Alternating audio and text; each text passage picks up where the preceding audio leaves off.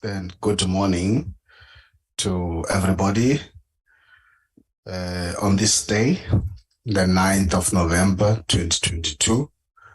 It's exactly 10 o'clock, which is the time to start our meeting. Allow me to welcome all honorable members of this committee, those who are here physically at M46, and many of you on the virtual platform. Let me welcome the public protector and her legal team who are all on the platform, to recognize evidence leaders with us, the members of the media, the entire support staff of the inquiry, and members of the public who are with us in their various platforms. Welcome to the resumption of the Section 194 inquiry. And I just want to indicate to you that the committee, when it met last week, reinforced and refreshed its program of action, as would have been sent and be seen by everybody in terms of what would happen from today, tomorrow and Friday. That today, tomorrow and Friday, the single purpose is to ensure that cross-examination continues with two witnesses, Ms. Nelisiwe Thejane and Ms. Cornelius van der Merwe, and that by Friday we'll take a pause and resume in terms of our program on the 28th of November. And so I want to firstly check if Ms. Nelisiwe Thejane is on the platform. Good morning, Chairperson and honorable members. I am on the platform. Thank you. Ms. Thejane, are you on the platform? I am, Chair. Can you hear me? Okay. We can see your visuals, your face. We can hear you. Okay. Well, let's check if it's only you or any other members. Honorable Olomisa, can you hear us? Yes, I can hear you, sir. I can hear you. Honorable Olomisa, can you hear us? We can't hear you. I can hear you. Testing 1, 2. Okay. Give us 2 to 3 minutes to sort that out with the ICT. And then we'll proceed once that is attended. And I already see a hand of Advocate Bauer. I will entertain that once we're connected with the system before we proceed. Recording stopped.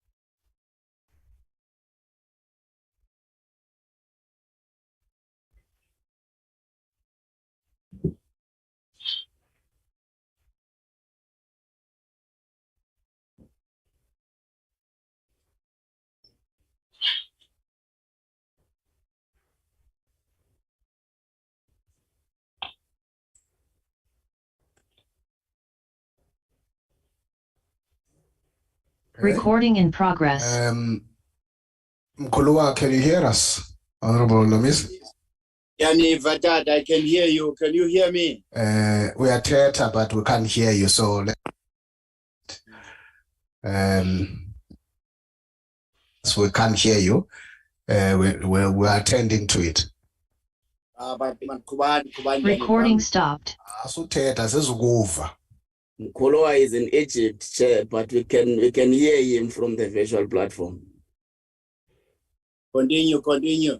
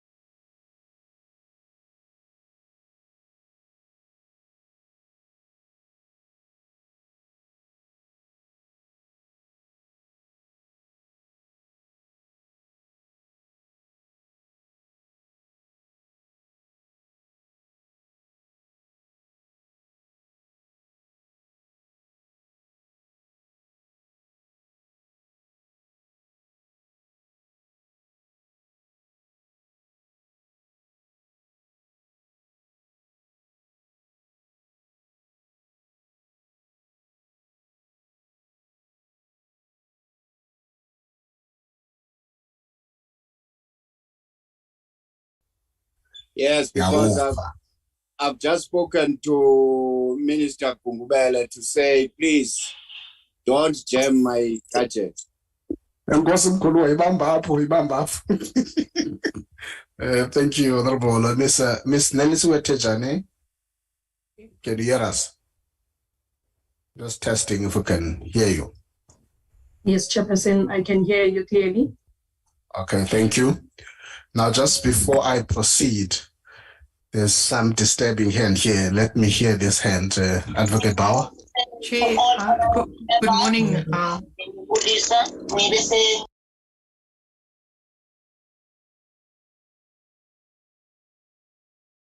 Yes, go ahead. Chair, you will recall that last week we had put certain numbers before the committee in respect of legal fees, and we need to place something on record about it. There were also a few errors that we would need to correct on that. I'm in the chair's hands on this. Thank you, Advocate Bauer.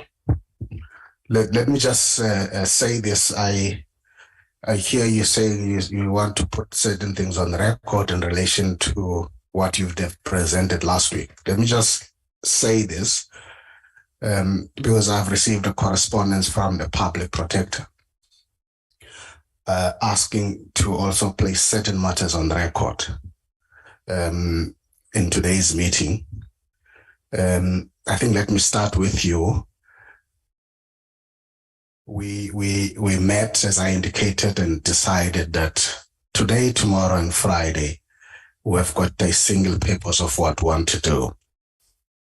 I hear what you're saying. I am not going to entertain you placing those matters on record now, because I'm interested that we deal with matters that are related and relevant to the witness on the stand. And the public protector would have asked an hour and a half to place things on the record.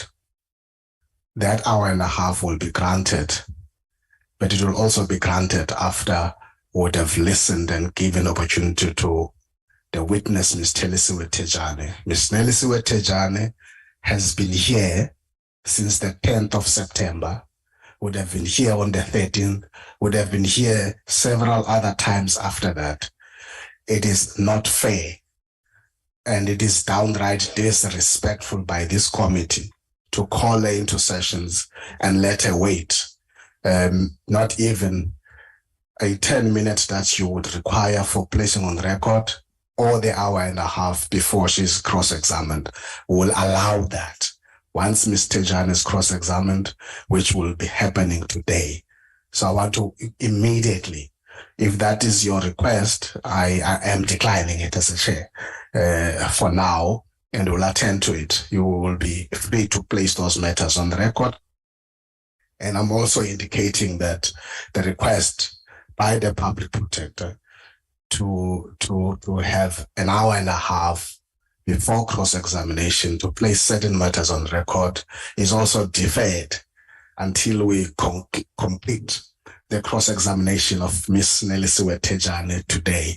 And so all of that will be allowed, but it is only fair that we do and start prioritizing what we've asked this meeting for.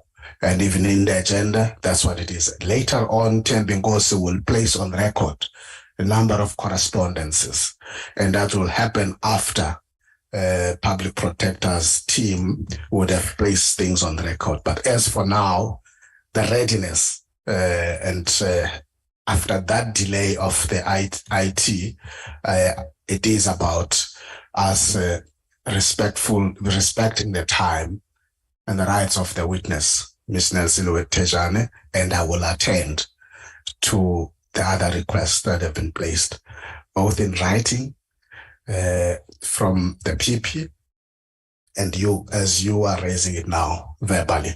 I hope that helps, and I hope that makes sense. And for that, I now want to recognize the public protector, Advocate Mkhwebane, and your team, having welcomed you to this meeting. I've just indicated my response as a chair to the request that has been made in writing to ask for a certain amount of time to put things on the record. I've just indicated how that will unfold and at what point that will be. And I'm recognizing you now to help us with your team to start the cross-examination of Ms. Nelisiwe Thejane. Thank you. Recognizing me?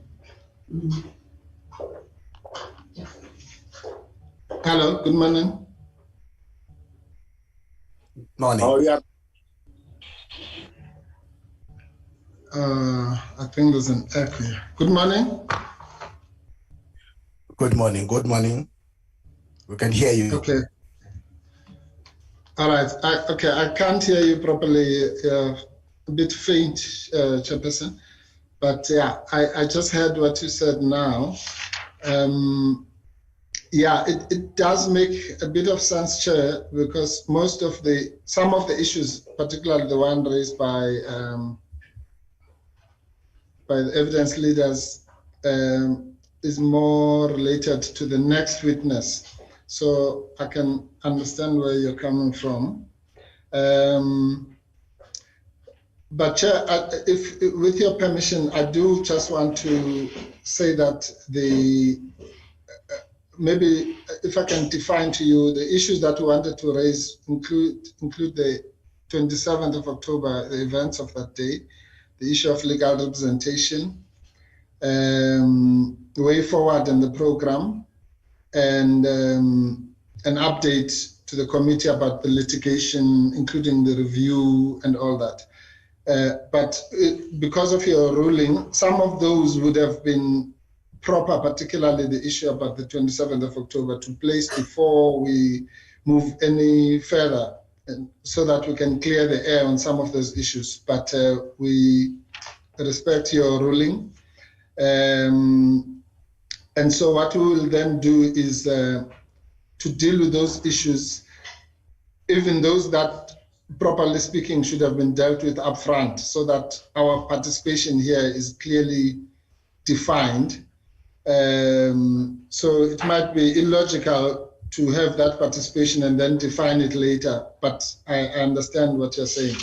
So unless if you allow me to deal with that aspect of the 27th of October, or if you stick to your ruling, then we will then move on to the cross-examination, Chair. No. Thank you, Advocate Mpofu.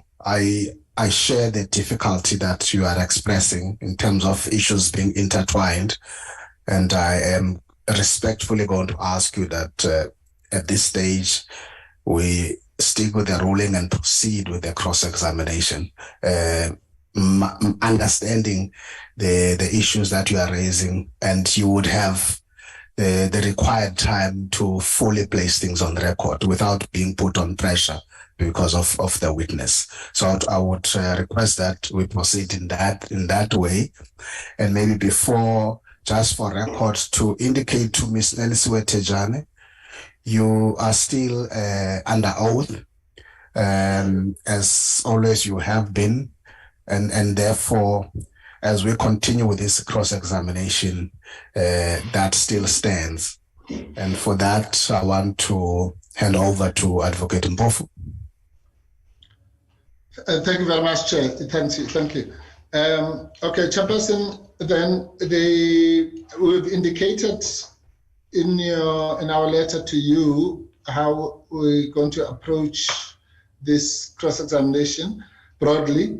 But if I may indicate to you that we'll do it in two parts. I will come in at the end. The first part is going to be done by Advocate Shabalala, who's going to take the witness through some of the issues, and then I'll come afterwards with your permission, Chairperson. It's in order. Please proceed in that way. Thank you very much. We have a bit of a problem with devices here. So Advocate Shabalala was just going to come and occupy my seat. Just give us a few seconds, Charles. Just be careful that he doesn't take over completely. You never know. This is Africa. I'll watch him. I'll get General Olomisa to advise me how to deal with such things. Order, advocate, order. Sorry, General.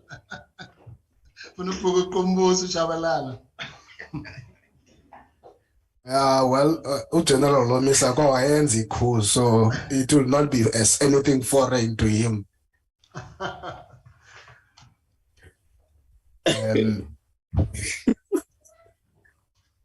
Advocate Chabalala, I'm going to give you time to just settle and prepare yourself, but we are going to be in your hands. Thank you very much. Yes. Morning, Chair. Morning, Chair. Yeah, that's too soft. We know that you're not a hard talker, but that's even getting worse now. I'll try, Mr. Chair. Morning, Chair. That's better, Advocate Chabalala. Go ahead. Morning, honorable members. Morning, Ms. Thejane. Good morning. Can you hear me, Ms. Thejane?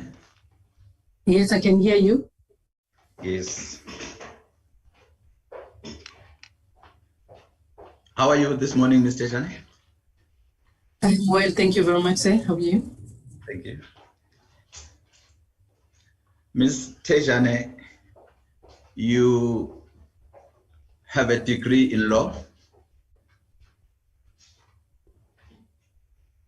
Yes, I do. In fact, you have 2 law degrees. That is correct. A B.Proc and an LLB degree.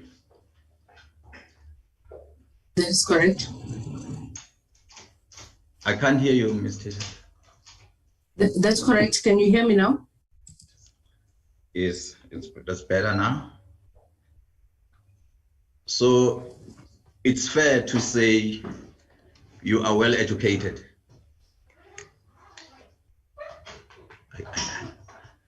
You, Mr. Chair, Ms. Yes, Thejane Advocate. is freezing. Yes, Advocate Chabalala. Ms. Thejane, can you hear Advocate Chabalala properly? Yes, I can hear him clearly, Chair. Yes, because there seems to be a long pause between the two of you, so I want to make sure that you hear each other. Advocate Chabalala, so that we test it first. You're struggling to hear Ms. Thejane? Yes. There's a long pause, Chair. Yes, I've realized that. Let's just test that again between the two of you. Ms. Thejane, Just Ms. Thejane, if you can answer that question that says you are a well-educated person with 2 law degrees, as a response to Advocate Chabalala. Ms. Should I repeat the question, Chair? Go ahead, Advocate Chabalala. Yes. Ms. Thejane, I understand that you also have experience in programming forensic and investigative auditing. Yes, Advocate Chabalala. Do you have any qualifications in these areas?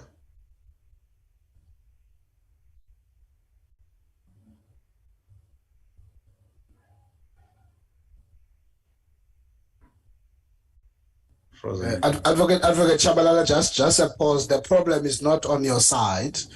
The two of us, we can hear each other. I think the problem is with Ms. Thejane on that side, because she continues to have a long pause in responding to the question. So I don't know what you need to fix there, Mr. Thejane, so that you're able to connect properly with Advocate Chabalala, because you're going to be with him for some time.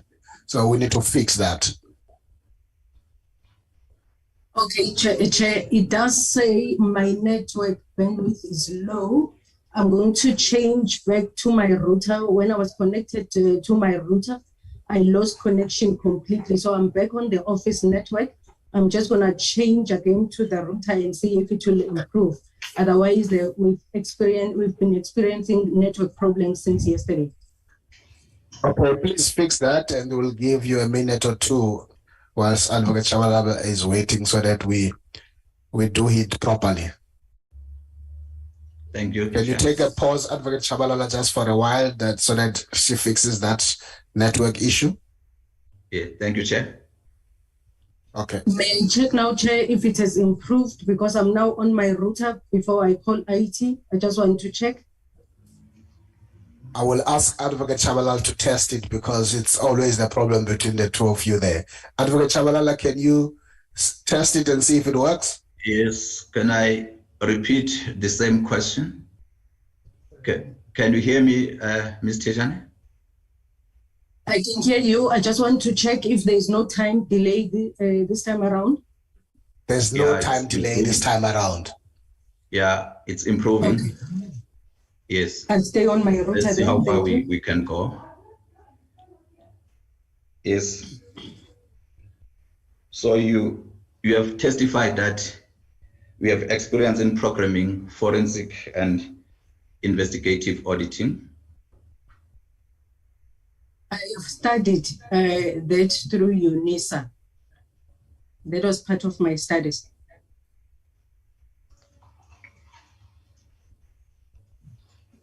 So Can you hear me? have, yes. You studied programming and forensic and investigative auditing. Yes, I did.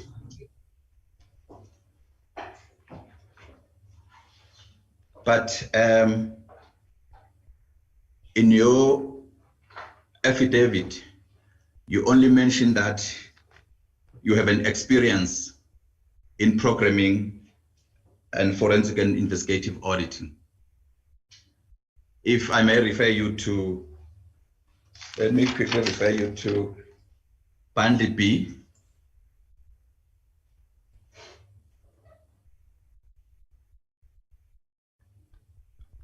If someone can put up Bundle B. Okay, Bundle B, pages what? Page item? 4345. They say it's Bundle D, 4345. 45, yes. Sorry, it's Bundle D, yes. Okay, it's coming up. Yes, Mr. Thejane, may I refer you to paragraph 7 of your affidavit?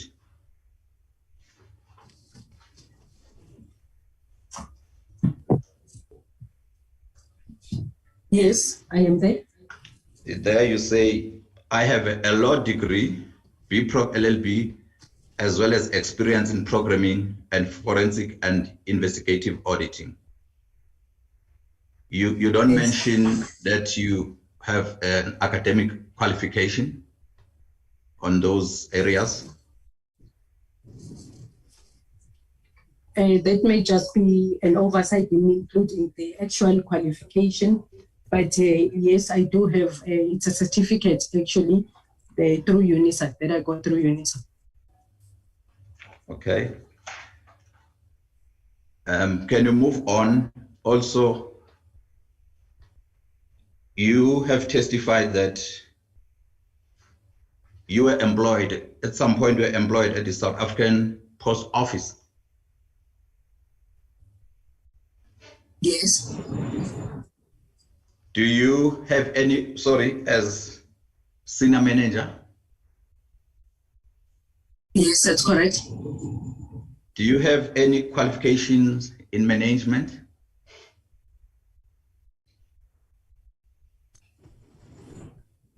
No, I have not studied a management course necessarily It's the experience that I've gained. Okay.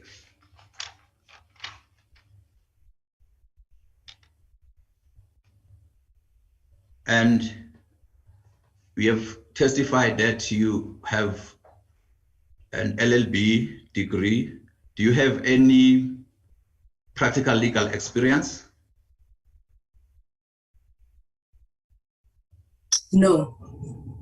You've never practiced the law before? No, I haven't.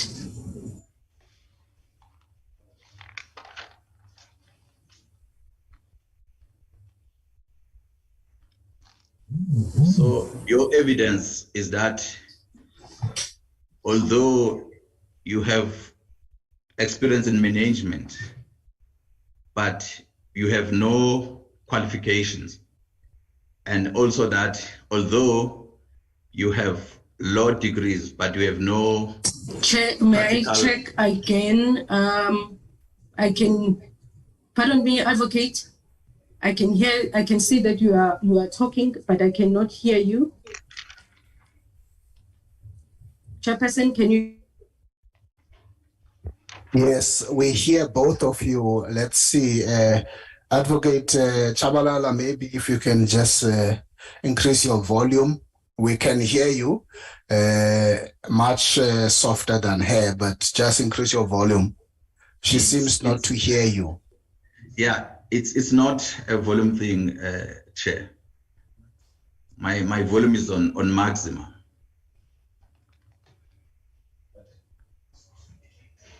Then can you engage with Mr. Thejane and we see whether it can improve?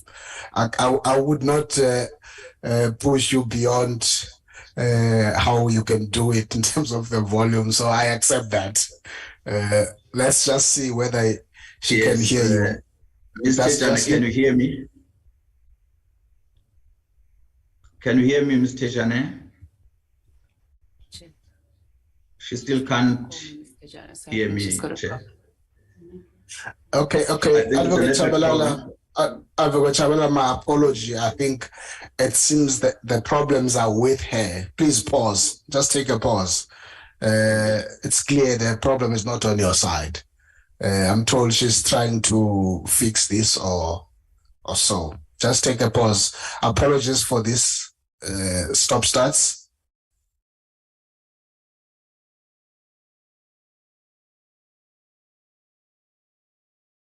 Recording stopped.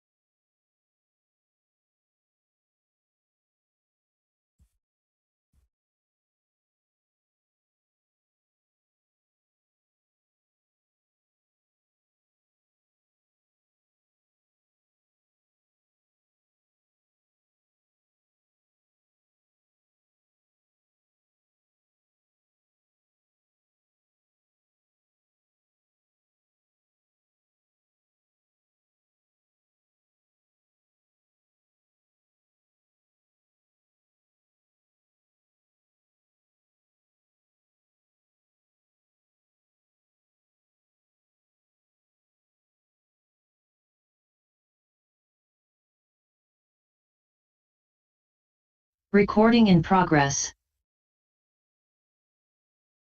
Chairperson, may I check if you can hear me clearly?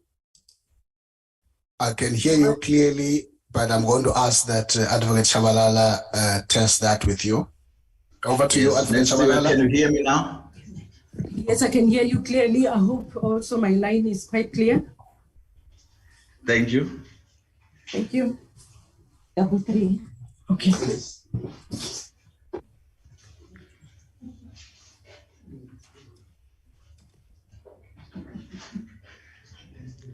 Yes, my proposition to you was that although you work in management position, but you have no academic qualification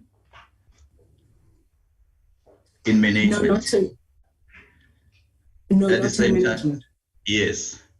You also have 2 law degrees, but with no experience. I would, may you explain? No experience You in say law. no experience.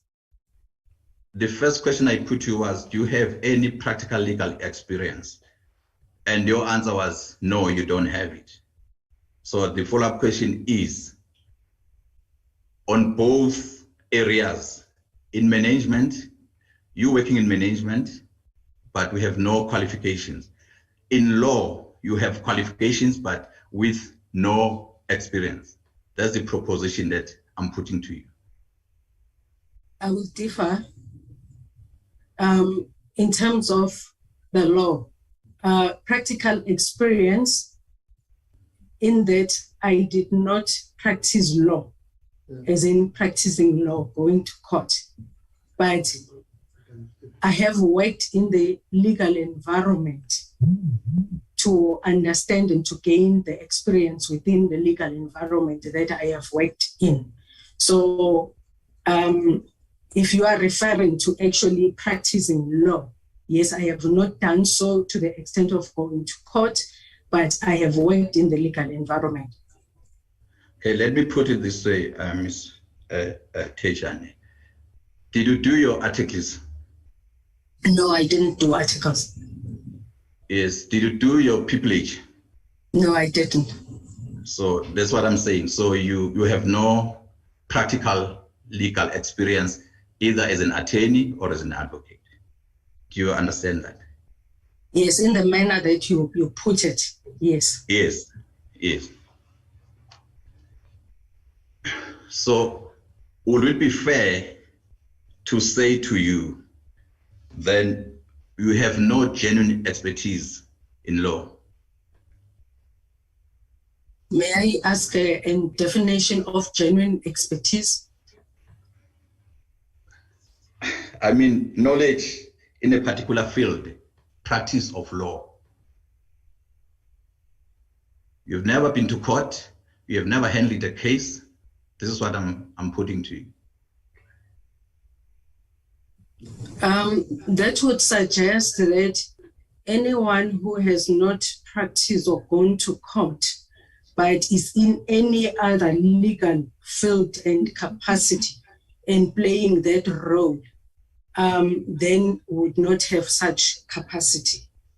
I would actually differ with you, because one can gain that experience in management as well as in certain legal fields, especially where one is actually focusing or has worked to gain that kind of experience. So to that extent, I will then differ with you.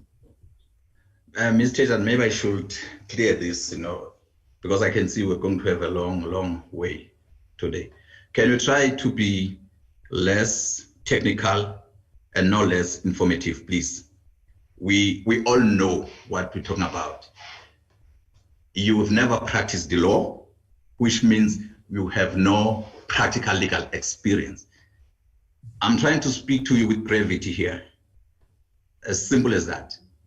You have never practiced law, so you have no legal experience, practical experience. As simple as that. Yes, if you refer to going to court, I agree with you. I don't have that kind of experience. Yes, exactly. Let's come now to the second part. You have been in management, but you hold no qualifications in management. You only draw from experience in management. Otherwise, we have no academic qualification. Again, I'll take you back and say, you have no genuine expertise in management. I differ with you. I disagree. Let me put it okay. No qualifications in management. I would agree that I don't have qualifications in management.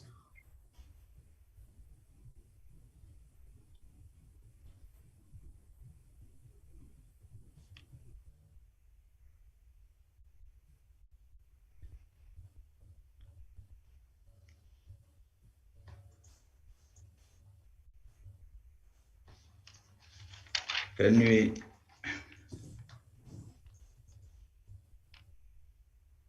I've already referred you to your affidavit,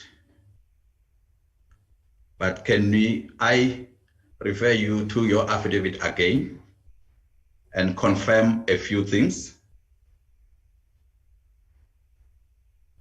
You say you depose to this affidavit at the request of the evidence leaders. Yes, I did. But what do you make of this affidavit? Does this affidavit constitute your evidence? Yes, it does.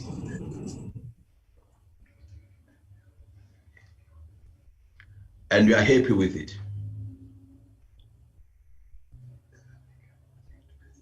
Yes, I am.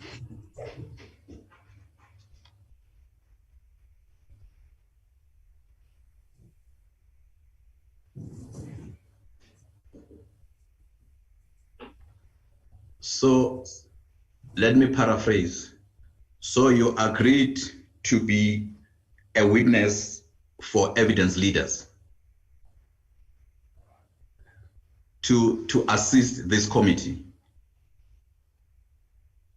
Yes, I did.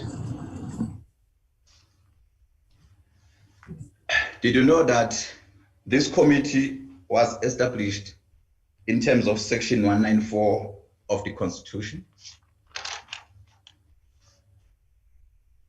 Yes.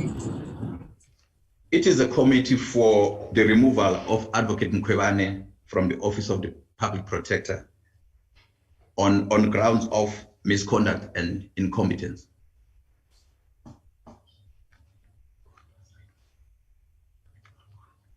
Yes.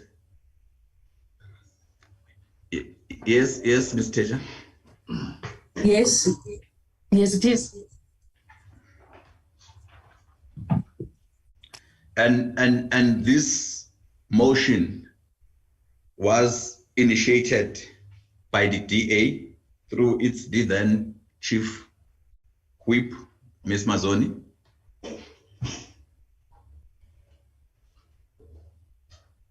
May you repeat that?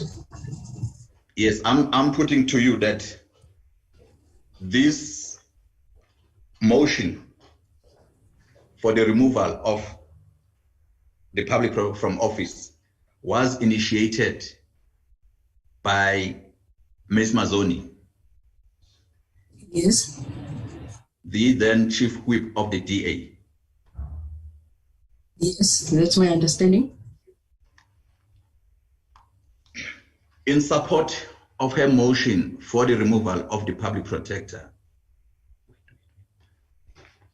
Ms. Mazzoni formulated 4 main charges and multitude of sub-charges. Are you aware of that?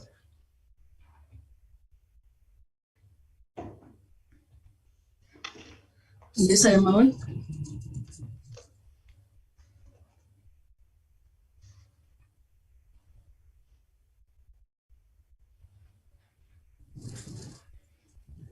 Part of your job is to assist this committee to gather evidence to substantiate the charges formulated by the DA through Ms. Mazzoni.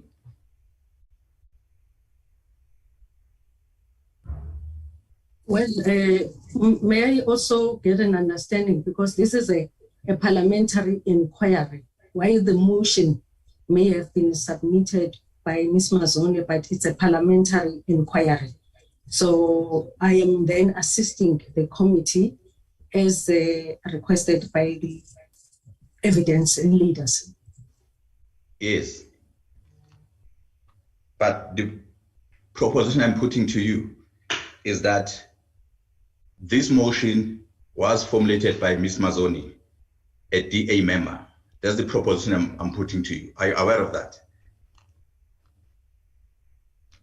Yes, I'm aware of how the process started. And this inquiry is proceeding on the basis of that motion, of the DA motion. That's what I'm putting to you. Okay, I know that, yes.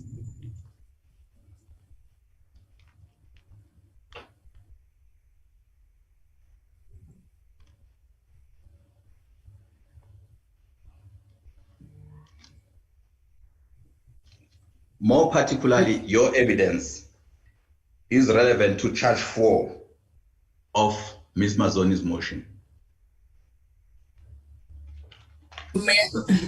May I understand, with your permission, also, Chairperson, because the focus is on Ms. Mazzoni, whereas there was other processes that led to finally the inquiry, also this parliamentary inquiry being convened.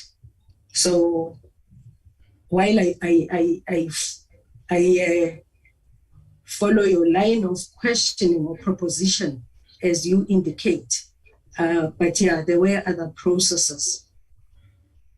Maybe I may be able to assist the inquiry here. There was a debate as to whether this process or inquiry should proceed on the basis of the independent panel's report. Then a ruling was made by this committee through the chairperson that will only proceed on the basis of Ms. Mazzoni's motion. Just to qualify that, may I refer you to Bundle C. Can Seppo, can you flight it for me, please? The amended directive, please.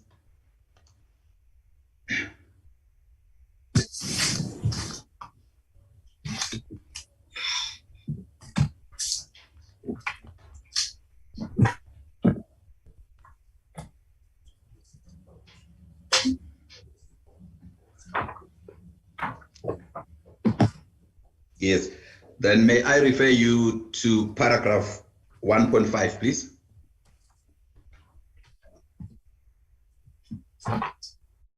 You see the motion for this inquiry means the motion of Mazzoni MP. Can you see that? Yes, I can see it. Yes, it doesn't refer to the independent panel's report or the motion of the National Assembly. So we're proceeding on the basis of this motion, Ms. Mazzoni's motion. Adopted. Are you happy now? Yes.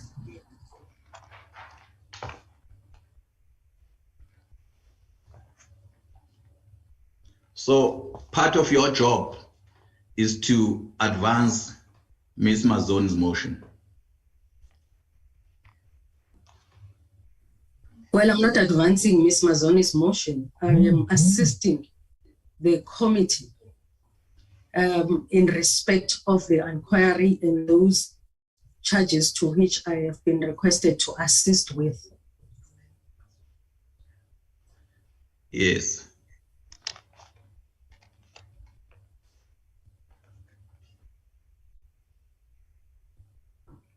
Can we then go back to your affidavit? Refer you to paragraph 3 of your affidavit. Can Seppo put it up for me, please? Seppo, take us there. There you are, Advocate Chabalala. Yes. Flight it. Yes. There, I'm going to read it loud into the record and for the benefit of the witness. You say, this is your affidavit, Ms. Thejane. You say, in charge 4 of the motion with which this committee is concerned, that's Mazzoni's motion. That's what you're referring to in your affidavit. it is alleged that Advocate Mkhwebane, the PP, is guilty of misconduct in that, amongst other things, she has intimidated, harassed, and or victimized staff. Alternatively, that she has failed to protect staff in the office of the PPSA from intimidation, harassment, and or victimization by the erstwhile CEO, Ms. Vus Mahlangu. Mr. Mahlangu, can you see that? Yes. Yes. If you look at this charge, there is a main charge and an alternative charge.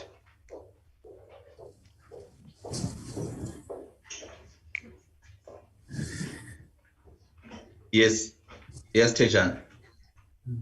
Yes, Ms. Thejane. Please, I'm sorry for that. There are two charges.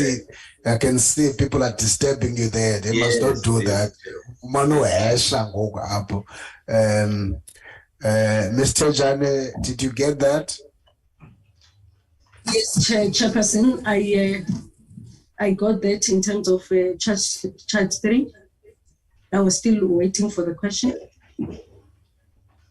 Yes, I'm saying to you, in terms of how you have captured this charge in your affidavit, which then forms part of your evidence, there are two components to this charge.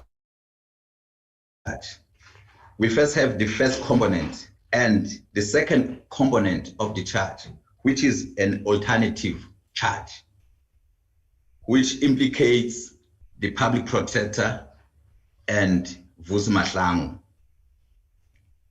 Can you see that? Yes.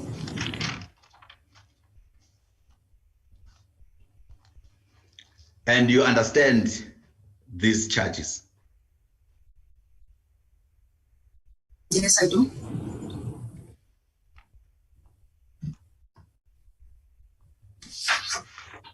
Now, in the body of your evidence, is there any case that you make out to implicate the public protector and Vus Mahlangu? No, not in that manner. What I was requested to then explain, it follows on paragraph number 5 onwards of my affidavit. So is it your evidence that there is no evidence in your affidavit on which the PP may be drawn to this alternative charge? The explanation that I've provided in my affidavit relates to the manner in which staff were treated in the course of doing the work. No, Ms. Thejane, you are not listening to me now. Please don't try to be evasive.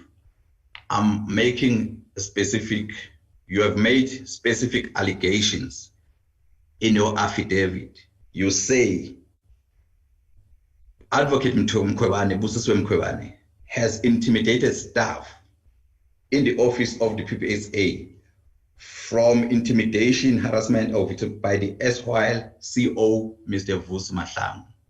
I'm saying this is an alternative charge contained in charge 4, and you have reproduced it in your affidavit.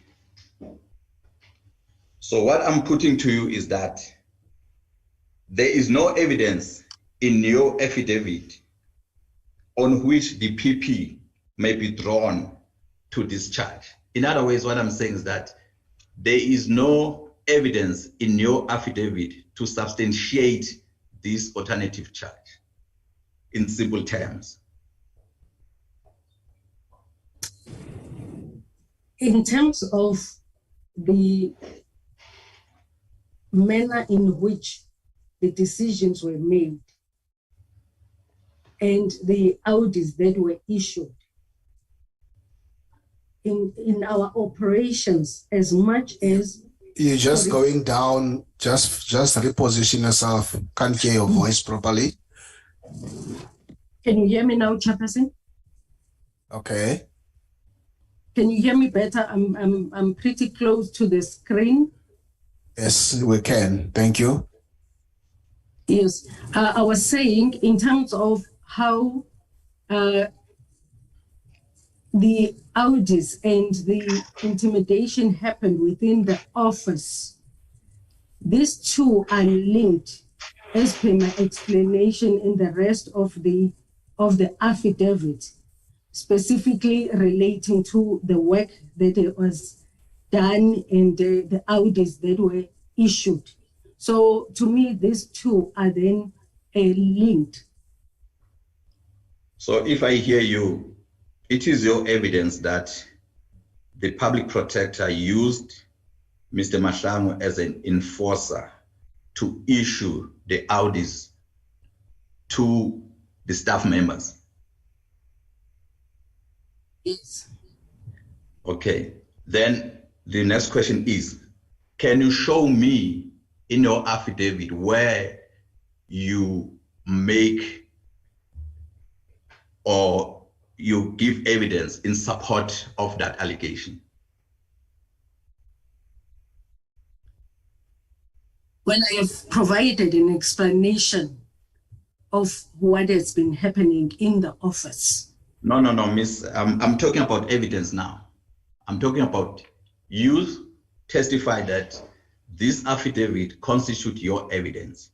So I'm making things easy for you. You say the public protector used Mr. Mahlangu as an enforcer to issue audits to the staff members. This is a reproduction of the charge sheet. Then I'm taking you to the body of your evidence. And I say to you, give me the evidence in support of this charge. All right. I have indicated in my affidavit. Yes, please. Starting from paragraph number 5.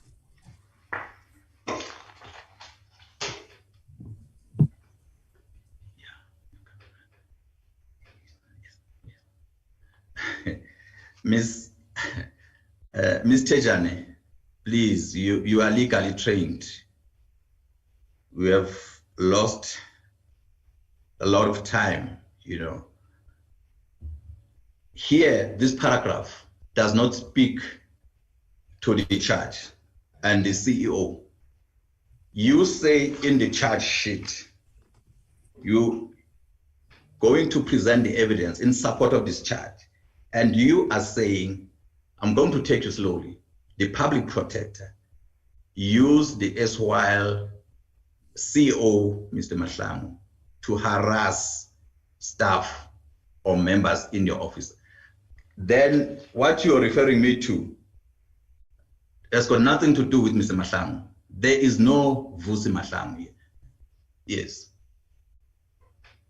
You are making specific allegations. That's why I'm challenging you also on those specific allegations that you are making. Where in your affidavit, there is evidence that, or an incident, one incident, let me make it easy for you.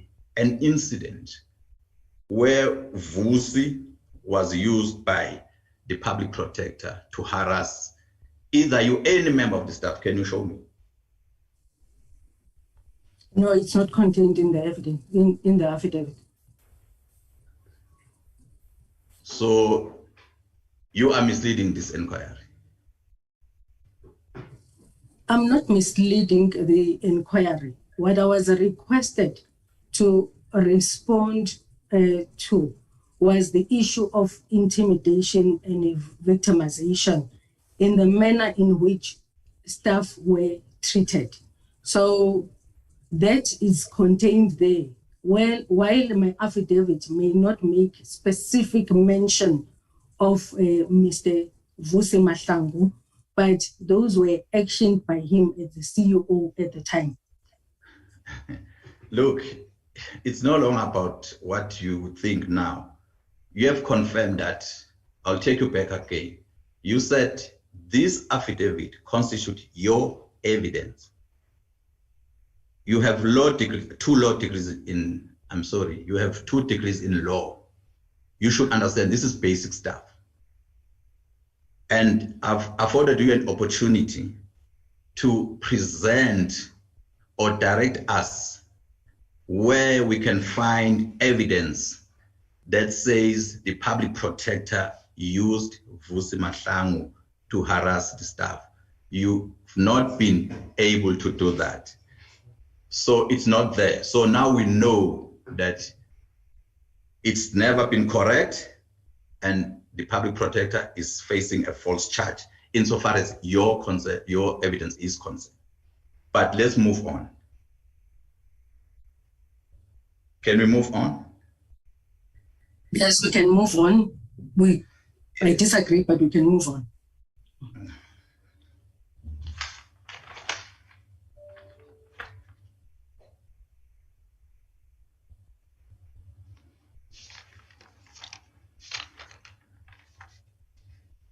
And then, can I ask you this question again?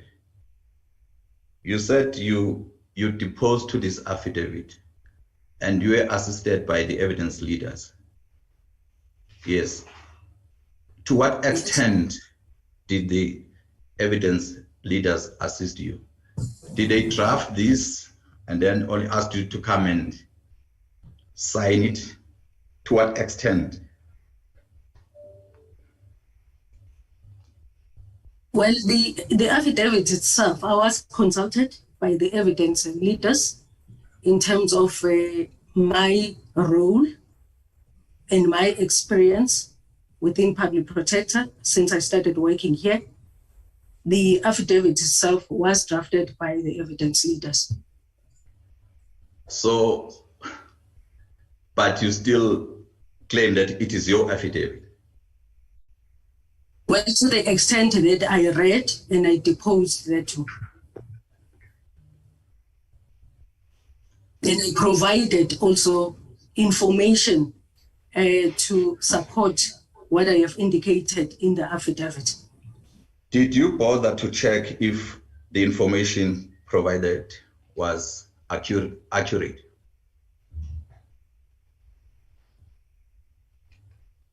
Well, I read the affidavit. You may direct me where you believe that the information is not. No, the first question is, did you bother to check whether the information provided was accurate? Can you answer that question first?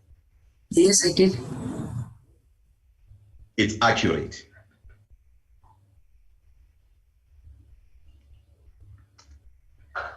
Yes, I did. In particular, insofar as paragraph 3 is concerned. Charge 4. Yes, I did. That is why I have explained the context within which I have responded to paragraph 3. Can I refer you to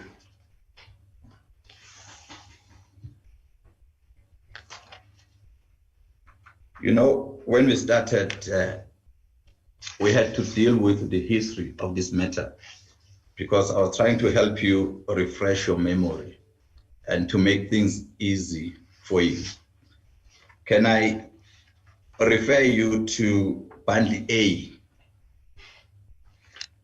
That's the notice of motion, the DA's notice of motion. Mazoni motion. The number? Bundle A. Just one item B. number. Come again. It doesn't have item, but it's in bundle A, the first bundle, handwritten numbers. It is the first bundle. It's the National Assembly, the notice of motion, the DA's notice of motion. It's page 1. The motion itself. the motion itself and the charges, Chair. Okay, we'll try and check that and get it.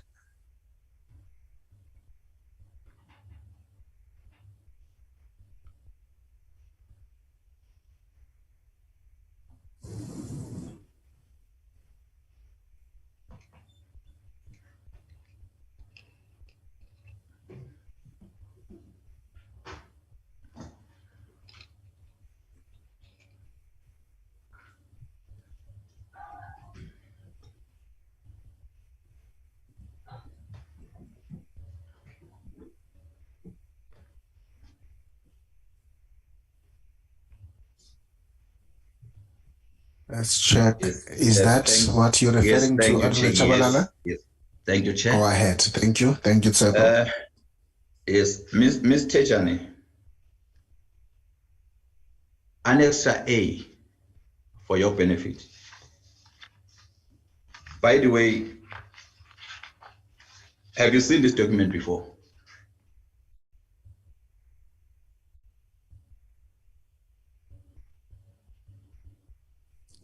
Maybe not in this form. Okay, no, it's fine. Yeah. I'll assist you. This is Annex A to Ms. Mazon's motion. Ms. Mazon's motion has an annexure to it. And the annexure contains the charges formulated by Ms. Mazon. And paragraph 3, which refers to charge 4 of your affidavit, it's one of the charges formulated by Ms. Mazoni. Do you understand that? Okay, may I see the paragraph 3? But I understand what you are. I hear what you are saying.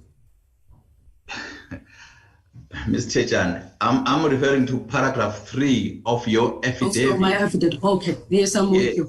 Where yes. You make reference to charge 4. Do you get that? Yes, I do.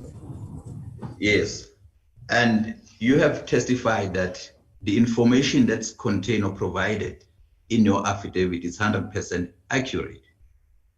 Then I'm now referring you to this motion, which forms the foundation of this inquiry and your affidavit. Do you hear that? Can you follow that? Yes, I do. Yes. Then may I then refer you to, just bear with me, to paragraph 10 of the document. Can you see that? Yes, I can. Yeah. This is with reference to charge 4. This refers to charge 4 of the motion. Can you see that? Yes, I can see it. And read that together with your affidavit, paragraph 3 of your affidavit. Yes, you also refer to the very same charge, charge 4.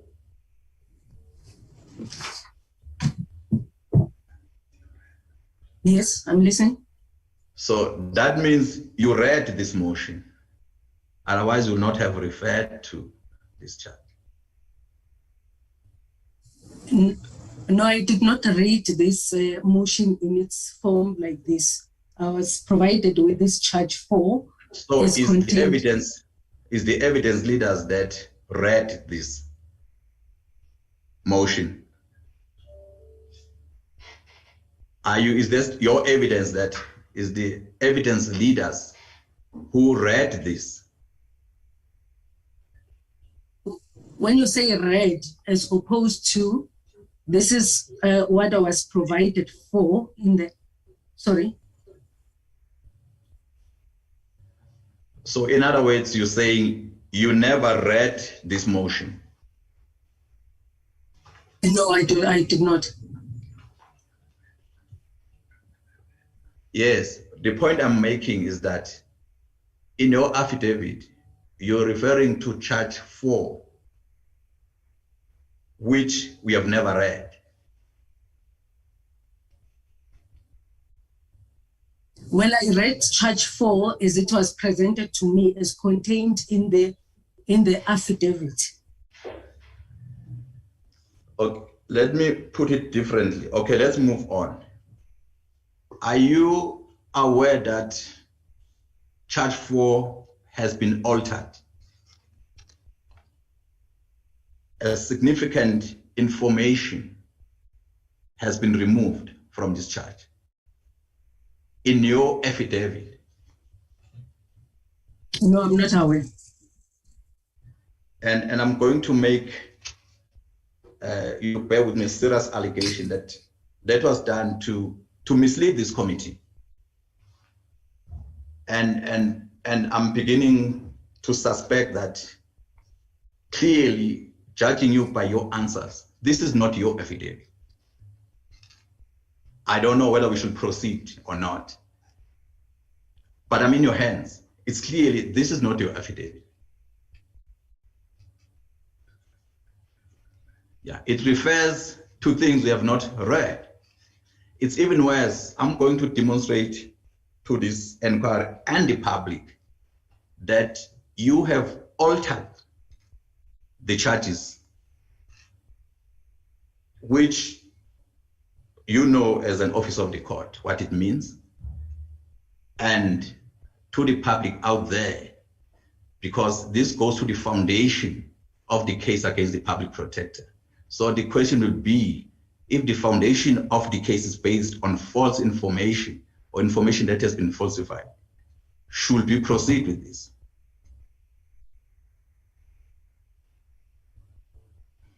Well, I have not altered the charges at all. Yes, but you signed the affidavit. Yes, I have signed the affidavit. And you agree with it 100%. You have testified that you agree with it 100%. Yes, but you have also not indicated to what extent. You have said the charge 4 has been. I'm coming to that, okay. Mr. Sorry.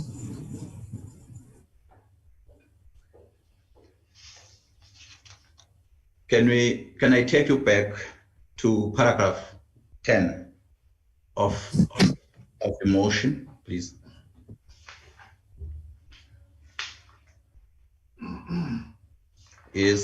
Can you go down, please?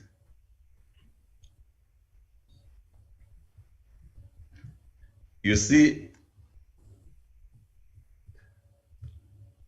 this charge lists 7 names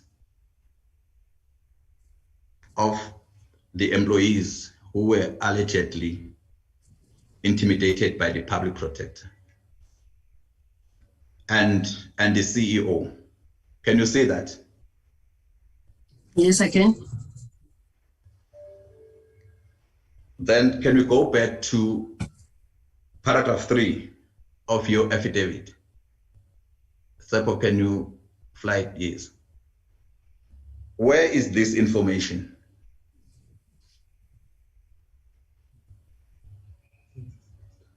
Yeah, since it's based on charge 4. Not in. It's not in the affidavit. Yes. Yes. So you have altered this charge. This is no longer the Mazoni charge. This is Thejane charge now.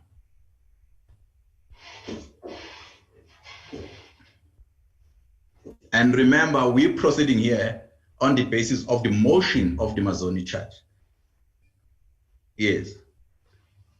Now,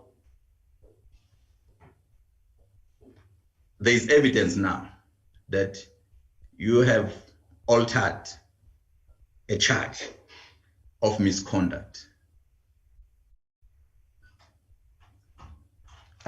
What do you say to that? Well, I have not altered the charge. That is what I was provided by the evident leader as contained in my paragraph 3 as charge number 4. And it's indicated that I was then requested to respond to what has been happening internally. And that is what is contained in my affidavit. You don't have an answer as to why you left out or you altered the charge?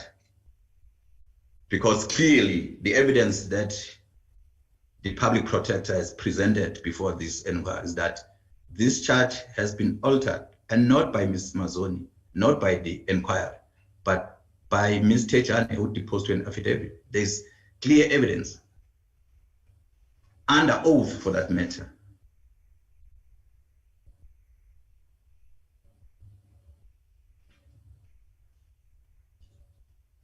Well, I have, sorry. Yes, you can continue. Yes, as indicated that in my affidavit, that I deposed to the affidavit, not with the intention of altering the charge at all, but to explain the circumstances and the victimization or intimidation that I have observed. So if you look at the rest of my affidavit, it speaks to those issues that I was requested to speak to. I did not alter the charge. But you have specifically referred us to charge 4. And I've taken you to the original form of the charge.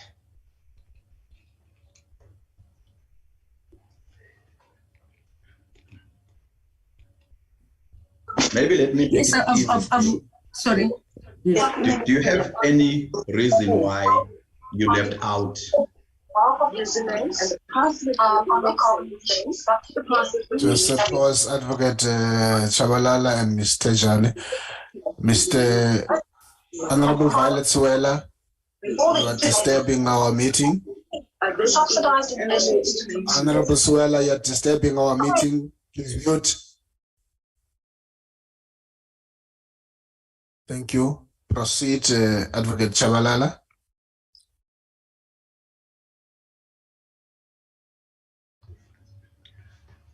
Okay, let's take it slowly, Ms. Thejane. I'm trying to assist you here. Let's compare these 2 documents. For your benefit, I've already done my homework, by the way. Let's compare the 2. Do you see any difference between these 2 charges? Well, the difference is where the names of specific employees are listed. Not only that. You may flight it again so that I can compare what is there in my affidavit and what was projected. Yes, no, not the affidavit. Okay, let's start with the affidavit. Okay, it's fine. Can we go to the last sentence of paragraph 10? That's where the altering begins, yes, which is crucial because it goes to the elements of the misconduct that needs to be proved here in this inquiry. It says, in particular, the following staff members, they're making specific allegations, who have been threatened with or had disciplinary action taken against them unlawfully and on trumped up charges. Can you see that? And then they list the names of these 7 employees. All that it's not listed in your affidavit. Yes, I can see it. And I put it to you that the reason why this was altered, it's because the names of all the people who are listed here, these are disgruntled members, employees of the office, who have volunteered, some of them, or who have testified against the public protector. And under cross-examination, all of them were discredited.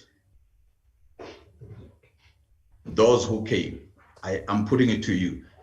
This is the reason why you altered this, because you also fall under the same category of the disgruntled employees who come here to make up stories against the public protector, baseless allegations. This is the reason why we have altered this.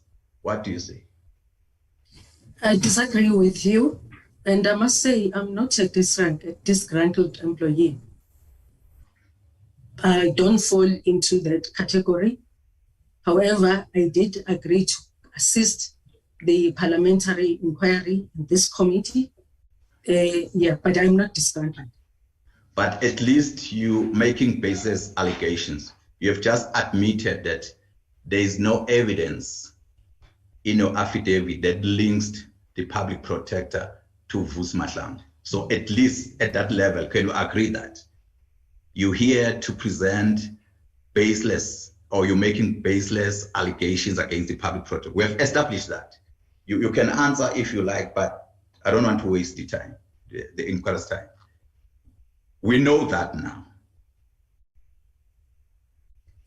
Well, maybe to the extent that my affidavit does not specifically refer to Mr. Vus Mahlangu, but there is the first part that I was also requested to. I was requested to assist the committee in terms of how the office was managed and how staff were treated. And that is what I have deposed to.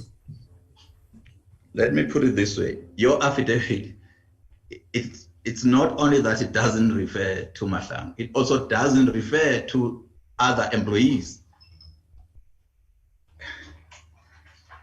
In the court's term, I don't want to say it's defective, but this information is misleading. I get a sense that you don't take this inquiry seriously.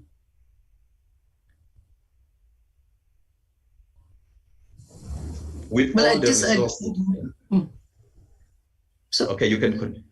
I was saying I disagree with you that I don't take the inquiry seriously. I strongly disagree with you there.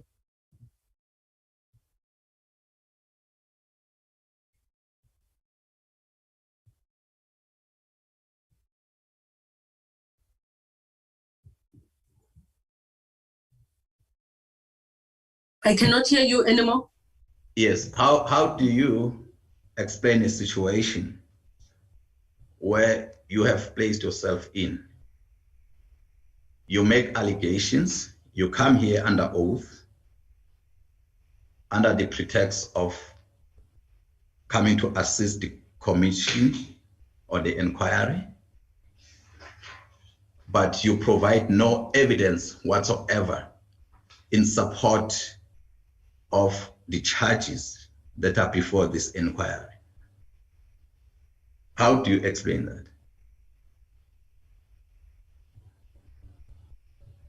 Well, I've provided evidence as contained. We may differ, but I have provided that evidence.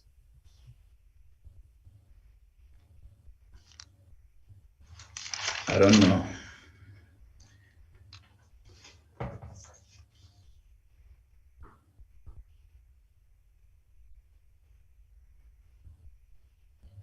Ms. Thejane, I just want us to move on now, because I've been putting propositions to you and directing you to where you make specific allegations. As a matter of fact, you've not been able to provide answers. So can we move on now to the next point? And it's going to be argued at the end of this matter that your evidence be rejected. What do you make of that? Yes, we can move on. I hear you. You agree? No, I don't agree. I've indicated various times that I don't agree. I have provided evidence in my affidavit of my experience and how the office has been led, and that is why I'm saying yes, we agree to disagree, and we can move on.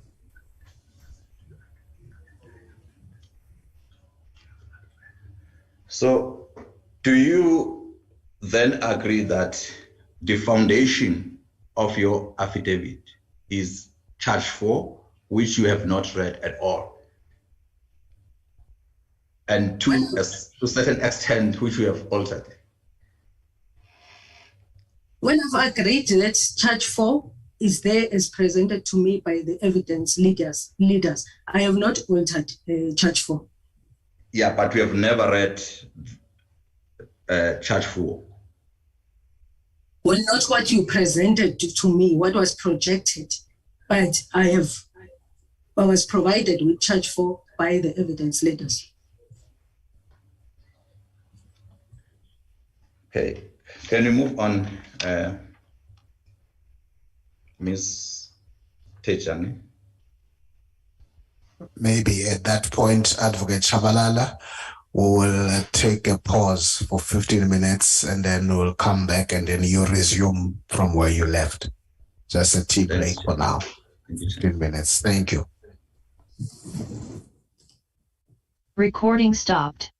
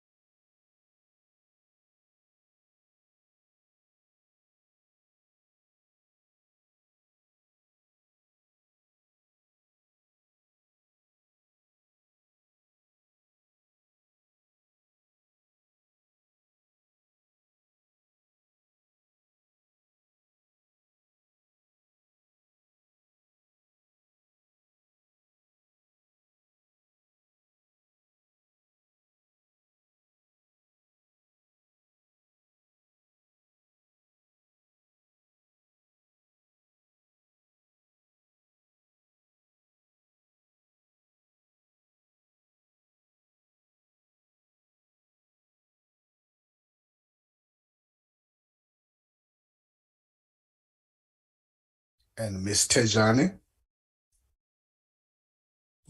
I am here, Chairperson. Thank you. Thank you. Advocate Chabalala.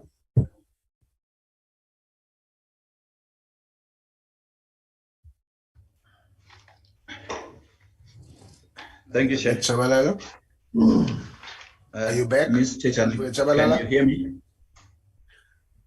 Yes, I Thank can you. hear you. Over to you, Advocate Chabalala. Thank you, Chair. May I make this statement quickly to say, without the truth, it is difficult to determine how to proceed. But anyway, there are more questions in relation to Charge 4, which we have already submitted, that it forms the basis or the foundation of Thejane's affidavit. So Advocate Mbofu will deal with the rest or the remainder of the allegations in respect of Charge 4. Can I just move on and deal with other topics of my cross-examination? Proceed. Yes, thank you, Chair. You know, Ms. Thejane, all songs have a theme, and the theme drives a narrative. And the theme for your evidence is unrealistic deadlines. I don't know. I didn't get the theme. What is the theme? The theme is, Chair, unrealistic deadline. Can you get that? Repeat Chair? it, Advocate. I'm saying, Chair, all songs have a theme. A theme drives a narrative. And the theme for Thejane's evidence is unrealistic deadlines. Unrealistic deadlines. Yes, Is Chair. that the theme? Chair, I'm happy because you're reacting to this, because, you know, I have at some point also looked at you not once but twice when this evidence on unrealistic deadlines was being led, to say, now your own witness is throwing you under the bus, because I know how strict you are when it comes to the deadlines. And now here we have a witness who comes and say, hey, forget about the deadlines. I said, oh, Chair, you are in trouble now. But anyway, you handled it well, Chair.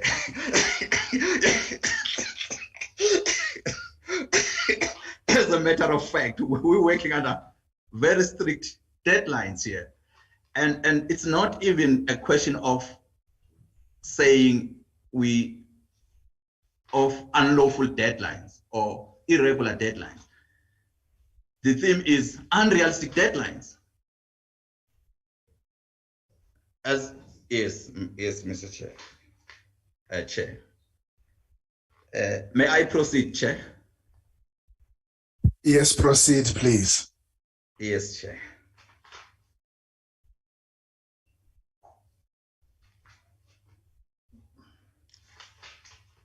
Ms. Thejane, do you know of the document called the strategic plan document? It's a high-level document. Document. Yes, I know of a strategic plan document. And this document stipulates the time frames or deadlines within which to finalize cases.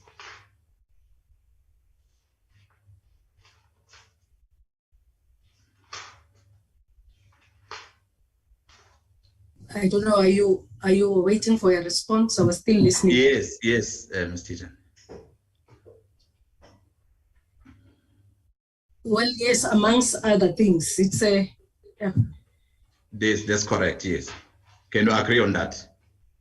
Yes. And you are a signatory of You are one of the signatories of this document. Which one are you referring to specifically? I'm talking so about that the 2020-25, the 5-year plan. Yes, yes, I am a signatory. Yes. There is also what we call the PPSA service standards for the resolution of cases. It also deals with the timeframes or the deadlines within which to finalize cases. Are you aware of that? Yes, I am. Resolutions?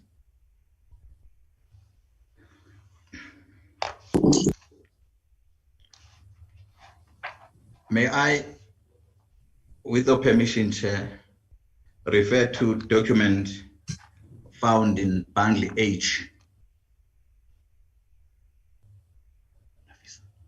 Bundle H, item numbers? Item 26. 26 in bundle H.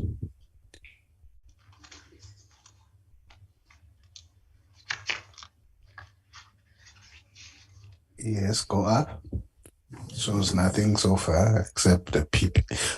Is that the document you're looking for? That's correct, Chair. Can you see that document, Ms. Thejane? This is what you call the strategic plan. Can you see that? Yes, I can see it.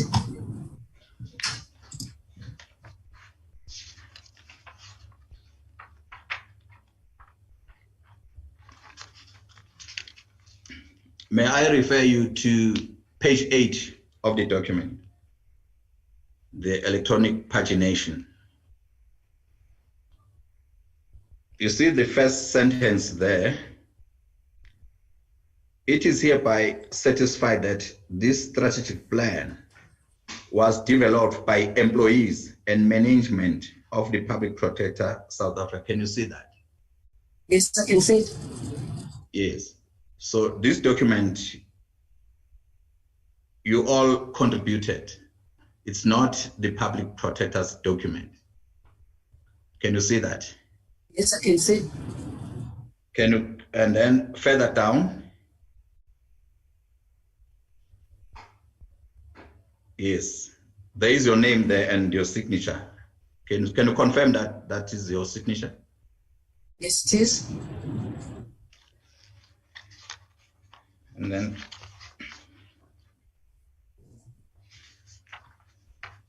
can I then quickly take you to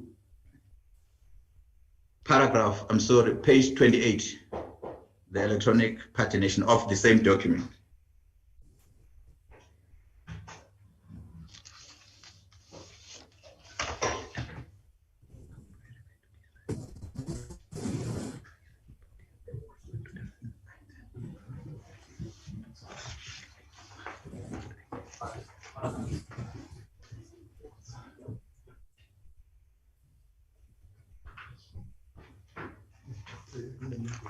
Can you see that an item in the middle there in bold?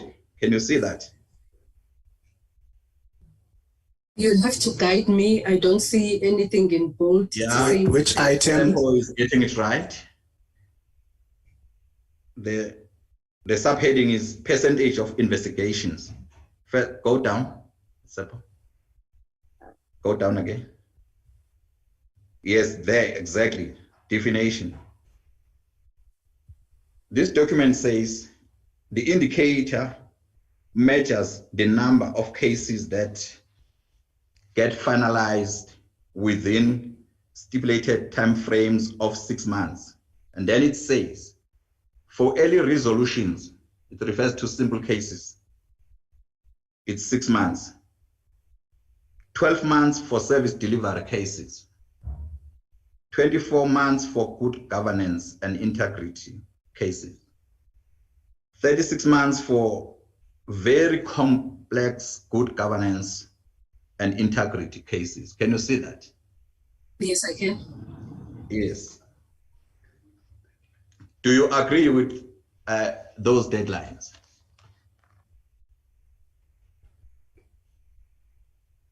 Those are the deadlines that have been set by the office. So I agree with them to the extent that they do appear there. Yes. Yes, and not only that, also to an extent that you have signed, you are a signatory. Yes. Yes. So, and can I, yes, as the executive manager, these are your deadlines. Yes, they are. Yeah.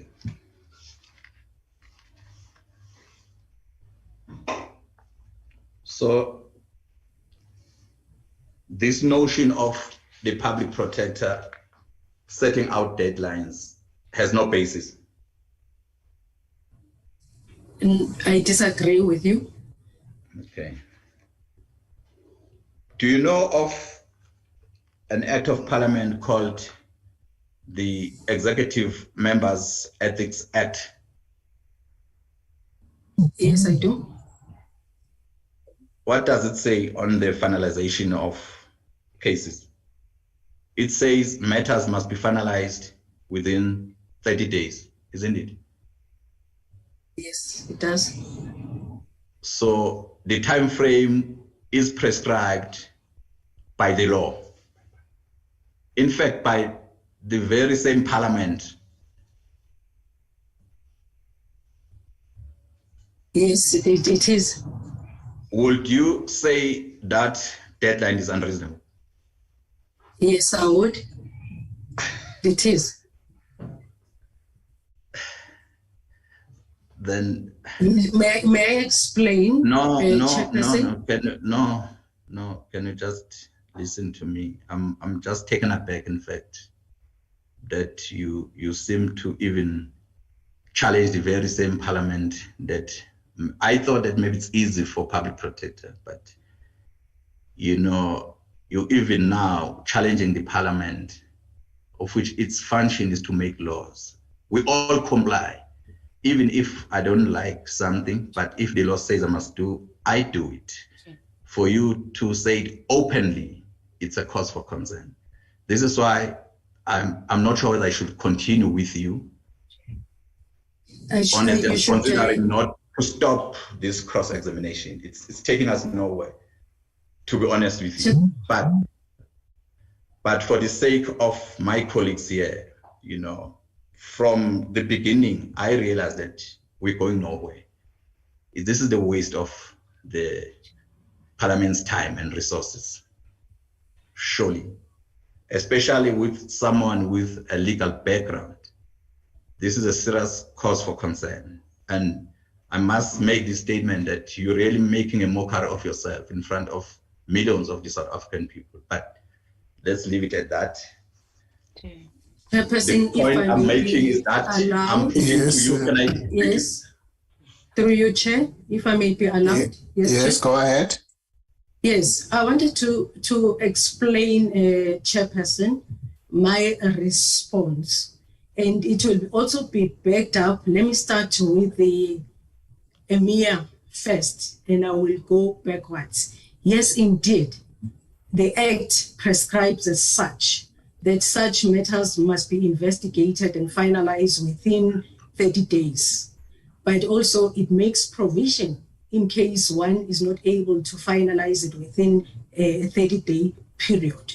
So that is not to disregard an act of parliament or to even disrespect parliament, to the extent that where we are now, a recommendation was made to parliament for reconsideration of the 30-day rule or period within which to finalize investigation in those matters. I was not even involved necessarily in those recommendations that were sent to Parliament, but it was with appreciation that some of the investigation or many of the investigations we have not been able to finalize within a period of 30 days for various reasons that are entailed in conducting any of the investigation.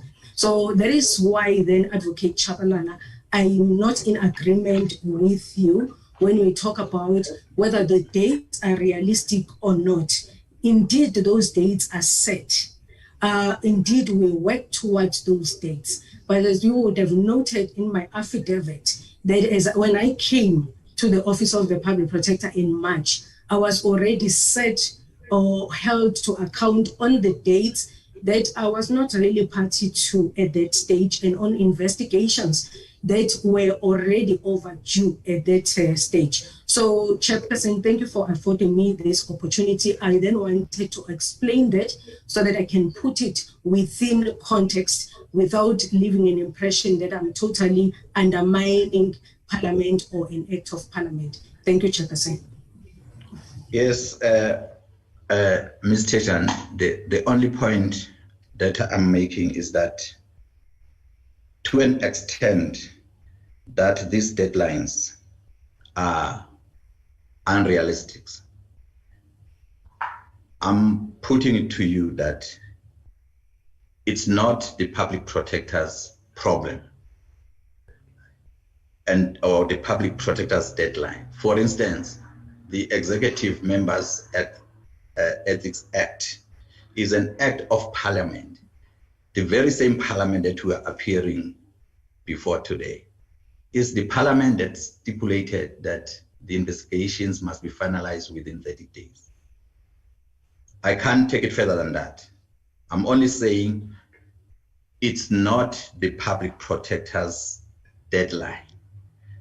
And again, I also, in terms of the strategic plan, which you have signed, it also stipulates the deadlines for various cases. And I'm only putting to you that it is not the public protect, but it is in terms of the strategic plan, which you are also one of the signatories of the plan. I'm not taking it further than that. That's the only point that I'm making.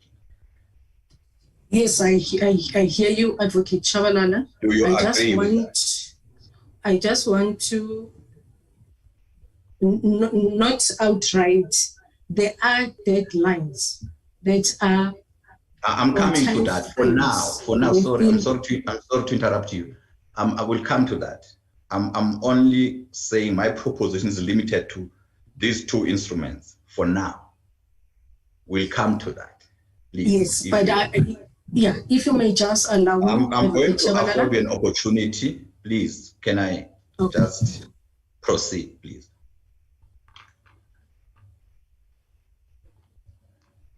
So insofar as these two instruments are concerned, do you agree that they are the sources of the timelines or the deadlines and not the public protector? Yes, they are the sources, but that is where I am asking you to allow me. The main source. Yes, we're coming to that. Okay. We're coming to that, yes. Okay.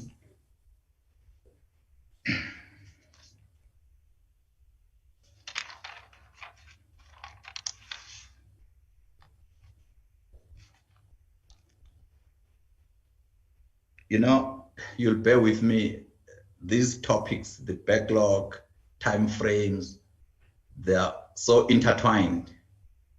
So sometimes I can be talking about the time frames and ended up talking about the backlog. I hope you understand. I'm not trying to confuse you, no. It's here because you want the truth, not to score political points or anything of that sort.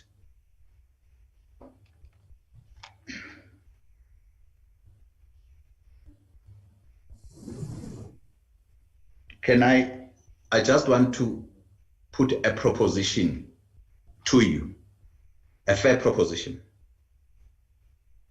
You can comment if you want, if you don't, it's up to you. Here is my proposition on the issue of a backlog and timeframes. That the failure to finalize cases within the prescribed timelines contribute or is a major cause to the development of a backlog. What do you make of this? That's correct. But one should not only stop there. Indeed, if one does not finalize cases within the prescribed turnaround time, and some or most of those cases then will fall into the backlog. But the inquiry must not stop there. It must then go further to determine what are the causes of then not meeting the turnaround time. You made an example of EMEA and the prescribed time frame within which to investigate and finalize those matters. But also, you would have noted, even under PP herself, she's still our public protector, that we have not been able to meet the 30-day turnaround time or time frame that is prescribed in a parliamentary act. Now, if one was to stop there and say, public protector, you were not able to meet the turnaround time on any of those EMEA matters as prescribed in the act, and we stop there, the answer to you would be yes, then there would be a backlog. But it's a fact that we have not been able to meet those turnaround time on those EMEA matters of 30 days. Then the inquiry must move on. What are the reasons thereof? And that is why I beg your indulgence to also appreciate that when one talks about unrealistic time frames that are then set by the public protector, it's done within that particular context, that you already appreciate that indeed this matter has not been finalized within the prescribed time frame as indicated in our strategic plan document. Indeed so, but what are the reasons? And if you then one is to say, I don't want to listen to your reasons, or I disregard your reasons, I want this matter to be finalized within this particular time frame. That is where the unrealistic part comes in. In the same way that we have seen people getting concerned with the current investigation or big investigation to the extent that there was a match. But we are saying we want to do a very good investigation, that when these matters go to court, are taken to the High Court on review, the court comes very close to agreeing with us or must agree with us. But because of these unrealistic deadlines, without appreciating where exactly is the investigation, what is still needs to be done for the investigation to be completed, then that is where my concern has been. Yes, but I hear you, but can we agree that the failure to finalize cases within the prescribed timelines contribute or is a major cause to the development of a backlog? Can we agree on that? I'm yes, not talking about the justifications. Can we agree on that? We can agree on that, but I'm just requesting you to also take note of those reasons, because for our environment, they are very, very pertinent, and they lead also to the backlog being created. For example, people who then leave the office and you have to reassign those cases. We need to also be mindful of the fact that when we look at the backlog, it's more of your GGI, or what we call your good governance matters, which are then more complex. And most of them were assigned to head office, and even at head office, to a particular team of senior investigators. So that is why I'm saying there are various factors. While one may strictly look at, you have not been able to adhere to a 6 months, 12 month, 24-month period, and that creates the backlog. Indeed, that is where it starts. That is where it will be identified as a backlog. But we must then also take into account the other factors, state organs or officials not responding on time. Those various factors should not be ignored. Yes. Can I make a bold proposition? and say, I put it to you that you are a major contributor or one of the major contributors to a backlog solely because of your failure to meet the deadline. You have contributed. I would disagree with that. And the reason why I would disagree, it's because it would be in total disregard of what I have just indicated to you. And if we look at the court judgments, there's nothing that pains me as part of this office for the court to say our decisions or our conclusion and remedial action is then irrational. You know, so you've got to focus on what then creates that. To simply say one is a cause of the backlog would be then to totally disregard those circumstances. Yes, Ms. Thejane, you have on 3 occasions been issued with the audits by different senior officials. What's common with all these audit letters? They all have to do with your failure to meet the deadline. One, let's look at, yes, let us look at audit number. Can you first admit that, are you aware? Is it true that you have been issued with the audit letters? First question. It's true that I've been issued, yes. And these letters, they all relate to one charge of failure to meet the deadlines. Is this true?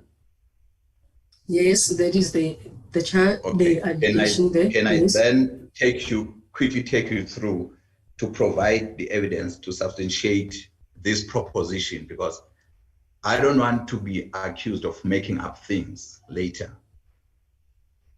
Can you go to the affidavit, please, at Tsepo?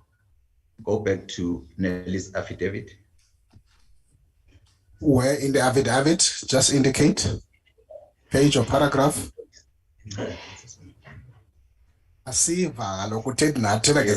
Which paragraph or page? Yes, yes. Yes, check. So that Tsepo can just flight the correct page. Page, can we first go to page 4361? 4361. Thank you. Slow Tsepo. Can I refer you, Ms. Thejane, to paragraph 51 and 52? 51 and 52. Thank you. I'm going to read out, yes, into the record. The deadline for eradicating 272 backlog cases within 44 days was not met. The PP instructed the CEO to issue us with all the letters, asking us to make representation as to why disciplinary steps should not be taken against us. I received an audit letter from the CEO, Ms. Banyoni, dated 4 October. You see that, Ms. Thejane? Sorry, there was a break. Sorry. Yes, I was taking you through the paragraph that deals with Ms. Sibanyoni, with reference to your letter, to your audit letter, which you received from Ms. Sibanyoni. Can you see that? Can you hear me? Yes, I can see it. I can see it. Yes, then can I refer you to paragraph 52? I received an audit from Sibanyoni. This audit, the point I'm making is that it relates to your failure to meet the deadline. That's the point I'm making. Yes. Yes. Then can we, Tsepo, can you move to paragraph 77. Mind you, this letter was issued by Sibanyoni and not by the PP. Can you go to paragraph 77?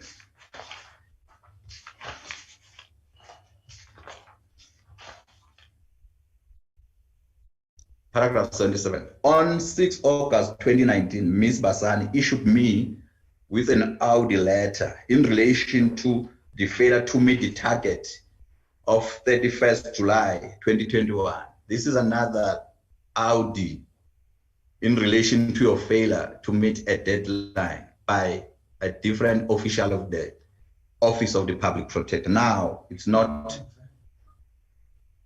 by Sibanyoni, but Basani. Can you see that? Yes, I can. Yes. Then can we then move to paragraph 83?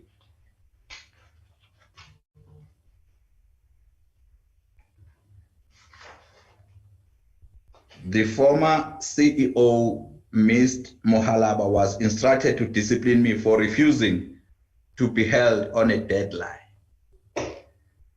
Can you see that? Yes, I can see it. You remember when I started, I talked about the theme of your evidence that it's deadline unrealistic. Sorry, I've lost you again. Sorry, I lost you again. Yes, can you hear me now? Pardon me. Yes, I can hear you. Pardon me, Advocate Chabalala. Yes. I missed you when you say remember. Okay, it's fine. It's not that important. Then I'm putting it to you that with these facts having been presented before this inquiry, based on these facts, you are incapable of meeting deadlines.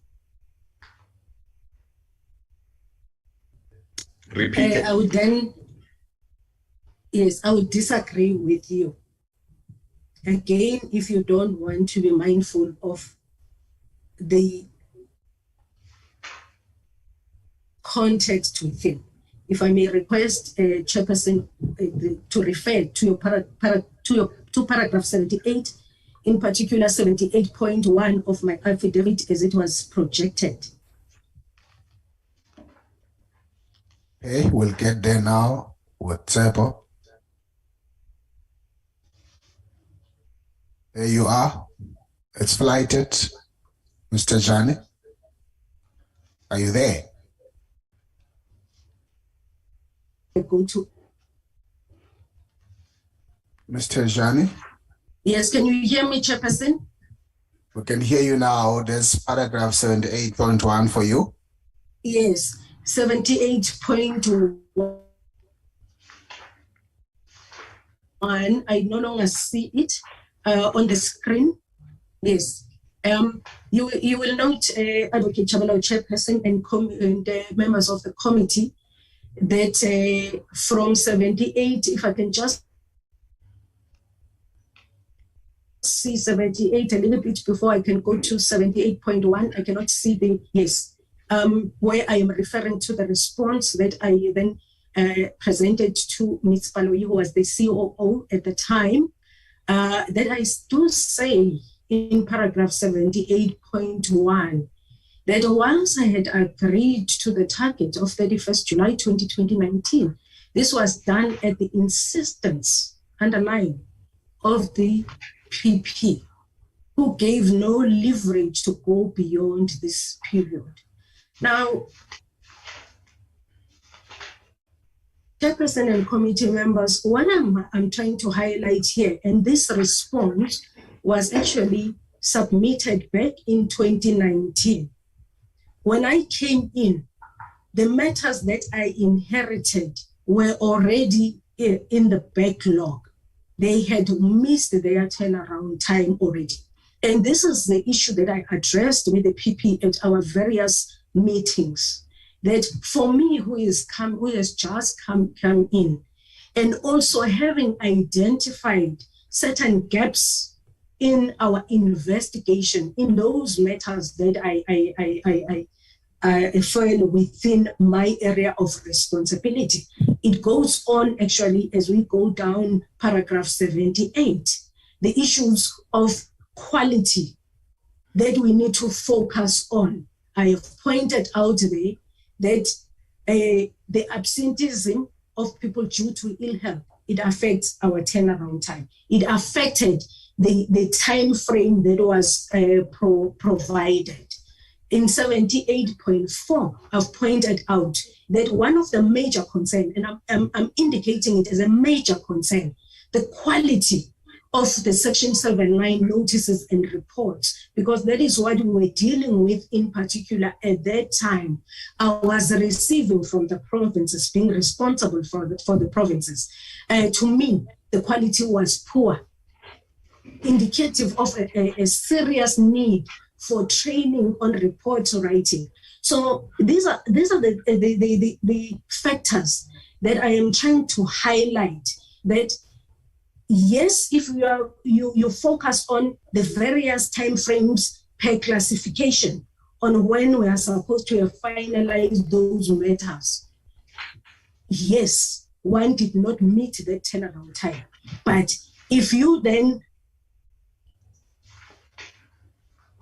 ignore the reasons of poor quality, of responses that we would not have received on time, and for the benefit of the committee, we may receive a response side of the time we had hoped to reach.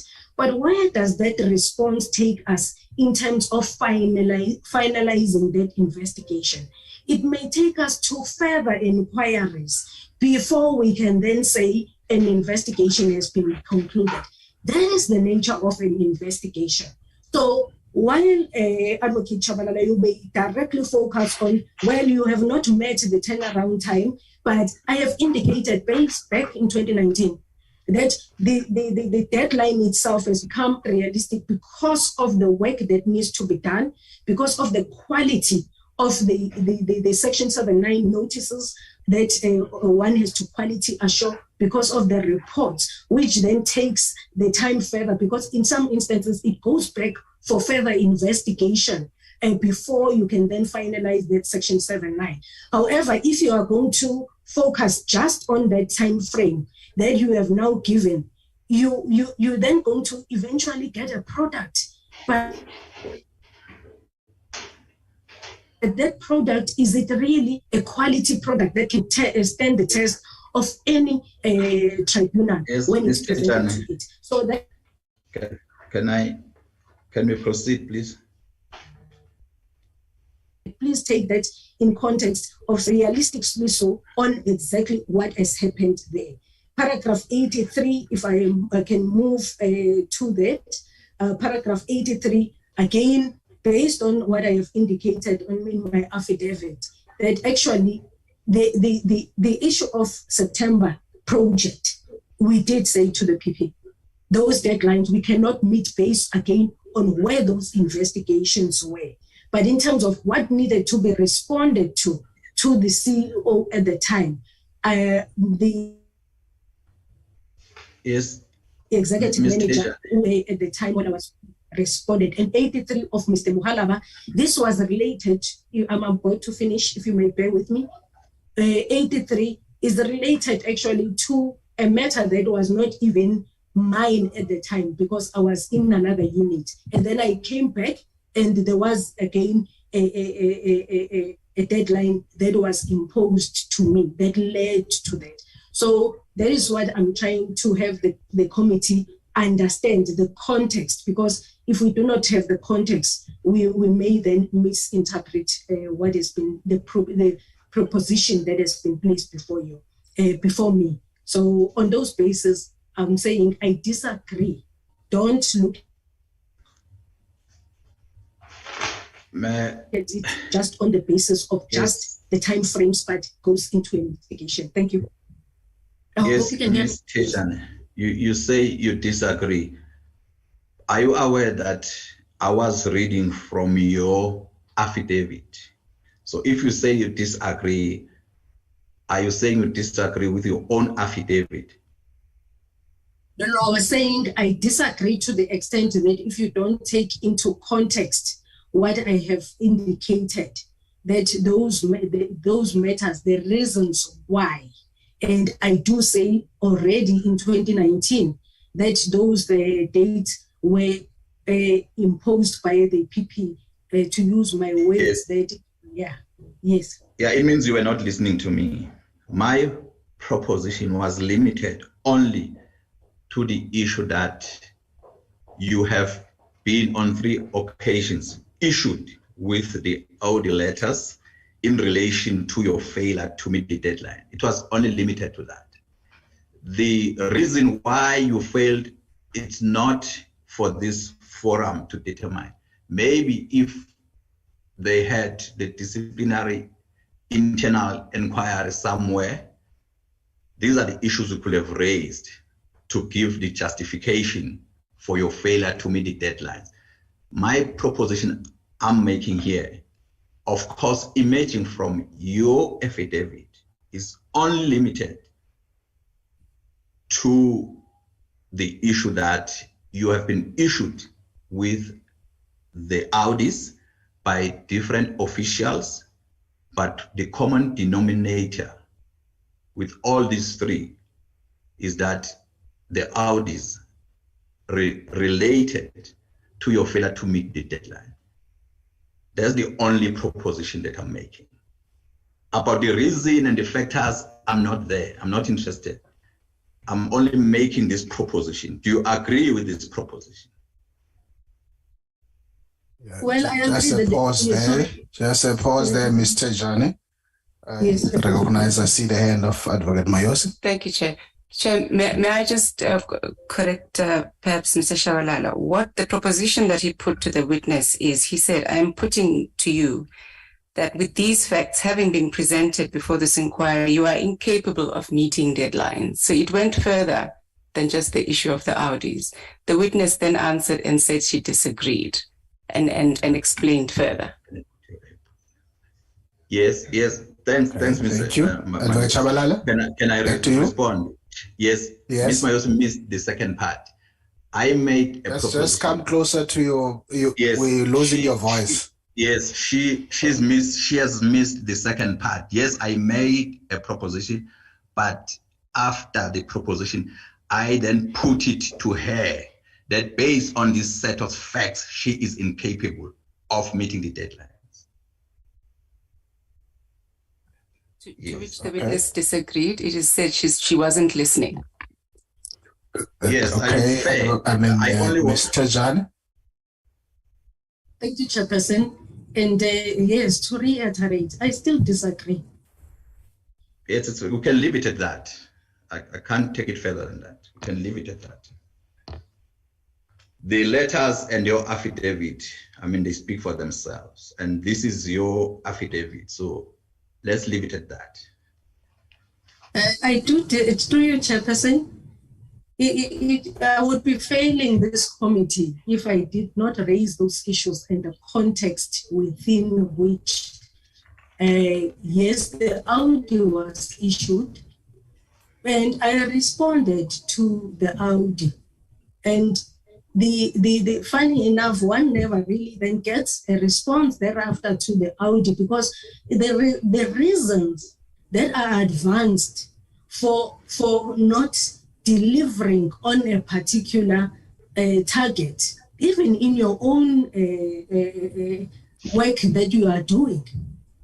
If the reasons are then not accepted, then that is the issue. There's always a context within which, and mindful that it touches, I've indicated, and I'm going to emphasize it for the committee, that I said, I am very, very concerned about the quality. That was 5 months after I had joined the Public Protector's Office. That was my observation, that if we continue, indeed, I acknowledge, that is where I agree to those, to the time frame and not meeting the time frame. I say I acknowledge that the time frame was not met. However, the reasons thereof supersede the not meeting the time frame, especially for an office like ours. That if then pushing the time frame to the extent of issuing an Audi Indeed so, because you are well within your right to do that. But what is the quality of the work that we really send out there, particularly for a person in my position, that I work with provinces, investigations are done by investigators, it gets escalated to a senior, to a provincial representative, and then it comes to me to do that quality assurance. Already, in terms of the time frame for an investigation, would have been exhausted at that time or was exhausted on those backlog matters. But if it comes to me, I would have been failing also as an executive manager to then take that report or Section 79 and give it to the public protector.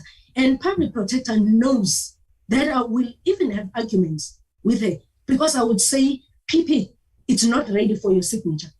And she would say to me, but Ms. Thejane, you have missed the deadline. And I would say, PP, I would rather miss the deadline than give you a report or a notice that is not of quality. So, and I would still stick by my position there. I would still stick by my position that if really one... The point is made. Thank you, Chairperson. Thank you. The point is made. Advocate Chabala? Yes, Ms. Thejane, that now you're talking about the issue of the quality of the report. I might as well just quickly round it off that point. May I refer you to page 4376 of your affidavit? 4376. Page 4376. 4376. Yes. Paragraph 102. Yes. We're dealing here with the quality factors, what, according to your evidence, affects the quality of the reports. In paragraph 102, you say the speed expected to turn around reports at all costs has undoubtedly compromised quality. Can you see that? Yes, I can see it. And then you say, this is one of the issues identified by the managers consulted during the engagements with investigators in February, March 2020, to which I have referred above, that the pursuit of quantity was having a negative effect on the quality of the work produced. Do you subscribe to this view? Yes, I do. I do. That the speed expected to turn around, around reports was the cause. It's one of the major causes that caused or compromised quality of the reports. Is that your evidence? Yes, I do subscribe to this. Thank you.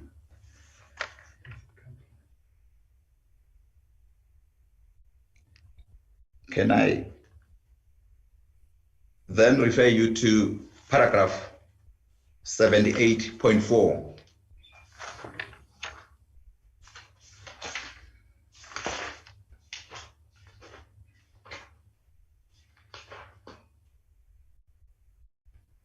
You say, I pointed out what was a major concern to me, that the quality of the Section 79 notices and reports I was receiving from the provinces. To me, that's the reason now. The poor quality was indicative of a serious need for training on report writing for both investigations and the PRs. Which is which here now?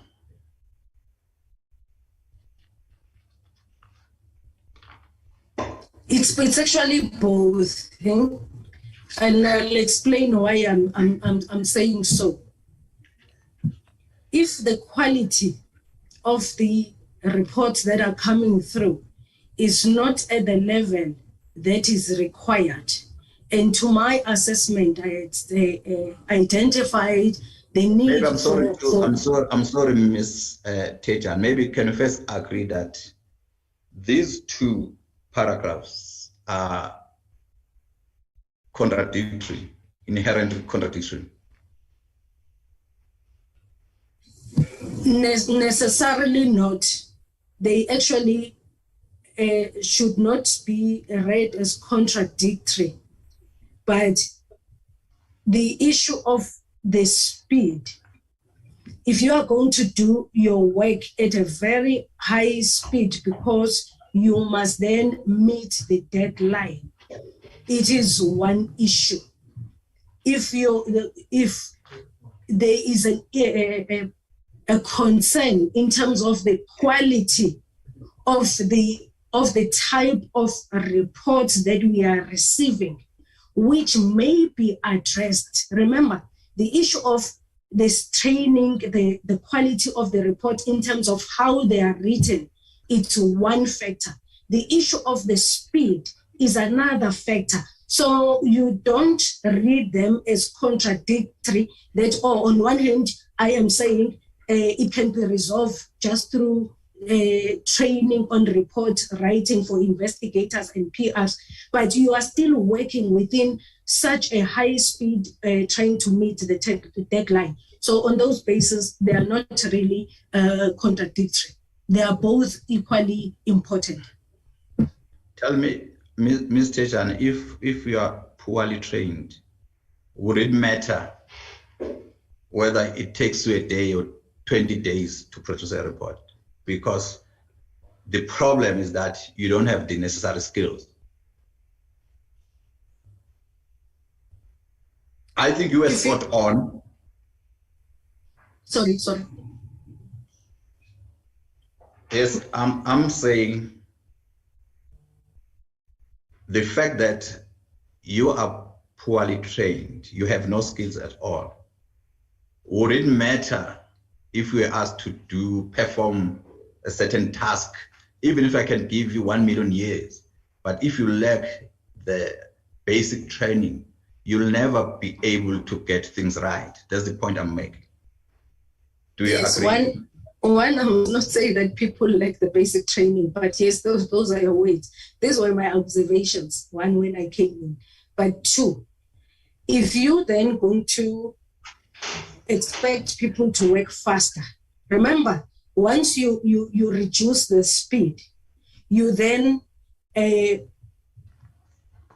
deal with the issues of poor quality, including the training itself, various interventions in terms of the on-the-job training, as well as formal training within that consideration of that time frame.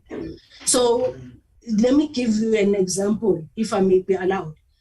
There were training initiatives that, for example, were planned, but people will be called from those training because you must answer to a matter that must be finalized within a particular period. So that is why I'm saying, don't look at them as totally exclusive and maybe contradictory.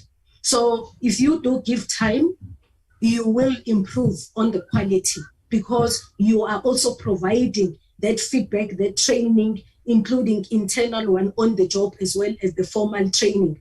Yes, while you are mindful of the conclusion of that investigation. So I would disagree with you that a person can be given 20 years or a longer period, but if they don't have the skill, then they will not achieve. But what are you doing in that period? That is the basis on which I differ on how you have presented it. Ms. Thejane, I'm not arguing with you. I was only making a point based on your written statement, in particular, paragraph 78.4, where you said the poor quality was indicative of a serious, in fact, you said a major concern for you. And then you took it further to say the quality of the reports and the Section 79 notices. To me, the poor quality was indicative of a serious need for training on report writing for both investigators and the PR. I don't want to take it further than that. I was only making this proposition based on your affidavit. If you want to disagree with your affidavit, it's your problem. Not in disagreement. Yes, I'm not in disagreement with my affidavit at all. What I am saying is that what is then involved in my role while I'm doing quality assurance is that when I pick up any gaps in terms of the investigation, in terms of how certain information is written, I send it back to the provincial representative, who then engages with the investigator to address those issues. That is why I was then making reference to on-the-job training. But if you then move very fast, when you give feedback that I've sent it back so that they can address certain issues of quality, but the focus is, but the deadline, did you meet this deadline or not? It was clear-cut like that, as you also asked me. Did you meet the deadline or not? And I would say, yes, I have not met the deadline, but because I've had to send it back, that is the kind of improvement that one must make. And I believe it's my responsibility as the executive manager to show that, to make sure that we close those gaps. So it was in that light that I'm saying that is what is entailed in that paragraph. Yeah, no, I'm maybe just before you proceed, Advocate Shabalala, just for completeness of this, because earlier on, Ms. Thejane, you said both the rushing, the implementation and lack of training yield to backlogs and poor results. You've made that statement. And later on, Advocate Chabalala is putting to you specifically the issue of poor training, and makes the point that even if no matter how much time can be given, if that is not attended to, it would yield this, and you seem to be disagreeing with that. I just want to check so that I'm in the same space as you before I go to Advocate Chabalala. What are you disagreeing on with him on that statement? I'm saying, Chairperson, Advocate Chabalala, the way I understood him, he said, even if you can give much longer period for training, you would, much longer time, you would still come to the same results if training is not provided.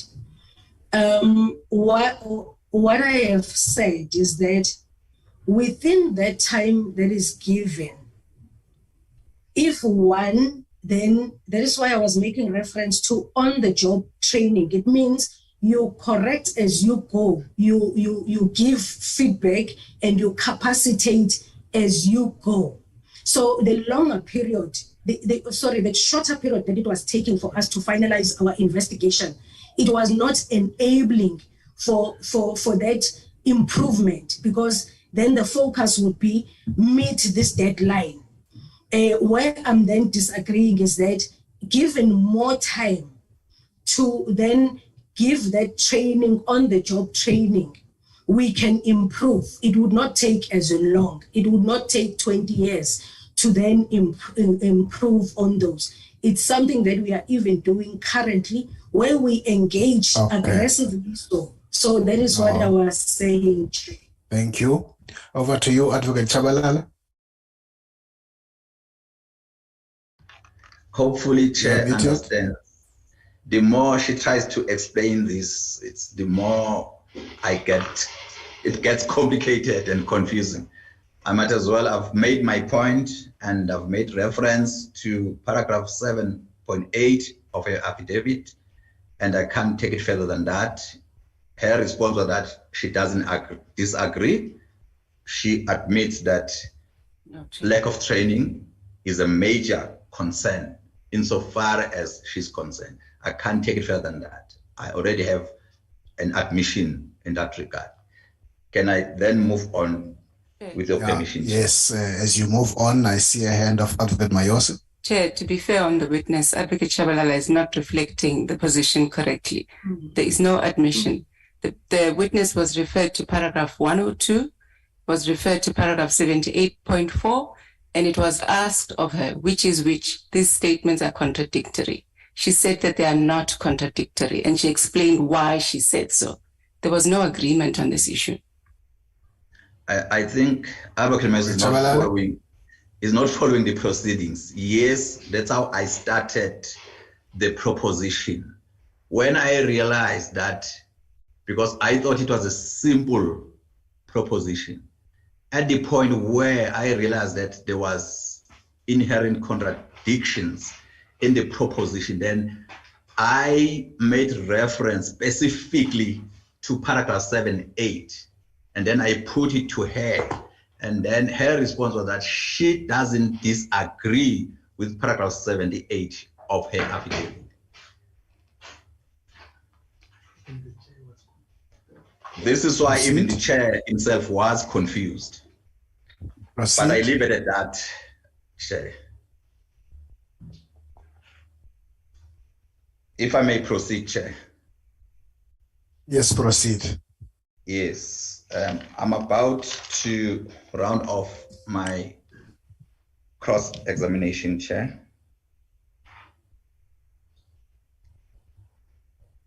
Let me quickly deal with this sensitive issue. Can I refer to page 4368 of your affidavit, Ms. Thejane?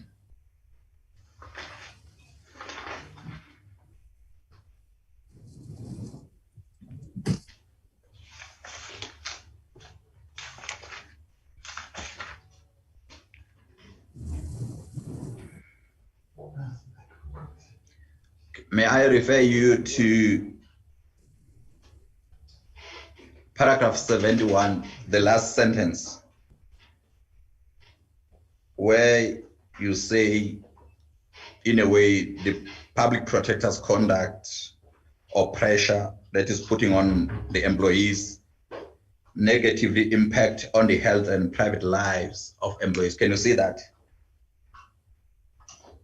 Yes, I can see it. Yes, the last line in paragraph 71.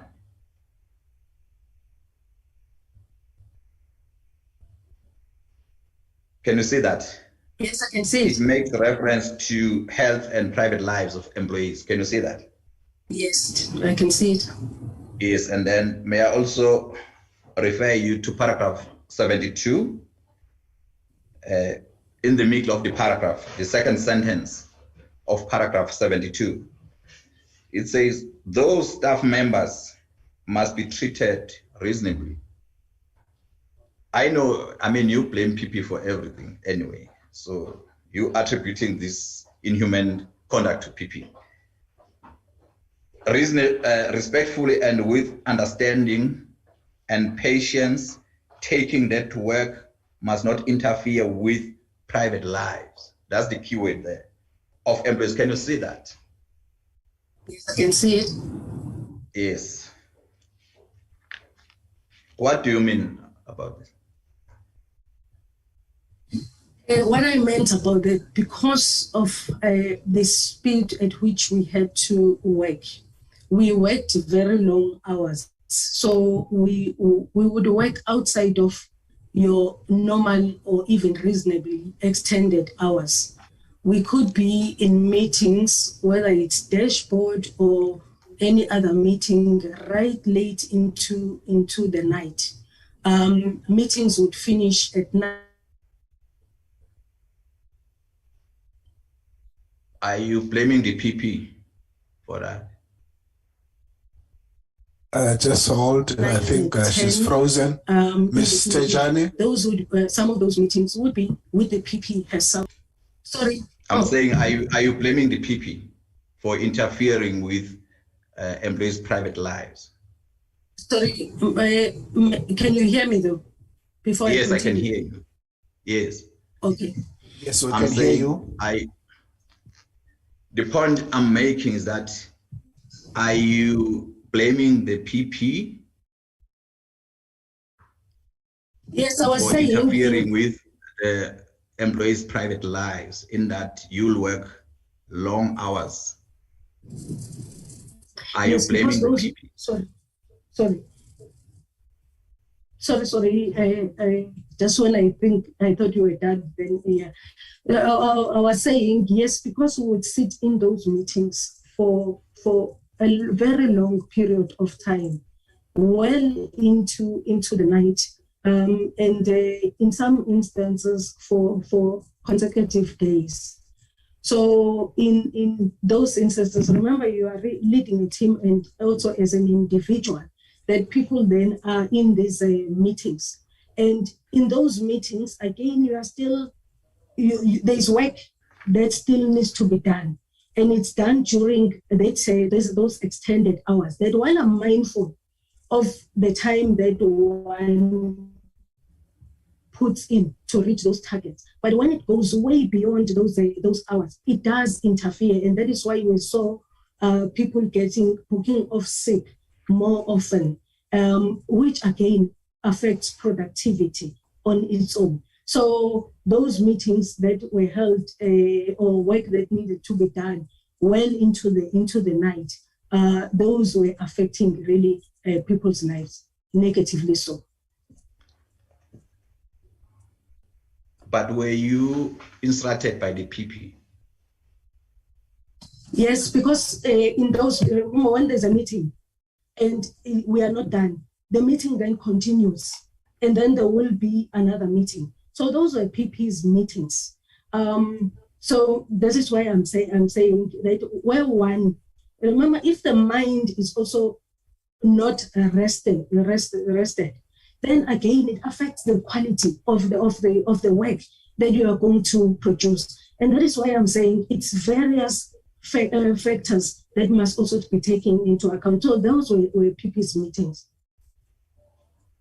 Tell me, I'm sorry, in what capacity are you making that statement to say not getting enough sleep then can cause illness? Because I understand you're not a doctor. In what capacity are you making that statement?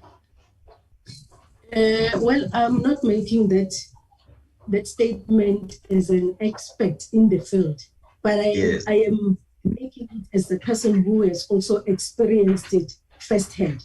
A person also who has gone to that very same expert to say, this is what now I am experiencing. And it was confirmed that, look, due to stress, due to not sleeping because of work. So I wouldn't claim to be an expert, but that is what I have experienced. Yes, and I put it to you because of that, your statement will have to be disregarded. Insofar as where you expressing or offering an opinion. Yeah, well, it's an opinion. It's my opinion. Yes. At least we agree on that one. Yes, let's round it off now. Can I refer you to paragraph 95 of your affidavit?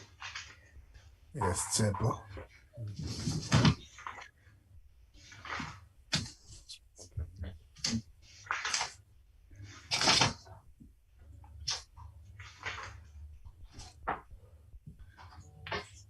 Yes, thank you, Tsepo. It reads the following. In the period March 2019 to 2020, I barely slept properly in an endeavor to meet impossible deadlines. In fact, I in turn found that the PRs themselves were not sleeping much because they will be available to me when I will contact them at odd hours of the night to deal with the reports. Can you see that statement? Yes. So you making a statement that you will contact your PRs at odd hours of the night, so interfering with their private lives. It's the deadline to avoid the audits. Yes, but the point I'm making is that You are the one, Sorry. not the PP. Oh, sorry. And you are not saying in this statement that, can I finish? You are not saying in this statement that the PP instructed you to phone your PRs at odd hours. It's your statement to say you used to phone them. Then I'm saying to you, you are the one who interfered with the PR's private lives. But now you want to turn around and blame the PP.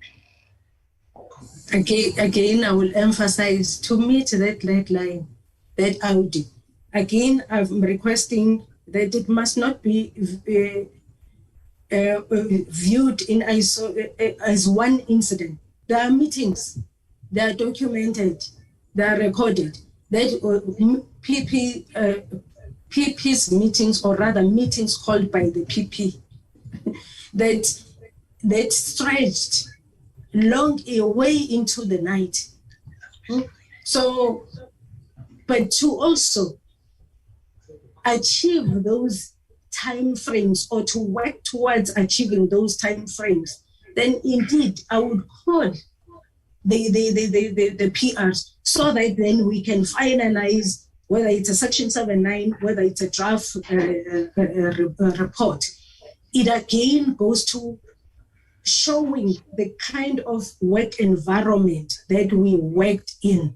Because if you don't deliver, you knew that there was an audit that was coming, or a very, very harsh words that would be said. So it is within that context.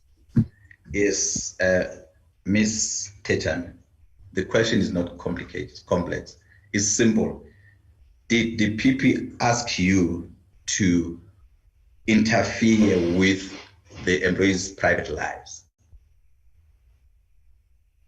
No, she didn't ask me to call them during that period, but there was a target to be met. The next day you must answer. So if the work environment is not conducive to understanding why certain things have not been met at a particular time, that is what then would happen. I'm only interested on this, Ms. Thejane. It was your decision to call them at odd hours. That's the only... In those instances, yes. Yes, I had no further question. Thank you, Advocate Chabalala. Thank you for that. You've ushered us exactly at 1 o'clock to lunch. So we're going to lunch in your name. So it's your bill. We'll be back at 2. Thank you very much. We pause for lunch. Back at 2. Recording stopped. The recording has stopped.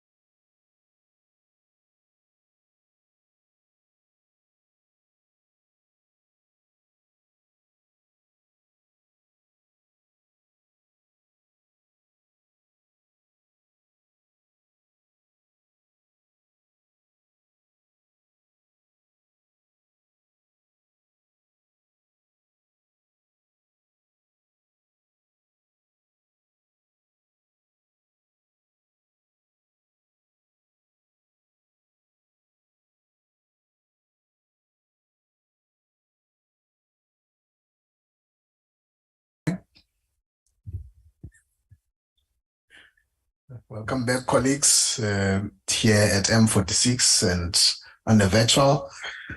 We proceed from the break and we continue with our cross-examination.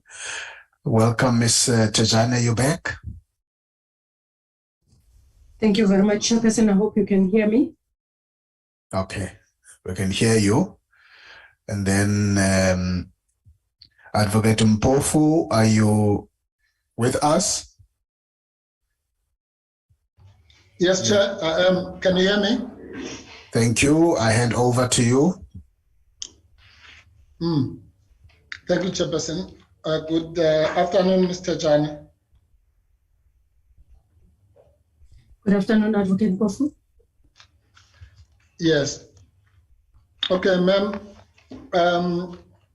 Hopefully this is not going to take too long because I agree with Advocate Shabalala. I don't think there's much point in continuing with this cross-examination, but we have to raise a few things just to benefit the committee. So if you can just kindly cooperate. Just a pause, Advocate Mpofu. Just a pause, Advocate Mpofu. Okay, I see the head of Advocate Bauer. Advocate Bauer. My apologies. I didn't understand Advocate Mpofu this morning to indicate that he would be continuing with the cross-examination. I understood that he was going to come in with what he was going to place on the record. I know we're not operating as a court of law. It isn't ordinarily the case that a witness gets cross-examined by two counsel, but if that is going to be allowed in the committee, I'm just noting. Okay, no, thank you for pointing that out, Advocate Bauer. Yes, also as you are indicating that this is a different platform, not necessarily a court of law. So he did indicate at the beginning that Advocate Shabalala will start and then he will conclude. So I will allow it and then we can deal with that later in whatever way we deal with it. So I'm going to let him proceed. Advocate Mpofu, please proceed. Yes, thank you, Chair. Well, as you say, Chair, it was mentioned first thing in the morning, and Advocate Shabalala more than once also mentioned it. So I don't understand what the problem is now. But anyway, Ms. Thejane, I was saying that I'm just going to cover some of the ground as I explained in the morning. I just want to get one thing out of the way.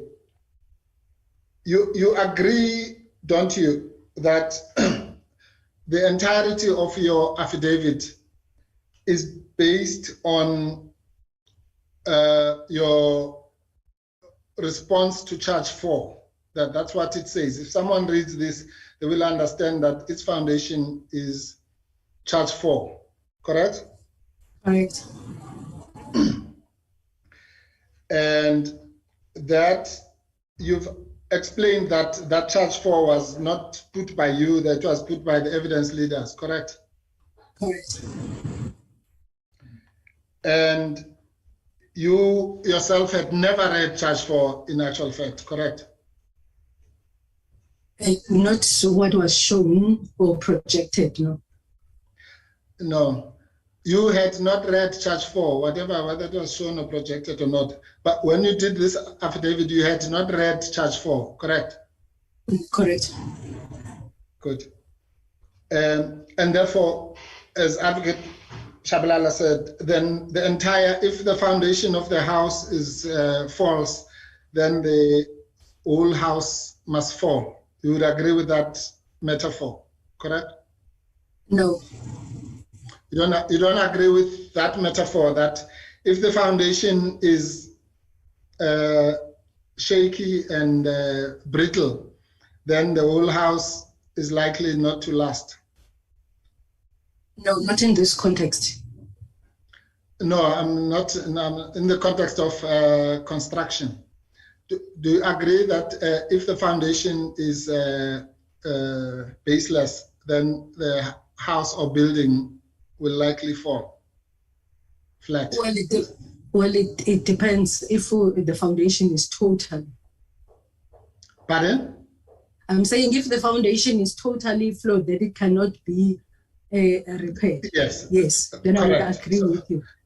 Yeah, all right. Then it won't help us to say, let's deal with the first floor, the second floor, the third floor. The whole building will just fall apart, correct? Correct, suppose so. Yes. Now, okay, that was in construction. Now let's come back to your affidavit. So your affidavit is based on, if you go to paragraph 4, that will be Chairperson 4345. 4345. Yes.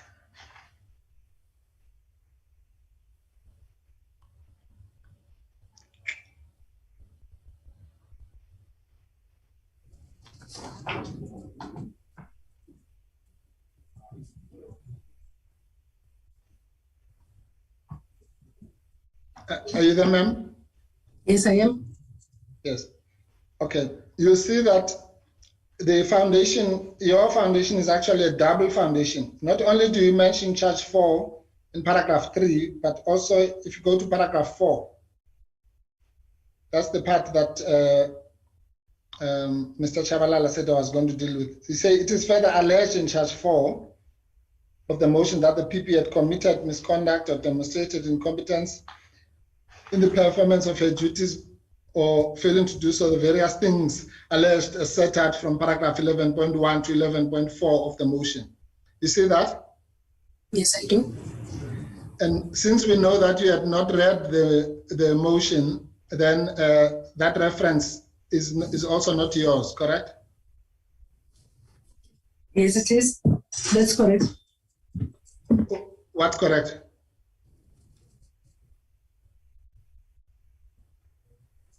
I'm saying, ma'am. Sorry, I'm responding. Okay, let me answer the question. Maybe I didn't understand your answer. I'm saying there in paragraph 4, the further solidification of the foundation, to continue that metaphor, there you go on to refer to, you say the various things alleged and set out from paragraph 11.1 to 11.4 of the motion. I'm saying that you don't know what those things are, correct? No, I don't.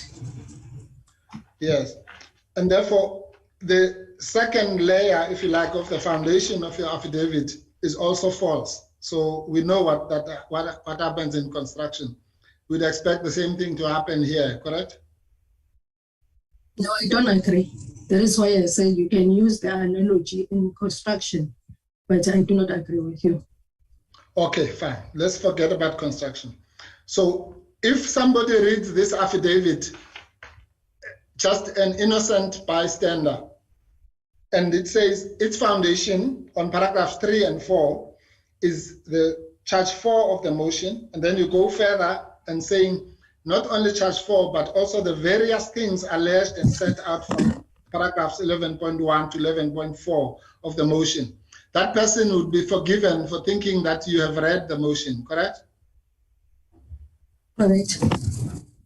But that person would be wrong because you have not read the motion, correct? If you look at it that way, however, what I have presented in my affidavit speaks to charge 4 in terms of the victimization and the intimidation of staff. So that is what I was responding to. Yes, no, we'll come to that, madam. I'm saying to you something much simpler. You and I have agreed that someone reading this affidavit will accept that its foundations, at least you and I have agreed, is charge 4. Correct? Correct. They'll also find that its further foundation are, quote unquote, the various things alleged and set out from paragraph 11.1 to 11.4 of the motion, correct? That is correct. Yes. May I now see? I'm saying, yes. I'm sorry, ma'am. Sorry. No, continue. Okay. Now I'm saying then that innocent person would be that impression they would be getting would be false, because they would be thinking that you have read these things because you put them there under oath. But that would be a false impression on the part of that innocent bystander, correct? Necessarily not, because what I have provided in my affidavit is incidents that speak to charge 4. So that is why I was saying, if the contention outright is that based on that, it means what is contained in the evidence does not speak to charge 4, then that would be incorrect to my understanding. Okay, I'm asking you this for the last time because it's either you're evading the question or you don't understand it. I'm not asking, I know what's in charge 4. Everyone knows except you, maybe. We can show it to you. That's not the point I'm making to you. I'm making a different point, ma'am. I'm saying to you, you have agreed that a person reading your affidavit would assume that you have read the charges falsely, wrongly. That assumption would be wrong. Yes or no? Well, you have now said I would have read falsely, wrongly. Can you just reiterate or repeat your statement? So that I can... All right. Yes. I'll rephrase it. I'm saying, ma'am, you and I have agreed that an innocent person, if I take someone from the street and I give them your affidavit and they read the first 4 paragraphs, they will assume that Ms. Thejane is a person who had read charge 4 and the various things alleged in 11.1 and 11.4 of the motion. Agreed? Agreed. But that impression on that person would be wrong, because in actual fact, you have not read those things, correct? Yes, it's correct, but charge 4 has been paraphrased. I'm sorry, ma'am. What is paraphrased? What are you saying now? That is fine, we can continue. So you agree with me? I agree. Thank you. Right.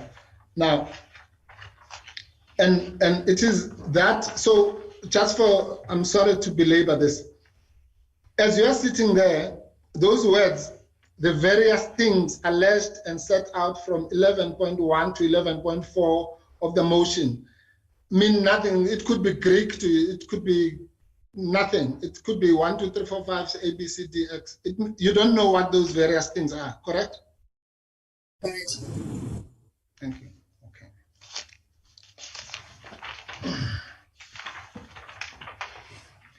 And therefore, those words basically were put in your mouth, correct? Well, I wouldn't use those words. Okay, which word you can use whichever words you like. Those words were not your words. They came from the author of this document. Let's put it nicely. Correct? Yes, correct. Yes. All right. And even the individual words in paragraph 4, where you say she intimidated, harassed, and/or victimized staff. Those are not your words. They are from the author. Correct? That is correct, but I've signed it, I've read it, so I can associate with it. Okay, fair enough. So you associate yourself with the author of this document. That's as high as you can take it, correct? Yes, as far as I can attest to those parts of charge 4. No, ma'am. Let's take it step by step. I'm saying the words that are used in paragraph 4, that the public protector intimidated, harassed, and victimized staff, are the words of the author with which you associate yourself as well, but they are not your words, correct? Yes, that's correct. But I was then saying, to the extent I was requested then to provide information, that is to the extent I associate myself with those words. Yeah. Now, And that is what Advocate Chabalala was trying to put to you. You accept then that this whole thing of your so-called testimony is misleading the committee deliberately. No, I disagree, as I have said so to Okay. Advocate Chabalala. All right. Okay, let's again do this step by step. An innocent member of the committee, member X, right, who reads this statement at home to prepare for today, do you think they thought this is your statement or this is a statement of someone else with which you associate yourself? Which of the two do you think? No, I'm saying that member of parliament. Do you think when they were reading this last night, they thought, I'm now reading the statement of Mr. Thejane? Or did they say, I'm reading the statement of some other author with which Mr. Thejane associates herself? Which one do you think it is? My statement. And but that member would have been wrong from what we've already covered, correct? No, they will not be correct. Yeah, that's the same thing. If they will not be correct, that means they will be wrong, correct? No. Let me see if I understand you correctly. I am saying that they would not be correct to believe that it is not my statement. Okay, ma'am, sorry, maybe it's my fault.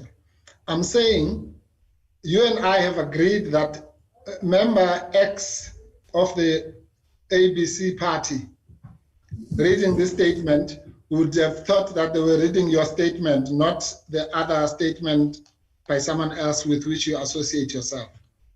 On that we've agreed, correct? No, there's no other statement. There's one statement, the one that I signed. Yes, but we now know that this statement is a statement with which you associate yourself, not one that you did yourself. Well, it may be an incorrect use of associate. It's my statement. I signed it. I deposed to that affidavit. Yes, but it's misleading, ma'am, because it gives the impression that you've read documents which you have not read. Are you at least prepared to accept that? I have indicated as such that, yes, indeed, Charge 4 was drafted. I read it, and that is what I offered information on. Oh, I see. Now you're changing your testimony. So you did read Charge 4? I did even indicate with Advocate Chabalala, as it appears in my affidavit. That is what I am saying. So what you've said now from the last 20 minutes that you had never read Charge 4, that's a figment of my imagination. No, not in terms of the motion. There are two things. There's Charge 4 as it appears in my affidavit. I've said I have read that. That is what I've said even earlier on. Oh, I see. You've read the reference to Charge 4, but not Charge 4 itself. That is correct. Yes.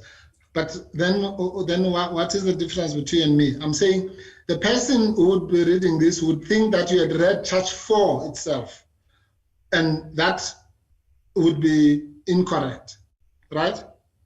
That is correct. It's in the motion. All right. Yeah. No, yeah. So that's the point I was making. I was not trying to be, I'm just saying that these were, you didn't like the expression words put in your mouth. So I was saying these were words that were conceived by somebody else and you associated yourself by signing later, correct? That's correct. Yeah.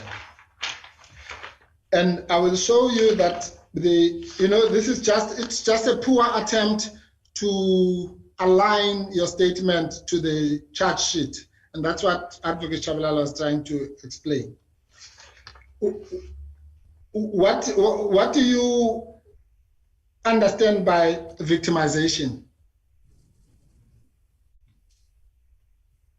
Well, I understand victimization in the form of how a person gets treated, the manner that in this instance, how people were intimidated by the public protector.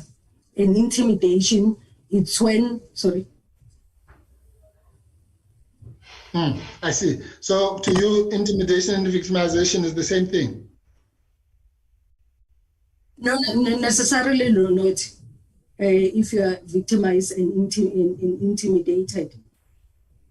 No, ma'am. So, I asked you about victimization. You are now talking about intimidation. I'm saying, therefore, you're saying victimization is if you are intimidated. So that means they are the same thing. No, I'm saying intimidation is when somebody actually intimidates you in the manner, in the language that they are using towards you. Then they would be intimidating you, depending on what they say to you. Intimidating you. Intimidation can take various forms of for example, the audios that I received. Let me not speak about the audios that I received. It was I saw it as a form of intimidation. So the conduct of a person, which can be words or actions, can amount to intimidation. Okay, I can't claim to understand what you're saying, but I've never even asked you about intimidation yet. I was asking you about victimization. Okay, that's your definition of intimidation. What is victimization? Yes, you know, when you put fear on a person, you are victimizing that person. To compare a particular, sorry. Okay, I thought when you put fear, that's intimidation. So again, let me ask you, is intimidation the same thing as victimization?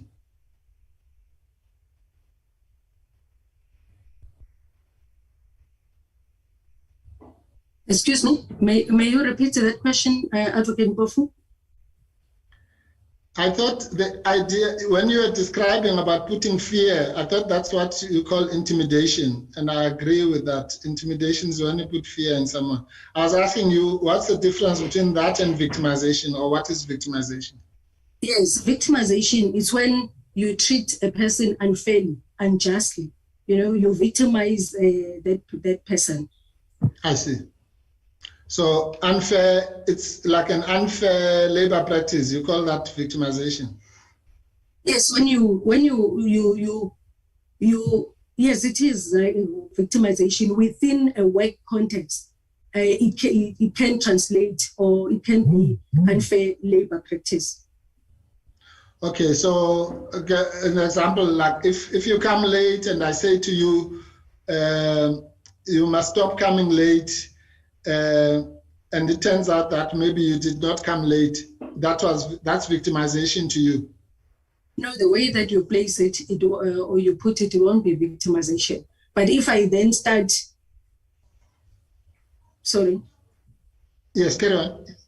Yes, I was saying, if you then start threatening the person, especially where a person would also give you an explanation.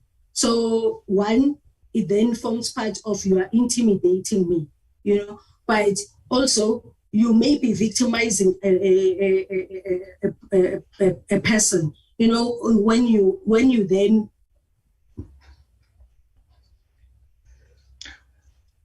No, carry on, madam. Yes, so when applying it in our context, what I am saying, if a person is not fairly treated, the example that we are giving, if a person comes to work late, it's a rule and they come late.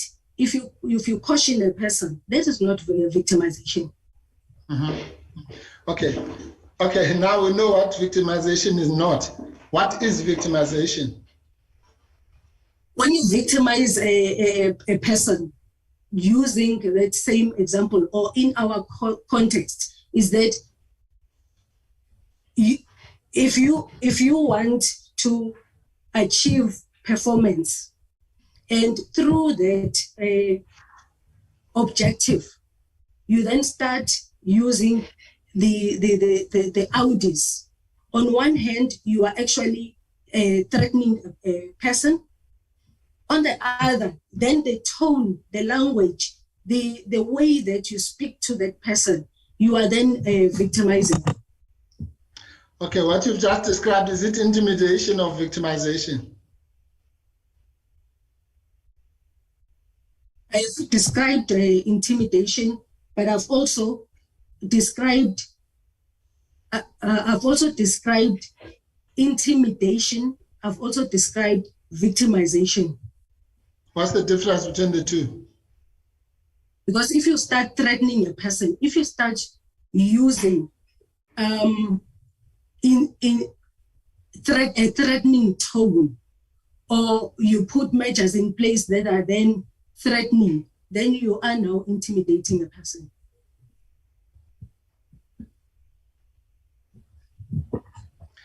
And what harassment?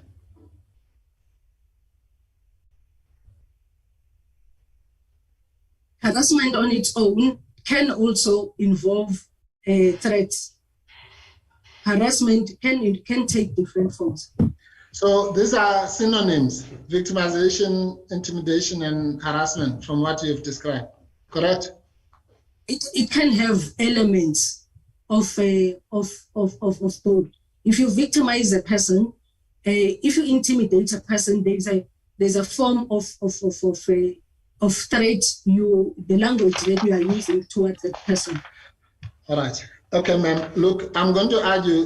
Let me take you out of your misery. I'm going to argue that you don't know the definitions of intimidation, harassment, and victimization, or the differences between them. And that confirms your earlier testimony that this statement, the foundations of the statement, is not yours, but that was written by somebody else. I'll disagree, because if you intimidate me and use fear in that process, that for me is intimidation. That we may then differ. Yeah.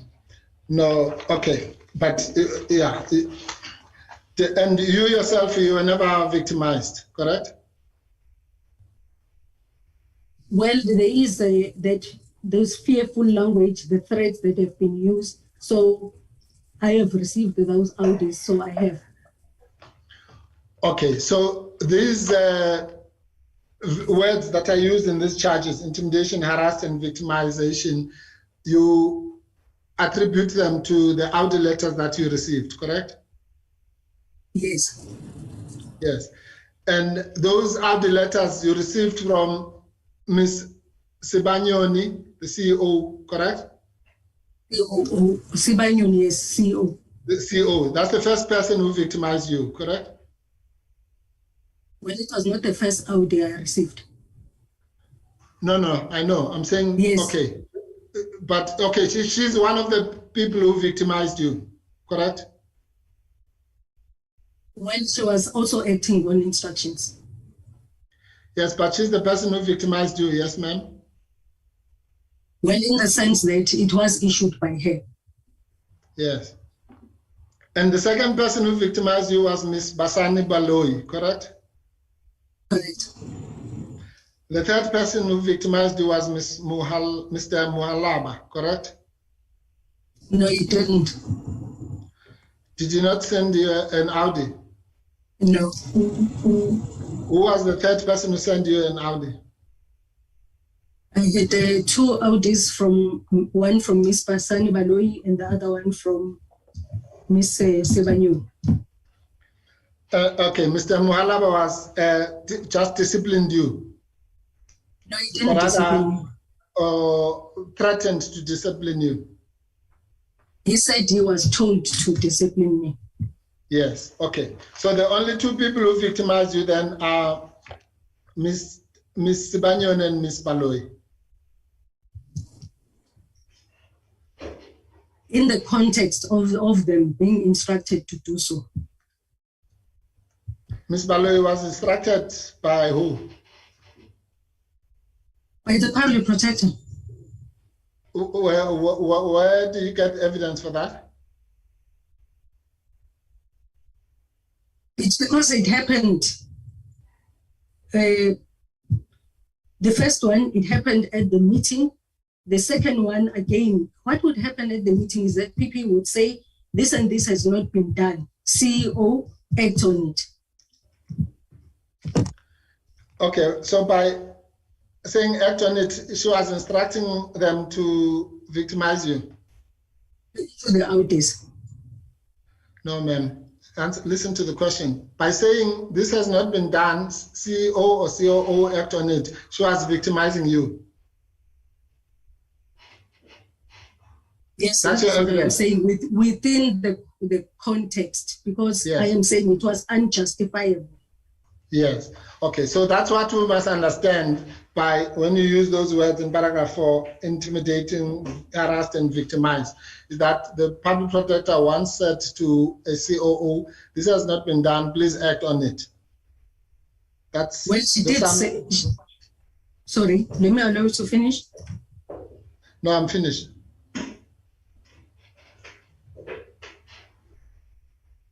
If you may repeat, please.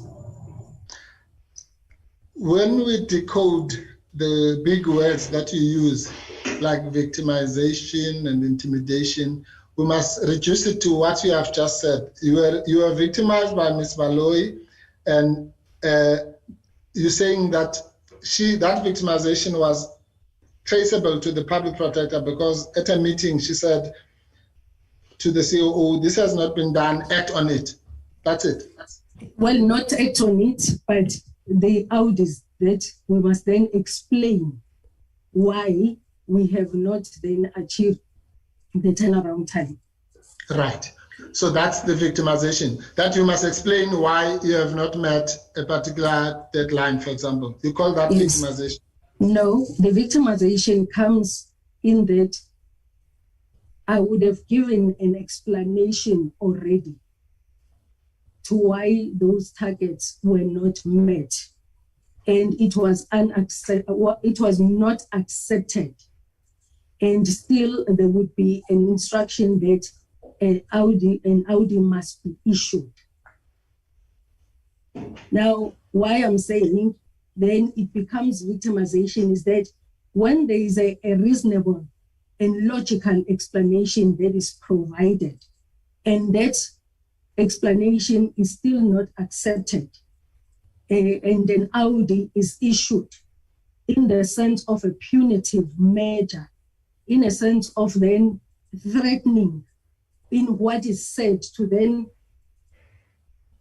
because the explanation itself has not been accepted. That is why I then say it then becomes, a victimization, because you are now being threatened with an action that is going to be taken in a form of anticipation of a disciplinary process, because the response or the explanation that I would already have provided would not have been accepted.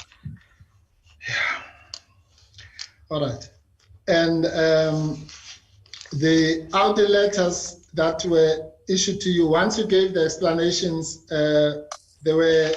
you were not subjected to disciplinary action, correct? No, I was not. Okay. Now, have you read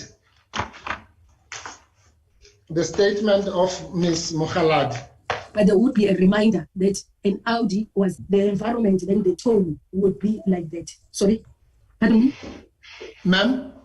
There's something that you said, I was saying, if you may repeat. Okay, now I was saying, have you read this statement of Ms. Mkhwebane? No, I have not. You'll have to direct me. Okay, no, that's fine. You've never read it? No. Okay. So, if you've never read it,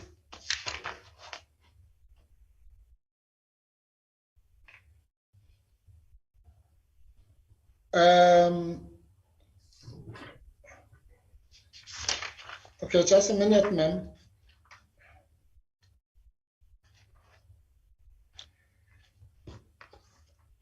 Go to page 4355.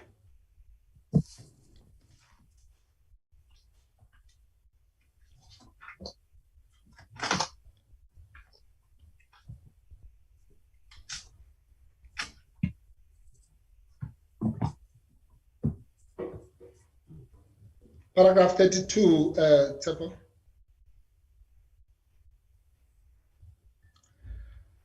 Read that.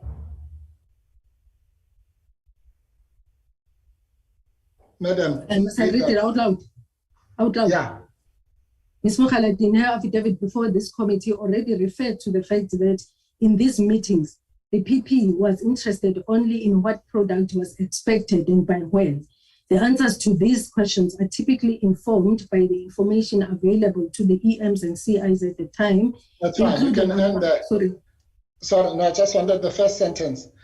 You see that first sentence also gives a false impression that you have read Ms. Mokhaladi's affidavit, but that is false, correct? Yes, I know what is contained therein. No, madam, no, please, please. You are a legally trained person, you know the question. Don't evade the question and waste the time of the committee, please. When anyone reads this, they will assume you have read Ms. Mokhaladi's affidavit, correct?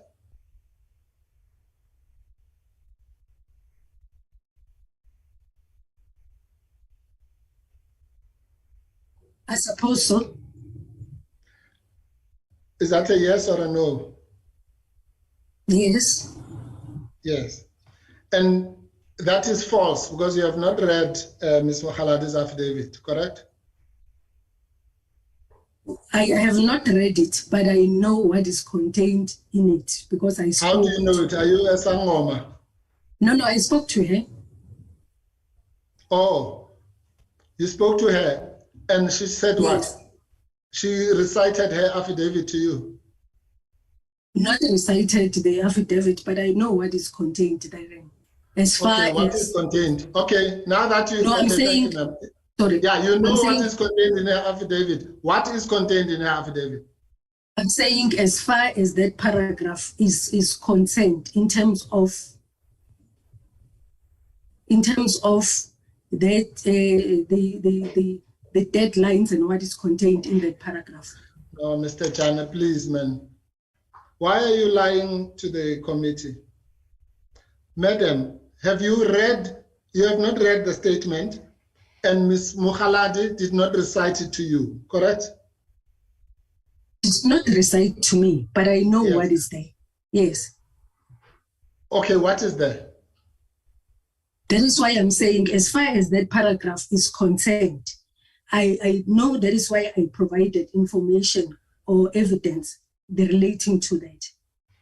Oh, ma'am. So you only know one paragraph of Ms. Mokhaladi's statement, affidavit. To the extent that it relates to my own evidence, I know it. I know the other things that she's is presented before the committee in terms of the hearing and what went through the hearing, but I've only responded to those or confirmed those issues that are relevant to me. No, but it's not relevant to you. This is, you are saying Ms. Mokhaladi in her affidavit already referred to the fact that, and then you quote almost verbatim from that affidavit, which you've never read. So once again, this is not you speaking, it's the evidence leaders, correct?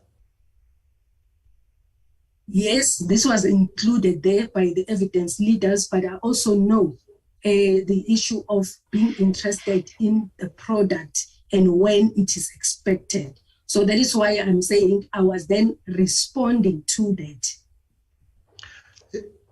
Okay, maybe we don't understand each other. The evidence leaders or whoever wrote this was giving the impression to the members of parliament who will be reading the statement that you had read Ms. Mokhaladi's statement, correct? Yes, but I didn't read Ms. Mokhaladi's statement. No, I know that. Yes. I know that. Please, we'll just do it one by one. The evidence leaders or whoever wrote the statement was giving the impression that you have read Ms. Mokhaladi's affidavit, correct? Necessarily not in terms of the actual reading, but that I can respond to that part of her affidavit. Okay. I cannot, in other words, I cannot then respond on behalf of the committee members. No, ma'am. No. You said you've done 2 law degrees. I'm asking you a simple question. Do you really think that a member of parliament sitting at home reading this document, looking at paragraph 32, will be left with the impression that you have not read Ms. Mokgaladi's affidavit, or will they be left with the impression that you have read? May I leave that to the committee members to make a decision? Okay, forget the committee members. If you got this affidavit from me, written by me, and I say at paragraph 32, Ms. Mokgaladi in her affidavit before this committee already referred to the fact that in these meetings the PP was interested only in what product was expected and when. Would you be left with the impression that I have read Ms. Mokgaladi's affidavit? Necessarily not. That is why I am saying I've been following the proceedings. I know that what Ms. Mokgaladi has said. So I can then also give my own views and experience as far as what is contained in her affidavit. Yeah, ma'am, really, I don't know. I must just apologize to the committee for wasting their time with you, but we have to do what we have to do.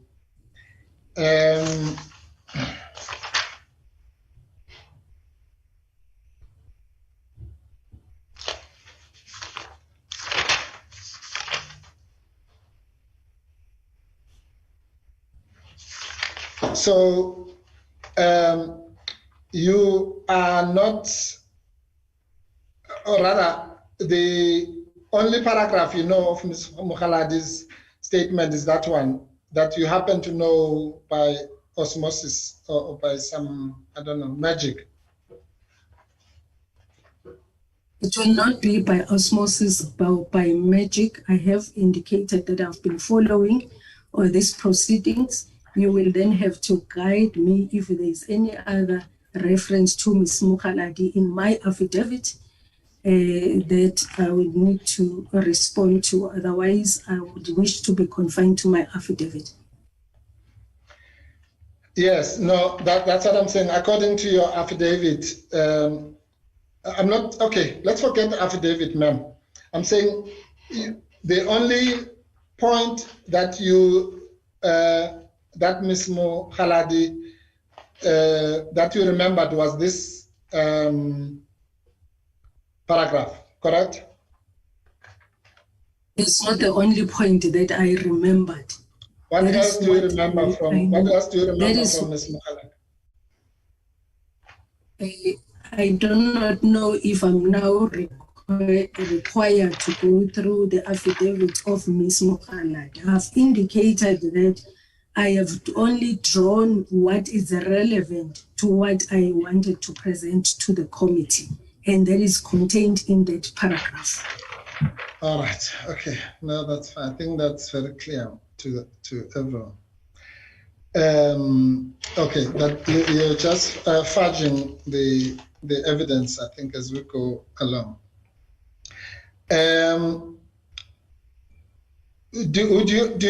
Okay, you were saying earlier when we were talking about intimidation and so on that the fear was, what is this fear that you guys are talking about? Is it the fear of Audi letters? Is that what it is?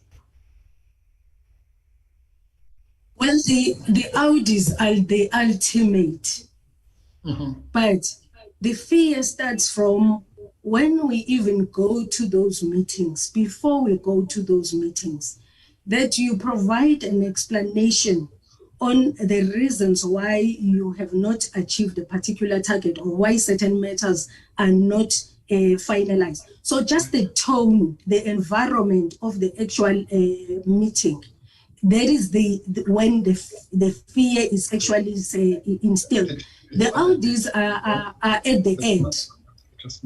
Sorry.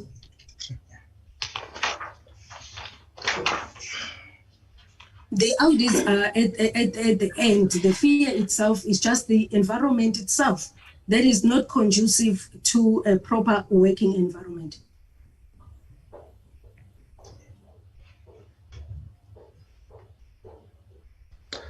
Right. Okay. Sorry, ma'am. Yeah, we'll come back to the Audi thing. I was just looking for this, just to round off the previous point. And I'm sorry to belabor this, but it's important because it goes to what both Advocate Chabalala and I have called the false foundations of your affidavit. You understand that theory, correct? Well, as you have put it, which I disagreed with, but it's, we may continue.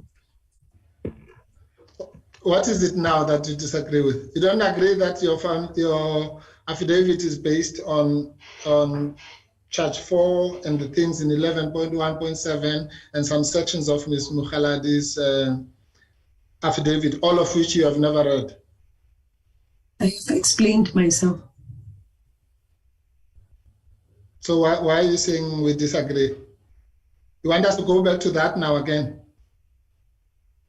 No, that is not my intention, but I have explained, including the reference to Ms. Mukhaladi's affidavit. I have explained it. You know, ma'am, really, you're taking me back now. You have never read Charge 4. I've already responded to that.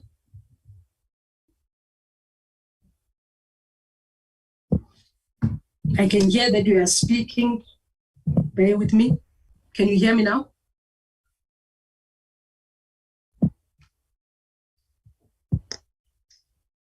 Chairperson, can you hear me?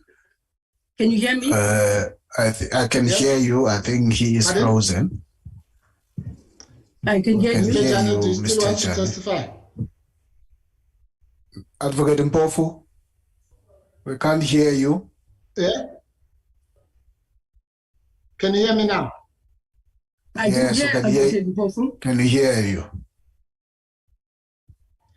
Yes, I can hear you now, ma'am. Yeah, sorry, I was saying I don't want to go back, but you're taking me back. You've never read Charge 4, correct?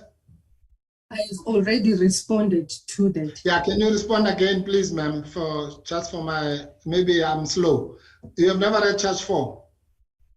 I have responded to Advocate Mpofu that in the motion, I did not read Charge 4, but I read Charge 4 as it contained in the affidavit. Yeah, but doesn't, okay. That's, okay, before you read the affidavit, you had never read Charge 4? That is correct. You had never read the things that are in 11.1 to 11.4? That's indicated as such. And you had never read Ms. Mukhaladi's affidavit? Yes, I did not read it. Yes. Now I'm saying those three pillars of your affidavit are not from you. That's the point I'm making. Go to paragraph 23, ma'am. Of your affidavit.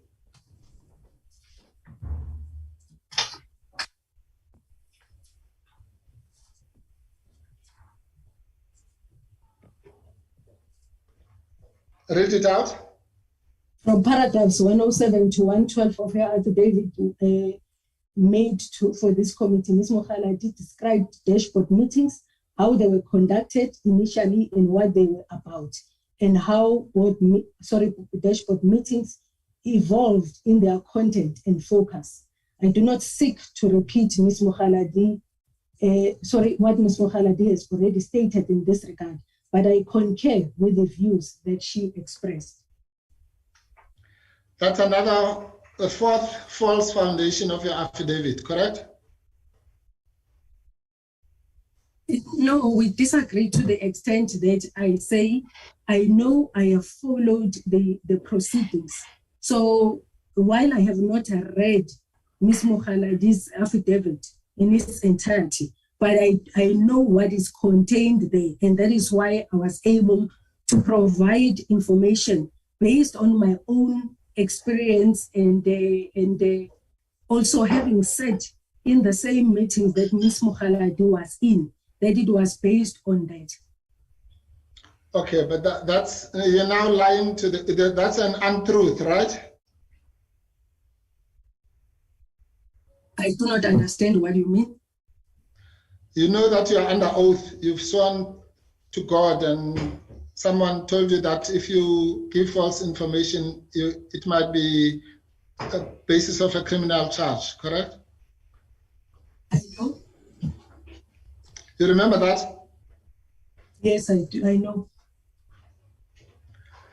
So do you want to maybe reconsider giving false information? I have not given false information. Okay. So you want this committee to believe that you, without having read Ms. Mkhwebani's affidavit, you knew what is in paragraph 107 to 112. Is that what you want us to believe? Yes, because it was communicated to me by the evidence leaders, and that is what I responded to. As far as your dashboard meetings were concerned, how they were, the dashboard meetings were held and what happened in those dashboard meetings, it was explained to me. Ma'am, I'm not asking you about dashboard meetings. I'm asking you that you said from paragraphs 107 to 112 of her affidavit, but at that time you had never read Ms. Mkhwebani's affidavit. We've established that. You understand? Yeah, but it was explained to me. What is, no. Yes.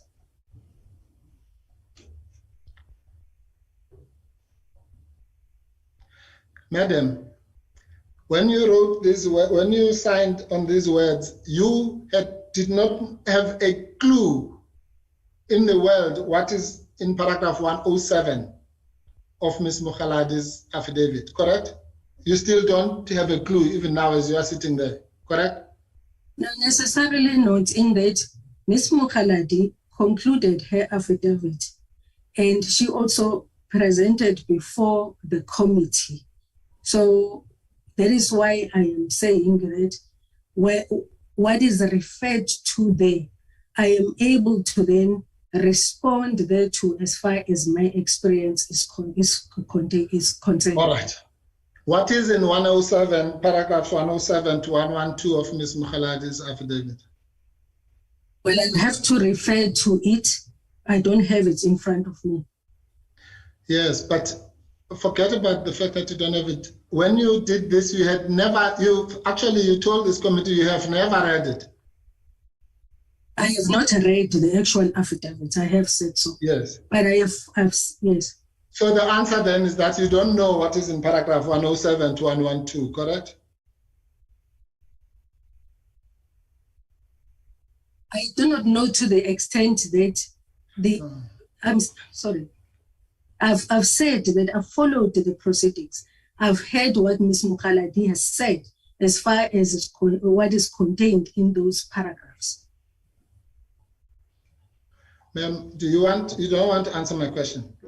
As you are sitting there, and as when you are signing this affidavit, you did not know, and now today, on the 9th of November 2022, you do not know what is in paragraphs 107 to 112 of Ms. Mkhwebani's affidavit, correct? I am saying the difference is that I have not read it in the affidavit, but as she was presenting, yes, I do as far as those things are concerned. I promise you I'm asking you for this for the last time. If you still want to evade it, it's your choice. Mr. Thejane, as you are sitting there today, you do not know what is in paragraphs 107 to 112 of Ms. Mkhwebani's affidavit, yes or no? I have responded and I beg to differ with your conclusion. So, okay, you differ with my conclusion, and my conclusion was that you do not know what is in those paragraphs. Therefore, it means you know what is in those paragraphs. That is why I have said I have followed the proceedings, including when Ms. Mkhwebane. Okay, if you know what is in those paragraphs, then can you share that with the committee? What is in paragraphs 107 to 112 of Ms. Mkhwebani's statement? As I have indicated, that since I've been following in terms of the proceedings, the issue of a dashboard, as she has indicated, and I have responded there too. I know about that, but to then recall the whole of from 107 to 112, I will not be able to do so right now without it being projected. Yeah, but you're misleading the committee again. How can you recall something you have never seen? No, I'm saying I responded to the extent that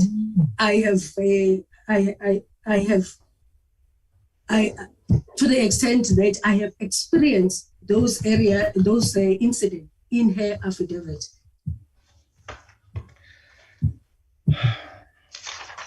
Mr. Thejane, you are a very, I don't know, it's all right. So can I just summarize it by saying then that fourth pillar of your statement is also false? I've disagreed. Pardon? I'm listening. I heard you. No, I was saying that we had gone through the three areas. I was saying this was now the fourth pillar. Obviously, a building with 3 pillars gone was already going to collapse.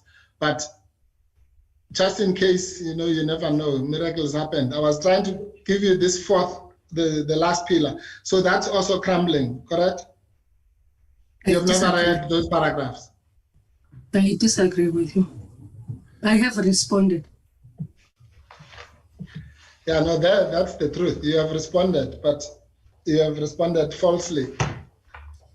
That's not what I want to know. What I want to know from you is that you have not read the affidavits. If you are not even honest enough to admit that, which you admitted a few questions ago, then where are we, Ms. Thejane? Do we really have to go through this? Do you need to subject South Africans to this? Advocate Pofu, I have indicated that I have responded to those things, dealing with dashboard meetings, dealing with issues of backlog. I have responded to that as contained even in my affidavit. I may not quote it verbatim as it is in Ms. Mokgaladi's affidavit, but I have indicated in my affidavit. Are you fine? Are you okay? I am very well, sure. I'm glad to hear that. All right. Now, you said that you agree that poor performance was a contributor to the backlogs, don't you? Where did I say that? No, I'm asking you now. Do you agree that poor performance was a contributor to the backlogs? Necessarily not. I don't understand those things, please. I don't know what necessarily not means. Just was poor performance a contributor to the backlogs or not? I have indicated, I would say no. That's why I'm saying necessarily not, because there are factors that contributed to the backlog. Therefore, to say it's just poor performance, I do not agree. Okay, maybe it's me or you don't listen. When you say something is a contributor, do you mean it's the only thing in your language? No. So why are you now changing what I've said to you? I said to you, do you agree that poor performance is a contributor to the backlogs? I didn't say it's the only thing. Do you agree or do you not agree? I do not agree. It's not a contributor. It's a contributor where there may be poor performance. So what is it that you don't agree with? I've just said exactly what you've said. I said poor performance is a contributor to the backlog as a general statement. not the sole cause. I accept that, but it's one of the contributors, correct? Correct. So what is it that you're disagreeing with? No, I was saying it can contribute to the backlog.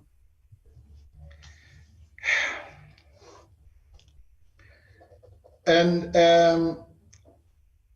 other factors would be training, correct?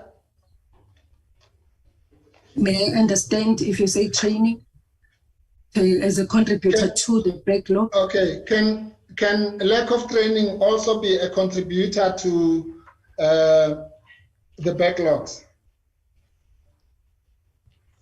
In what sense, so that I know that I understand you? Pardon? In what sense, so that I can understand what you are saying, what you mean? Okay, if you get poor quality reports because people are not trained, I thought your evidence earlier was that then you have to send them back, correct? Yes. Okay, then let's say that takes a month, you send it back, takes another 2 months, then it comes back and the quality is still not good, you send it back, takes another 2 months. Will that not contribute to not meeting the deadline? It would contribute, but unless the deadline itself remains the same, then it will contribute to the backlog. In light of what you have also indicated, that there are certain intervening measures that must be taken, including training. But if the deadline itself remains the same, then it will contribute to backlog. Okay, so poor performance, training, those are the things that can or do contribute to backlogs. Also, vacancies contribute to slowing down the delivery, correct? Correct. The fourth one would be transfers of people to other provinces, correct? Correct. The fifth one would be financial constraints, correct? Okay. Now, you know that financial constraints could make sure that cases would remain active and not completed, correct? Correct. So you wouldn't agree with a statement that says that financial constraints do not contribute to or are not one of the causes for investigations not being conducted or completed? I agreed with it that financial constraints can contribute. Yes, which means you won't agree with the opposite, that they cannot contribute, correct? No, I've said financial constraints can contribute. Do contribute, yes, that's what I'm saying. Yes. And therefore, I'm saying, therefore, a statement that says financial constraints should not contribute to such backlogs would be incorrect. Yes. Thank you.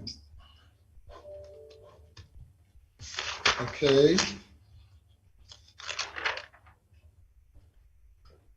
And then the next issue, for what it's worth, as I said, I mean, I'm just doing this for the benefit of the members, but quite frankly, I could be speaking to myself. I'm saying that you also agree that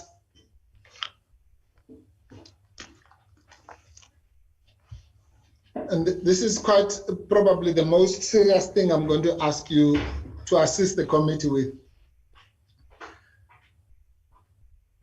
You accept that there are certain prices to be paid for achieving delivery.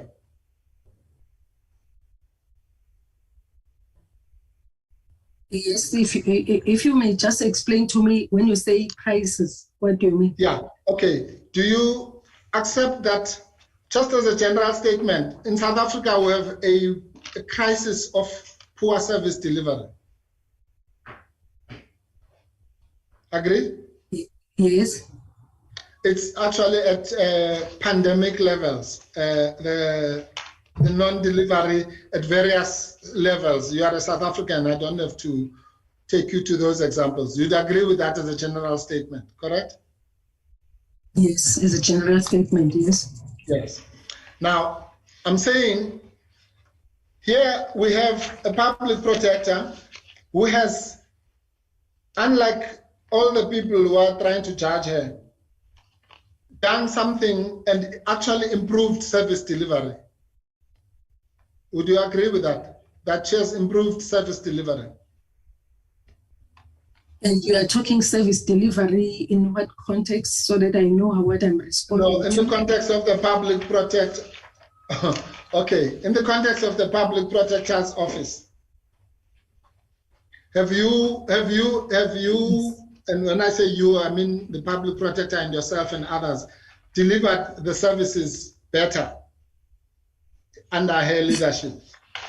Yes, so what I'm trying to get clarity on, you are talking us as in executing our duties as the public protector's office, or are you talking service delivery in general outside by state organs, so that I know what I am responding to? Okay, no, yes. I understand, ma'am. Sorry, no, the first statement, yes, was just a general South African statement. We've agreed on that. Put that aside now. I'm now coming to the public protector's office.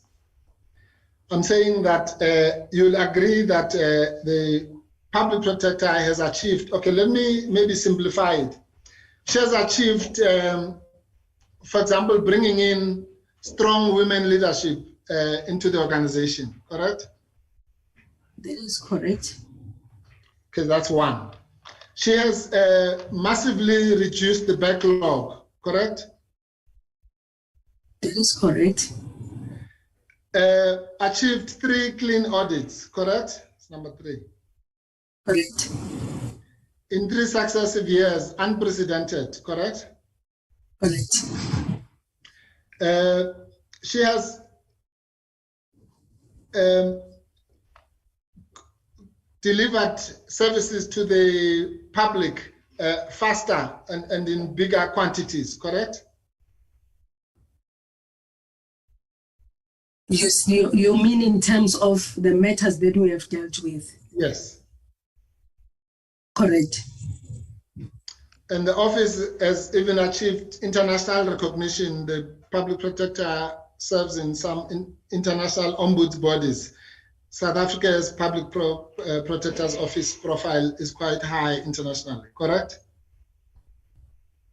Yeah, which can also be attributed to the other public protectors. So I don't disagree with what she has achieved as the current incumbent, but also the other public protectors. I think the office has really maintained that reputation internationally. Okay, maybe since I didn't want to do a comparison, but since you are dragging us there, let's do it. Has any other public protector before reduced the backlog to the levels that she has?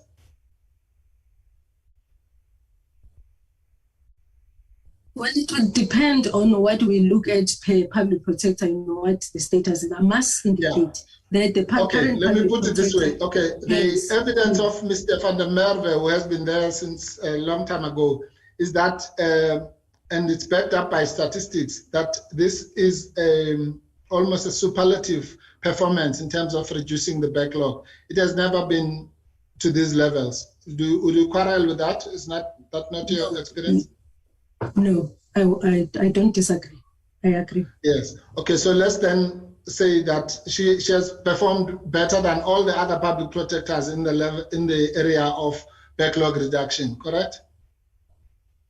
Correct.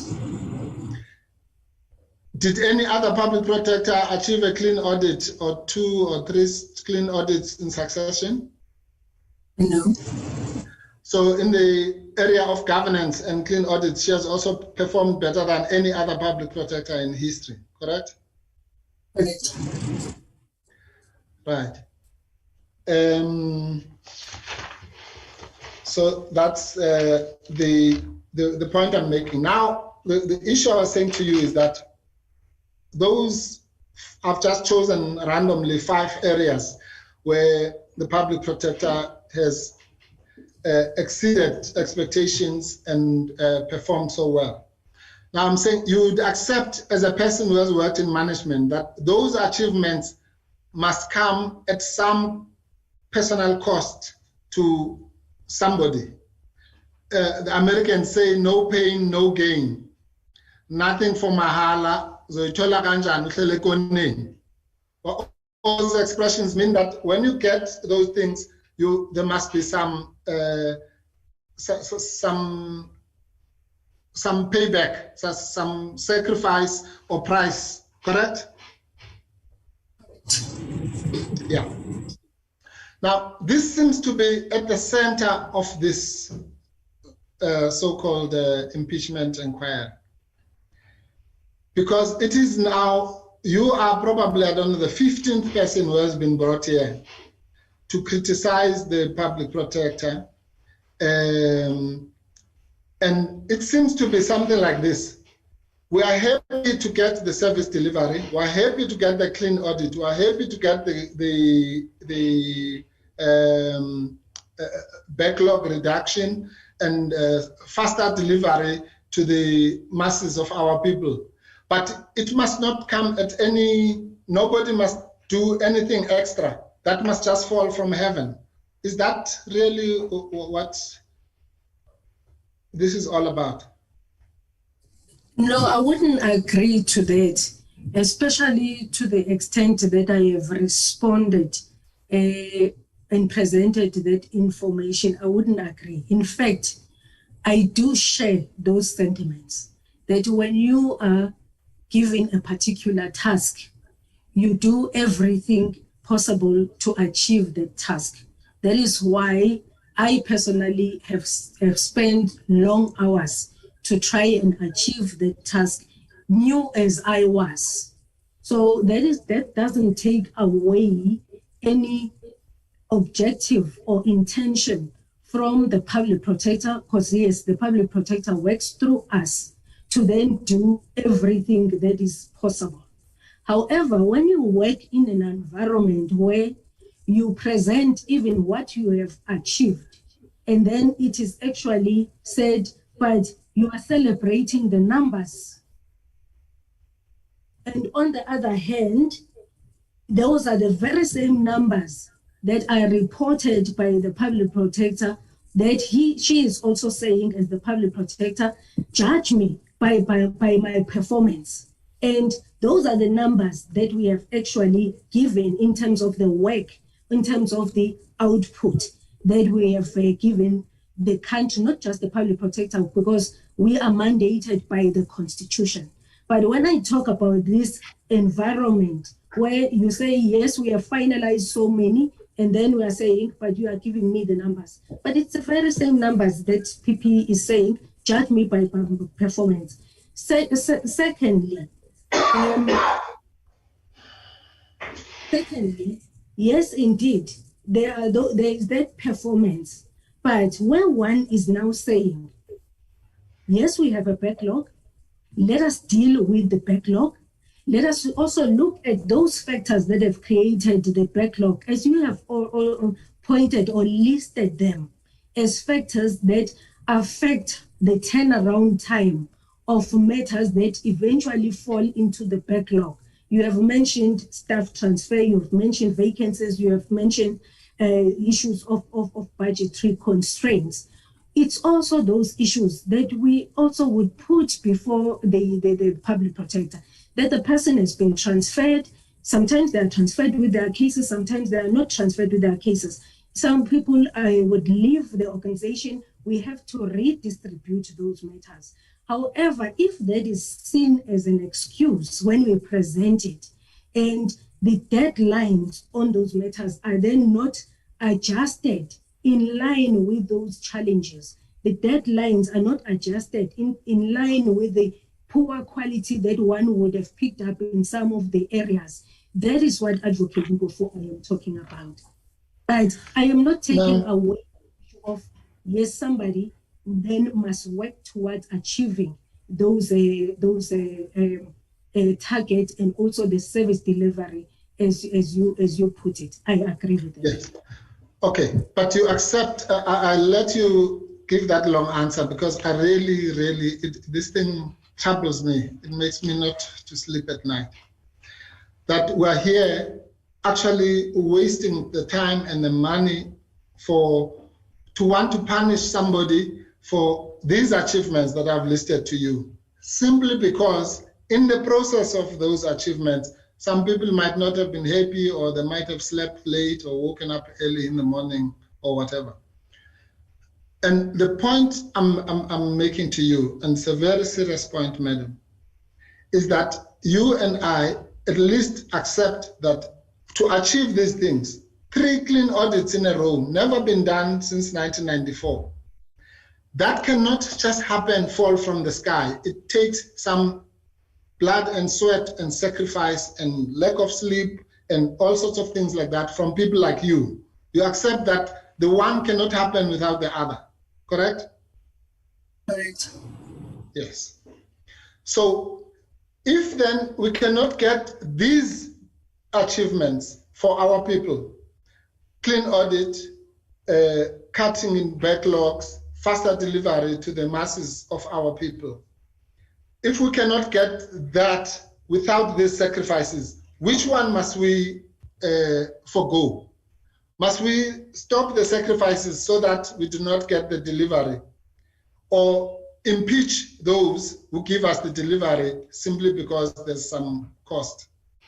Or should we just live in a cesspool of non-service delivery as a country and degenerate into sewage that's running in our streets as it is now?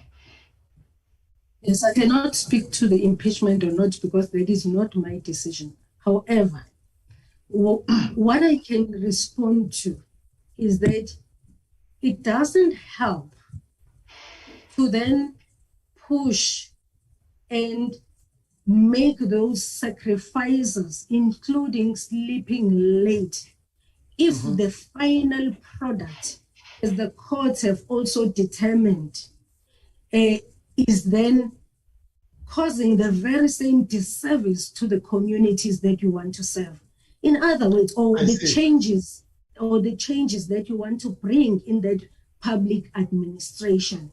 So it doesn't help then to threaten. It doesn't help to victimize. That is why I was saying, Advocate Mpofu, I am interpreting it within that context, that if you push and you say, I want this within this particular time, you don't consider all those factors that you have listed, and you produce a product, you produce a report that then goes to court, and that report is set aside on review.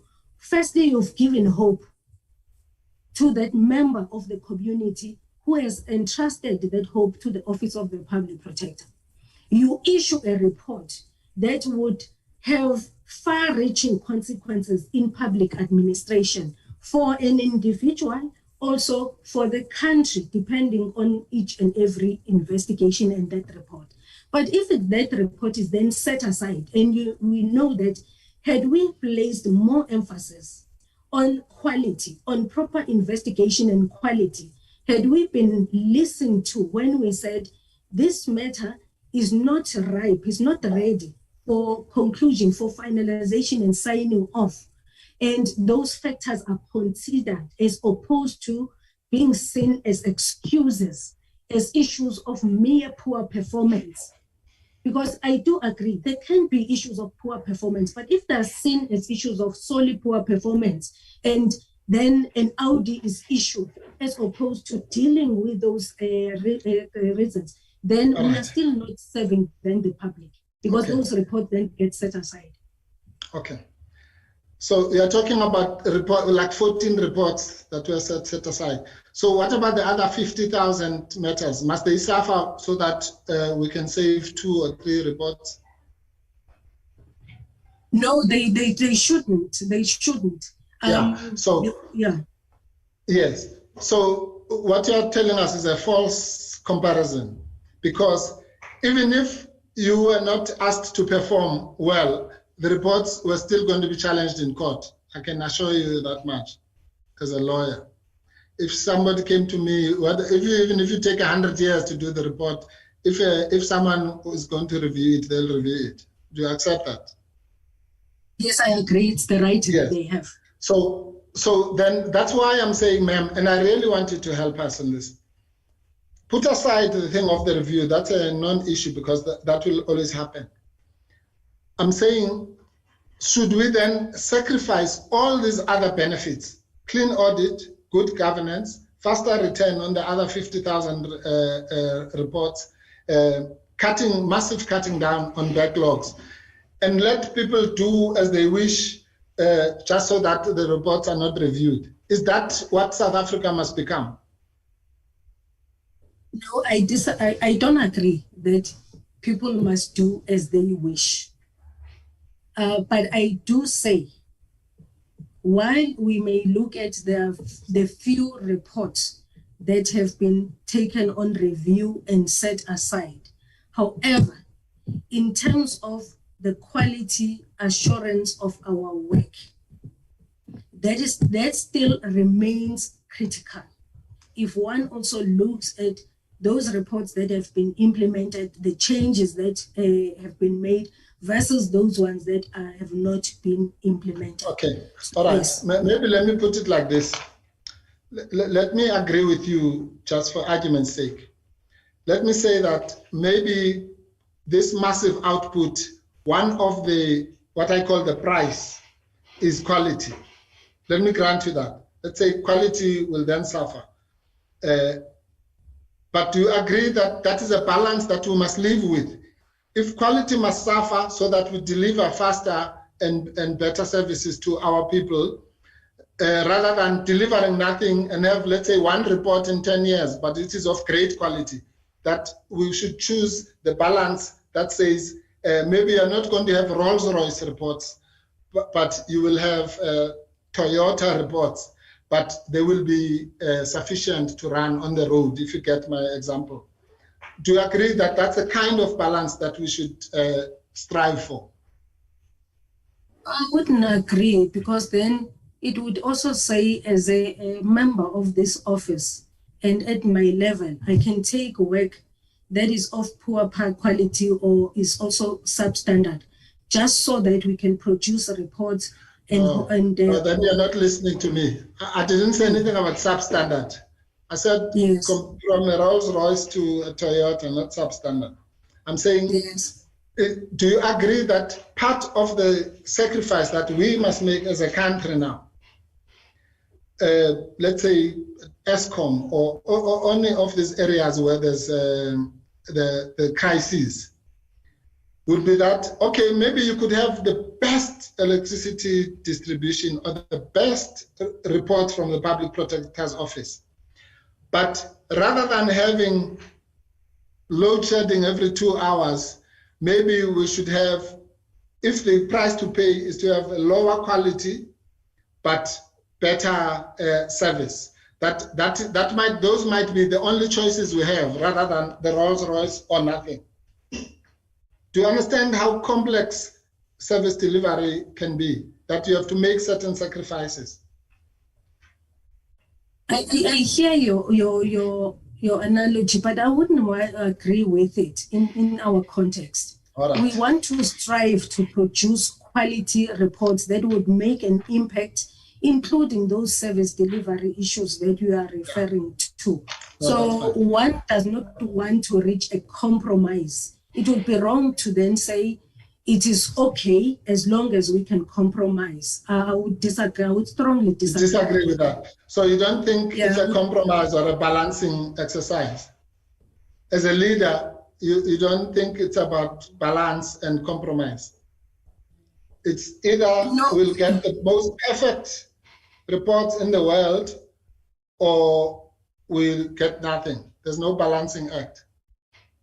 Yeah, it's not even about the report. Remember, in every complaint that we investigate, it's about the change that we need to influence in our public administration in the country. Right. So for me to then say, let us reach a balance, that's where I really don't agree with that kind of approach.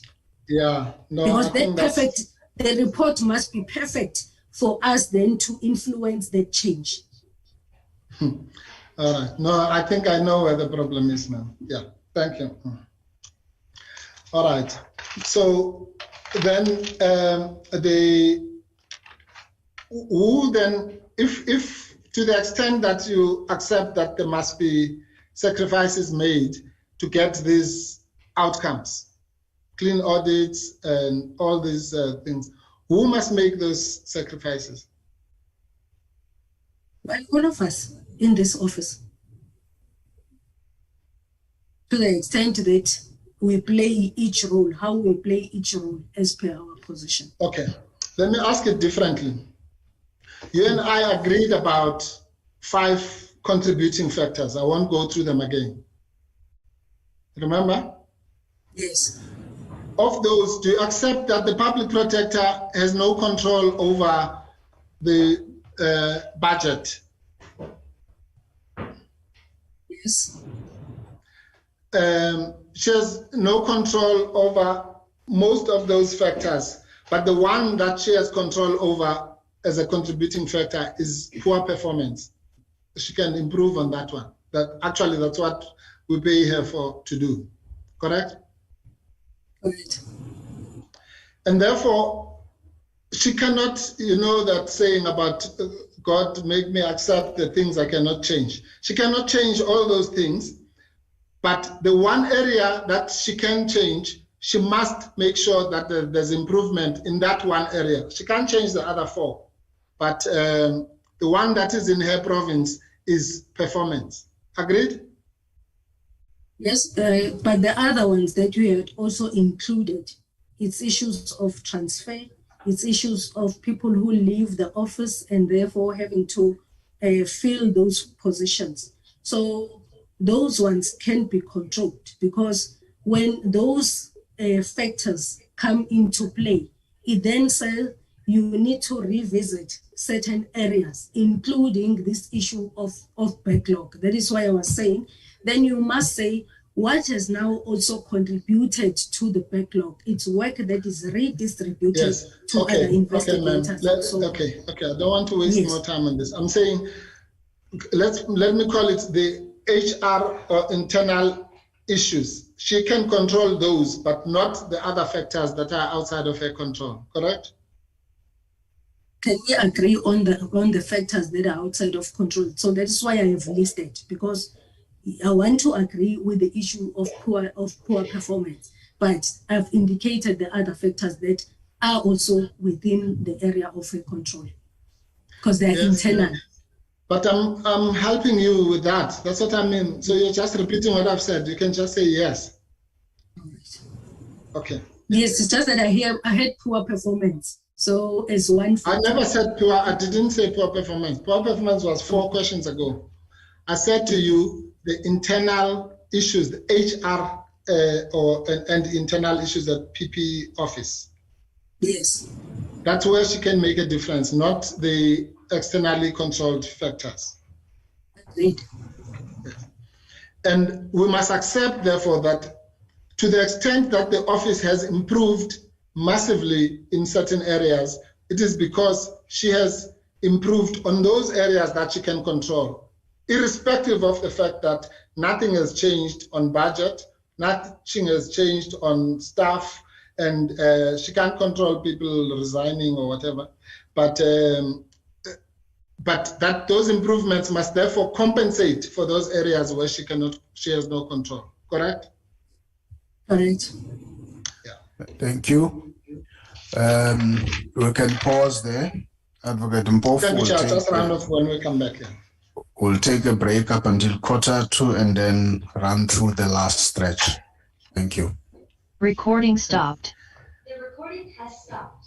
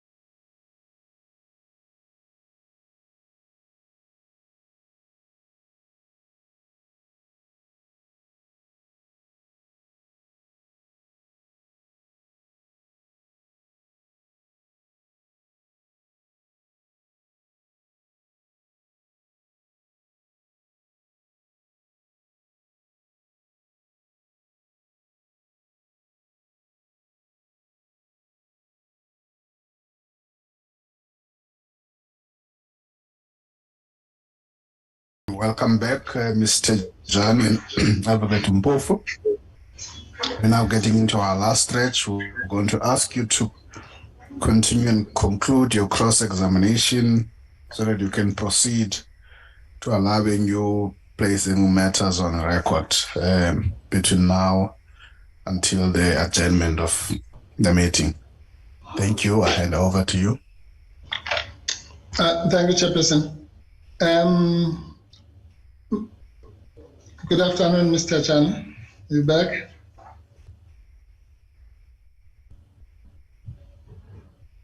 I can't hear you. You are muted. Sorry. Yes. Can you hear me now? Yeah, I can hear you now, yeah. All right. Okay, just we're going to cover 2 or 3 issues, but I just want to round off the previous point, which I said really symbolizes the kind of evidence that you and the other employees have given, which I find quite disturbing. So we agree that really all of you, well, I don't want you to speak for other people, yourself.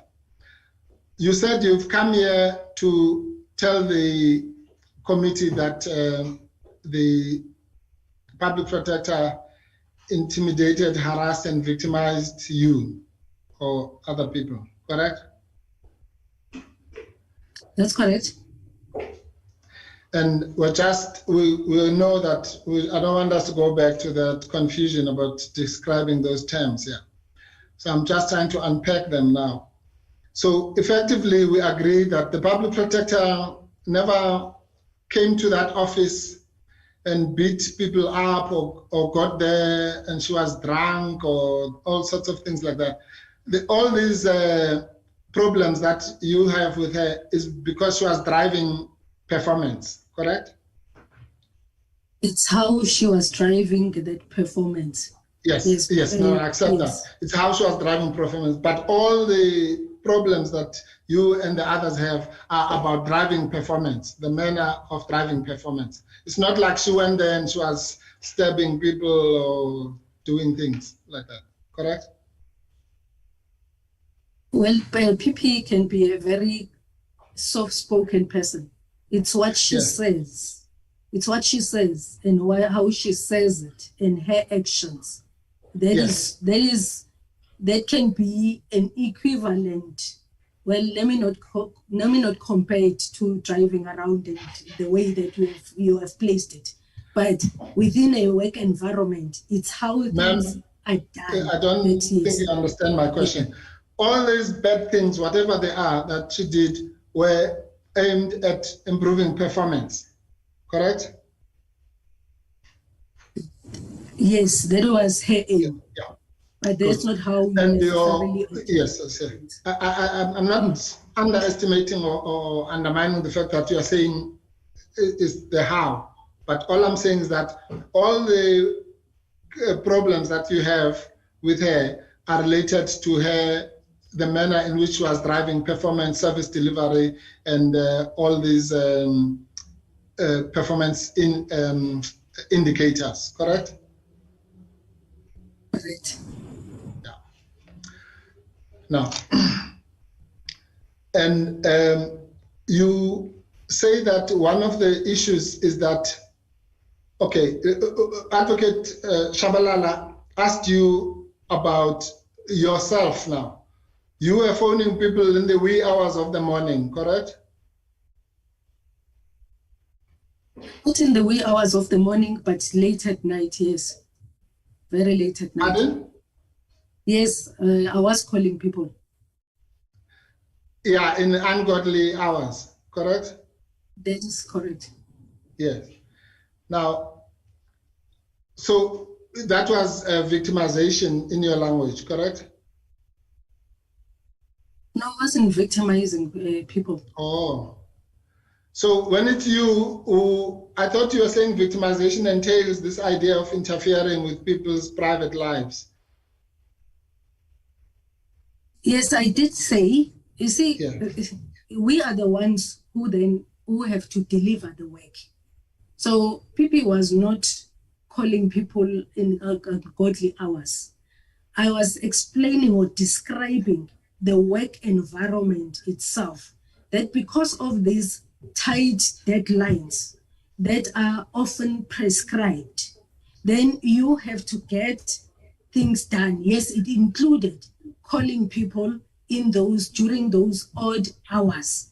In other words, for me, who is based here in head office, and also my position, and who sits in these meetings, then it then translates in that way that you affect each and everyone. That is why I was saying, while yes, the objective was to drive performance, but how you then drive performance, because the more harsh you are, the more threatening you are, people are going to then deliver that product by the time that you said, product by when. But what is the quality of that product? Then it affects everyone along the chain. Okay.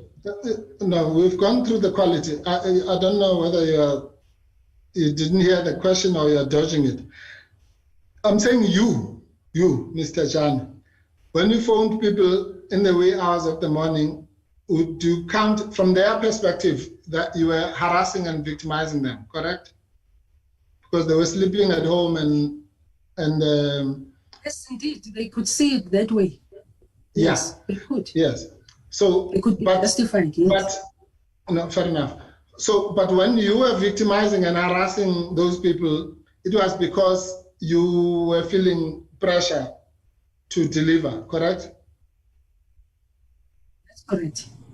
It was not because you are a bad person yourself. You were calling them in those odd hours of the morning because you wanted them to deliver so that you can deliver, correct?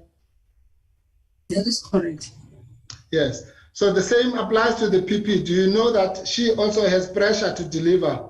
Just as you have pressure maybe from her, and the people you were waking up in the morning had pressure from you, and they probably phoned other people as well and woke them up in the odd hours of the morning. But the public protector also had pressure to deliver, and she did deliver, as we know. You accept that? Yes, I accept. Good.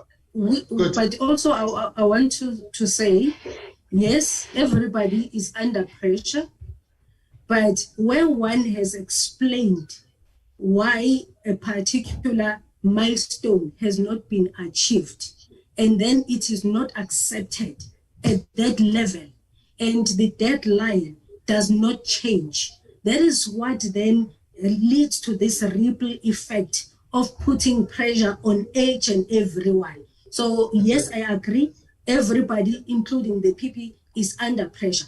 But when one says to the PP, thank you. Yeah, that's what I'm saying. Yes. Yeah. Yes, ma'am. I'm saying therefore, so if you are saying victimization, so PP, insofar as she was also acting under pressure, she was a victim herself, correct? No, that's like the people you were phoning. The people you were phoning were your victims. No, accept but I don't. You don't agree that the people you phoned at 3 in the morning, okay, sorry, I don't know what the time is. The people you phoned at the odd hours were at face value victims of your phone call, correct? No, I've agreed to that, but I don't agree that PP is the victim. Oh, I see. So the only victims were the people you phoned and the people they phoned and you, and that's where it stops. You know why I say that I do not consider PP as the victim? It's because we are in control of that. We are in control with the main focus on producing quality.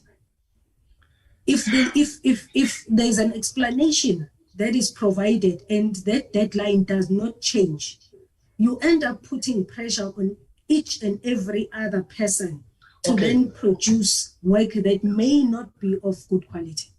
All right. Since you say you followed Ms. Mokhaladi's evidence, you accept that what you are saying is false. That's not what happened. Actually, on many occasions, people had to determine their own deadlines.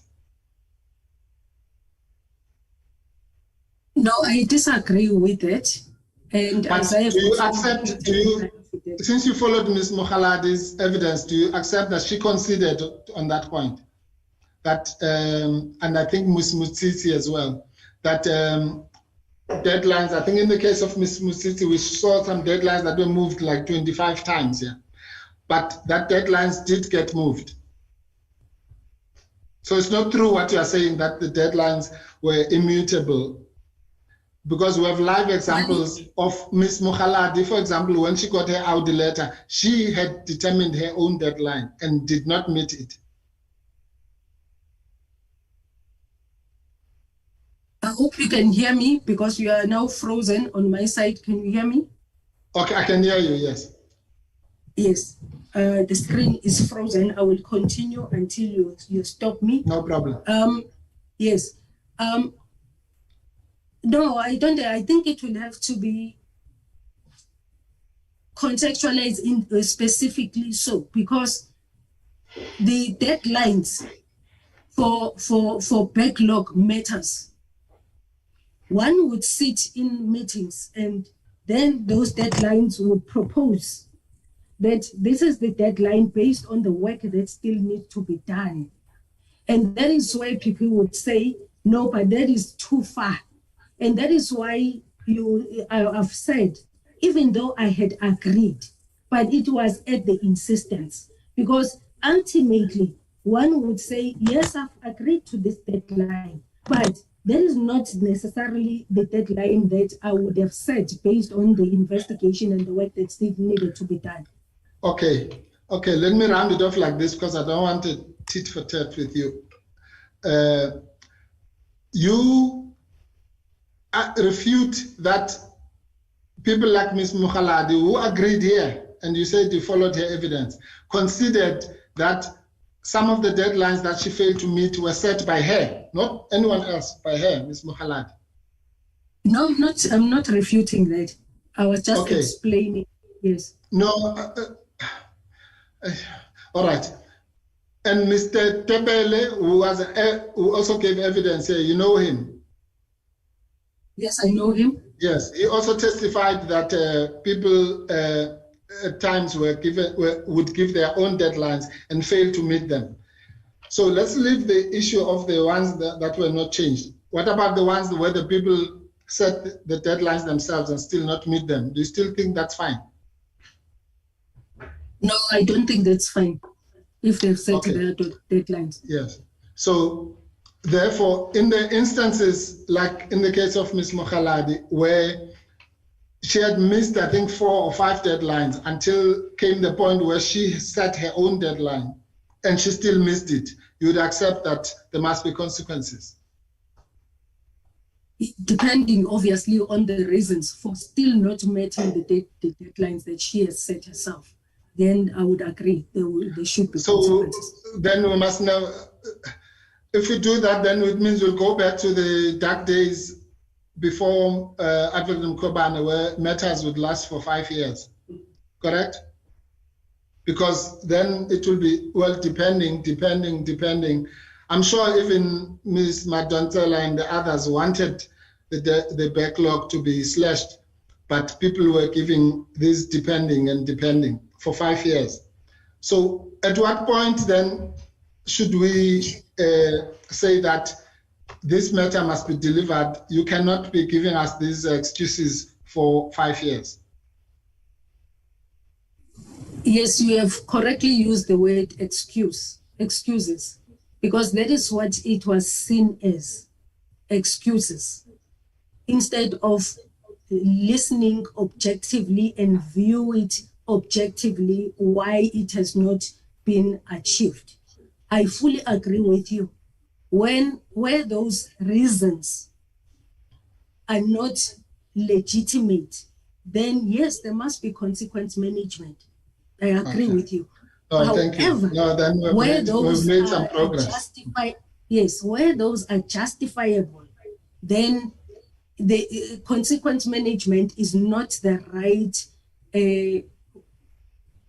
right approach. That is what I am saying. No, that's fine. That's fine. Good. And we're not here debating matters of style. You accept that different managers or different leaders will have different styles, correct? I accept, and that is critical to the success also of an institution. Yes.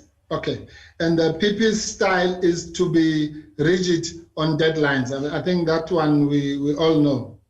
But that's how she has achieved what she has achieved, correct? Rigid, but at what cost? Yes. Because like you said... Now we are going back to my theory. I said there always will be a cost, ma'am. Remember, that's where we started. You said you don't understand what I meant by cost or price.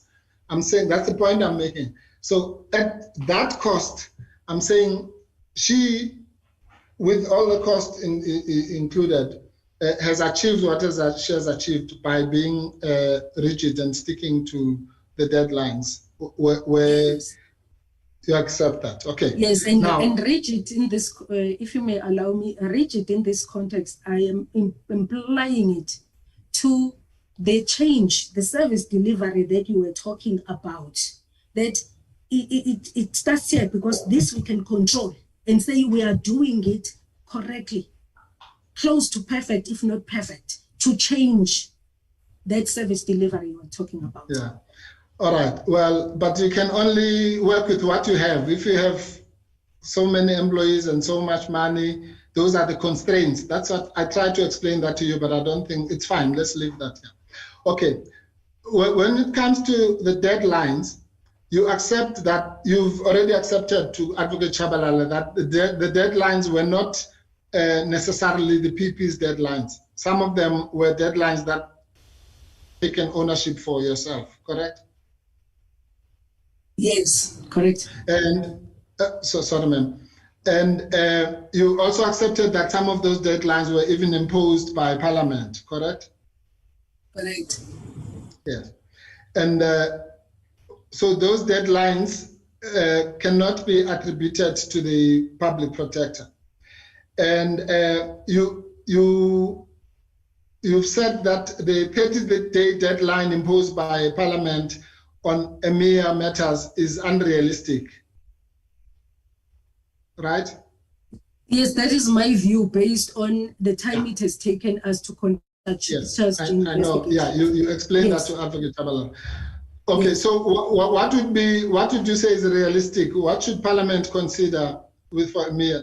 2 months, 3 months?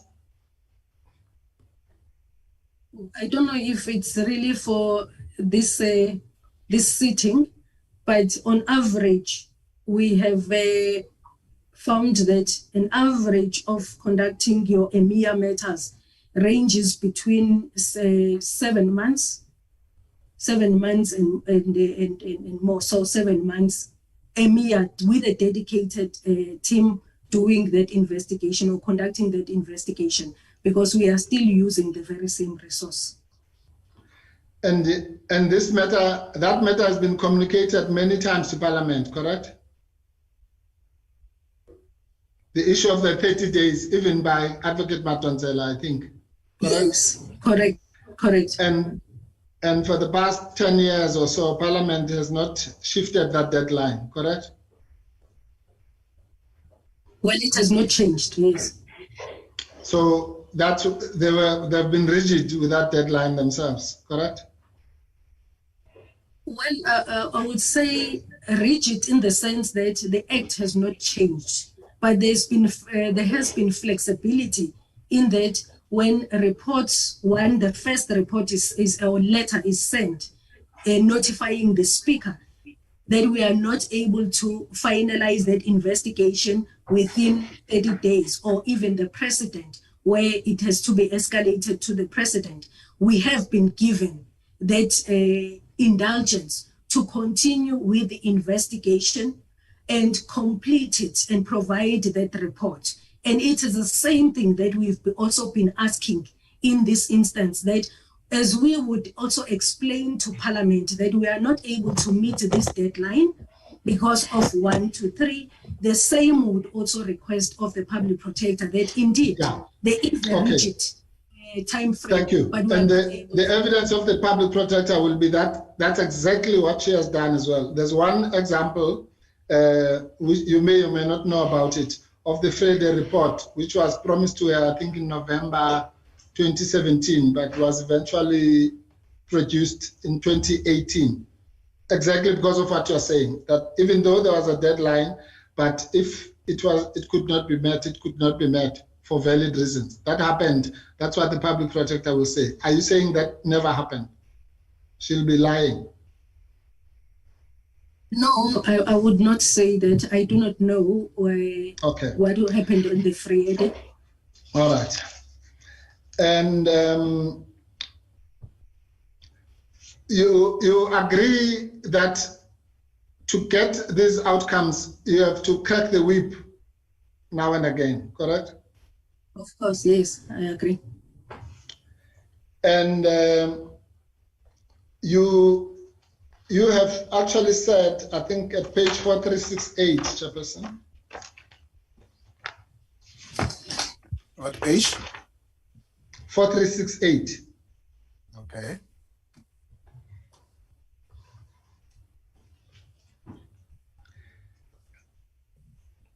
You said, I do not take issue with management cracking the whip where performance has been substandard. In some cases, it appears shocking what has been done to investigate certain complaints that have been received or the length of time it has taken to get certain complaints. Do you still agree with that? Yes, I do. Okay. And then at paragraph 40, I think 47.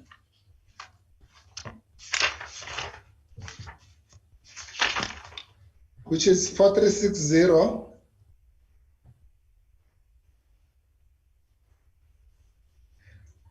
You say that you share the concern of the executive authority, that's the public protector, and other EMs that the eradication of backlogs and preventing and the accumulation of further backlogs must remain priority for an office such as PPSA.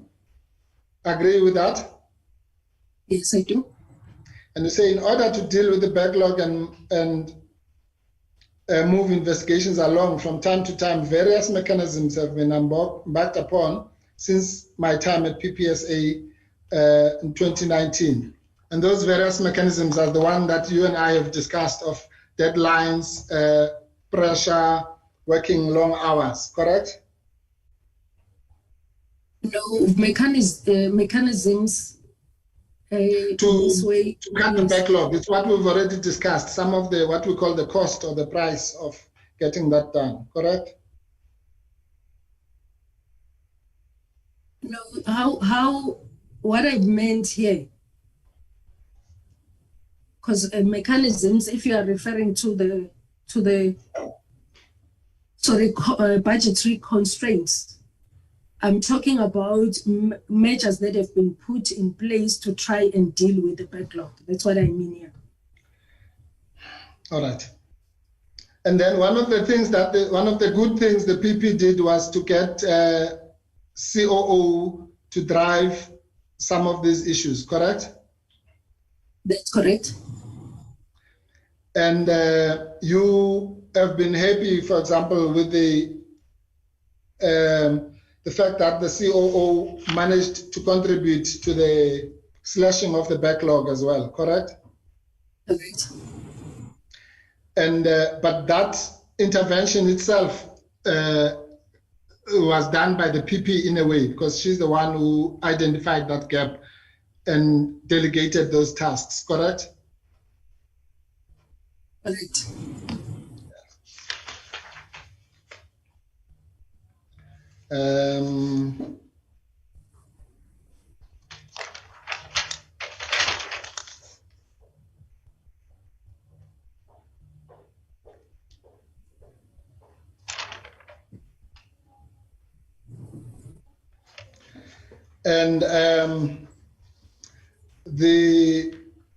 Okay, so you still haven't had a chance to read the motion of Ms. Mazzoni that you came here to support, correct?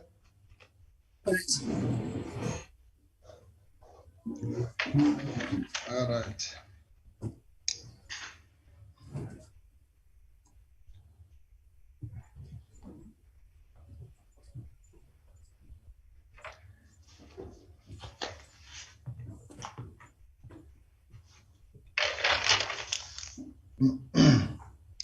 And sorry, just to round it off, you've testified as well that one of the innovations that was created was this thing called full bench, correct? Yes. But even that full bench, then there's another one called what? Leadership. Okay, even that full bench could not function optimally because people were not performing or meeting the deadlines, or they were submitting late, correct? Yes, it's correct in that since there would be a deadline for submission, there would be a time set for full bench. Some of those matters would not be ready to serve at full bench for reasons that I've already articulated, that they would go back. So yes, so then full bench would not have, members of full bench would not have read in advance, which is the intention of full bench, to read, do some form of quality assurance so that then full bench can be full participation in at full bench. So that was the challenge. The problem, yes. So again, yes. Even with full bench, in order to get it to work for its intended purposes, there would have been a need to crack the whip, correct? Again, it comes down to this issue of tight deadlines and versus what needs to be done. Because if the calendar for full bench is already set and it cannot be shifted on all those matters that are supposed to be presented at full bench, then there will be pressure to finalize and submit at full bench, but quality will still be compromised. So again, the cracking of the whip, yes, the whip can be cracked, but it's the reason why that matter cannot serve at full bench that I want to emphasize. They should not be undermined. Yes, no, on that we agree, Mr. Thejane. So obviously there's a limit beyond which one cannot go even in pushing performance, correct? There are human factors. Correct. Yes, that's correct. Yeah. I mean, for example, you were here on the 13th of September when the chairperson insisted that we continue with the hearing when the public protector was sick. You would say that that's now, you wouldn't do that. You wouldn't crack the whip beyond the human, the level of humanness, correct? Well, it may be unreasonable for me to be expected to respond in that context. No, I'm just making an example. I'm saying, okay, forget about the chairperson. If you had a deadline and you wanted to achieve something, and the person said, look, here's a medical certificate, I can't do it. These are the kinds of things you're talking about, of that if you still... Sorry, I've lost sound. And, sorry, I lost sound for a few seconds. Yeah, yes. You'll have to repeat, Advocate Mpofu, because you know that's what happened in the system when you mentioned the chairperson. You quickly freeze. Please repeat. When you include him in the examples.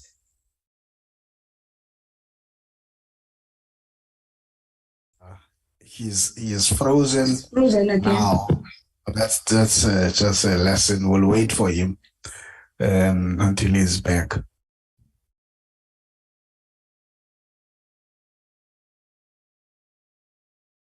You can take some water, Mr. Thejane. In the meantime, that's Recording called, stopped. It's called water Audi. Thank you, Chairperson.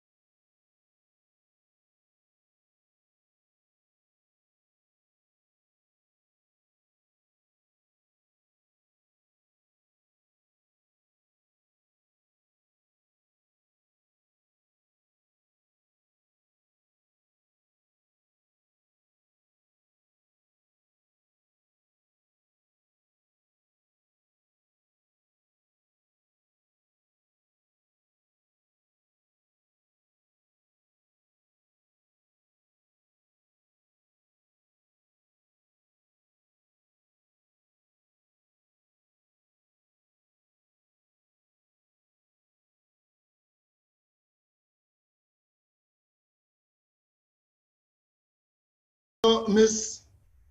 Thejane, okay, it's not true what I said. I'm going to talk about the chess conduct. When we got frozen, I was saying to you, just as an example, the kinds of things that you are saying, you agree there must be cracking of the whip, that there must be performance, and there must be, pressure put. But you are saying that it must not go beyond certain levels of humanity, correct? Or humanness. Yes, I say there must be fairness. There must be there must be a limit, yes. That's the central thesis of what you're saying, not that you are against cracking of the whip per se, correct? Yes, yes, correct.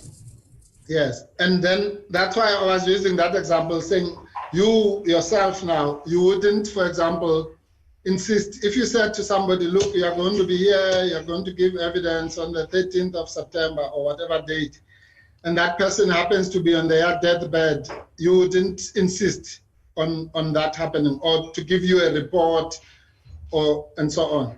Or these people you were phoning at the odd hours, if they said, look, I'm in hospital, I'm lying in hospital, you wouldn't harass them further than that, correct? Indeed, that's what I did not do that. That's and the that kind of disgraceful conduct you wouldn't do. Yeah, okay. And you wouldn't... Advocate Mpofu, I hope it's not still within the context of before we parted, especially when we use disgraceful. Yes, within the context of meeting deadlines, yeah. Yes, because I didn't, yeah. Yes, the word disgraceful, it's not what I would use, but what I wanted to say. All right. So fine. So if you, let's say it was you now, let's say it was you sitting on the deathbed, and if I phoned you and I said, no, I want my thing, I want my report, you wouldn't think that would be disgraceful? You think that would be admirable? Yeah, maybe disgraceful is a stronger word. However, maybe let's leave disgraceful. You would think that that would be a horrible thing to do, to phone you on your deathbed at ICU and say that you must give me a report. Wouldn't you? Yes, I would think that. That's fine. I can live with horrible. May I respond? I just wanted to. Yes, I wanted to respond. Yes, you may, ma'am. Yes, I think there may be a time delay. What I wanted to say, yes, I would think it's unreasonable, and that is why one would go back to the. You can hear me. I can. But can you hear me? Oh, can hear you. I don't know. Is it clear, Chairperson, on your side? Because Advocate Mpofu says I'm faint. Okay, can hear you. Proceed. I think, maybe it's on our side, yeah, because the Chairperson says he can hear you. Yes, I was saying, Advocate Mpofu, yes, I would consider it as unreasonable, and that is why one would go back to the PP to explain. There are people who would not even answer at those times. So, and one would wanted to actually limit interfering with their own private time. But it's what then happens as we give feedback of what could not be achieved and the reasons, including those people who are ill. But if it's then followed with an Audi or it's not accepted as a reasonable explanation because deadlines were set, then that is where the challenge is. Yeah, no, you've said all that. Yes. I'm not talking about Audi. I'm talking about demanding performance from somebody in the ICU. Not Audi. Yeah, but it's fine if you don't understand it. You don't. Yeah. Okay. No, I do understand. That is why I would. Okay, no, because I don't know how we got to Audi. Yeah, I'm just saying that you agree or you disagree that to demand from somebody who is sick any form of performance is a horrible thing to do. Either you agree or you don't agree. I agree, even for our purposes. Thank you. Yes. And also, for that's the point I'm making, that there must be a limit here. So for performance, which we all want, there are certain things you cannot do. For example, you also cannot hold somebody hostage for 2 days just because you want performance. You wouldn't do that, correct? I'm glad you agree with our position. Thank you. That was also unreasonable from the public protector's side as well. Absolutely. To explain the performance. Thank you. Yeah, no, thank you, ma'am. Okay, well, next, if you ever have another opportunity to give evidence under oath, please make sure that you don't do it on somebody else's statement, that you actually do your own statement, because it's unprofessional conduct. And you would know that as a lawyer, because when you swear, we assume that you have read the things yourself, not that they have been put by somebody else, because otherwise that somebody else is not here to be cross-examined. So it becomes unfair. But I'm sure it's a lesson learned, isn't it? I've disagreed with you, so let us then keep it there where we have disagreed. So you think it's a good thing? You disagree that it's a bad thing to sign a statement with the things that you have not read? Is that what you disagree with? No, I have explained myself, Advocate Mpofu, on those issues, and I have no intention of reopening what we have dealt with. Okay, fine. Well, it's up to you. If you don't want to learn any lessons, ma'am, there's nothing I can do. But I thought, at least because you said you had legal training, that it might help you in the future if you ever consider practicing law. But that's fine. Thank you. And thank you, Chairperson. I think, as I said, this was I was just clarifying for yourselves, but no. Thank you, Advocate Mpofu. Thank you very much. I'll just take a few minutes before I come back to you now.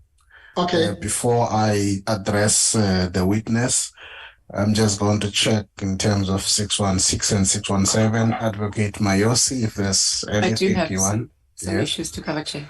Can I proceed? Yes. Ms. Thejane, good afternoon. Good afternoon. Good afternoon, Advocate Mayosi. I hope you can hear me. Yes, I can hear you clearly. Thank you. I just want to clarify some things that arose during the course of your cross-examination. I want to start with the assertion that you allegedly altered paragraph 10 of charge 4. Do you remember Advocate Shabalala taking you through that? Yes, I do. I just want to have a look at that. Seppo, can you put up paragraph, can you put up the motion, please? Paragraph 10 of it.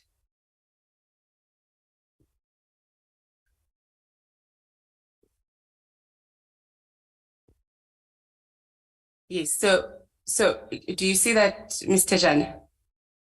Yes, I do. That is paragraph 10 of the motion, where it is said that Advocate Mkhwebane is guilty of misconduct in that she intimidated, harassed, and victimized staff, alternatively has failed to protect them from intimidation, harassment, or victimization by the erstwhile CEO of the Office of the Public Protector, Mr. Busisiwe, in particular staff members who are listed below there. Do you see that? Yes, I so do. Can you put up paragraph 3 of Ms. Thejane's affidavit? So 3 says that in charge 4 with which this committee is concerned, it's alleged that Advocate Mkhwebane is guilty of misconduct, and that amongst other things, she intimidated, harassed, and victimized staff.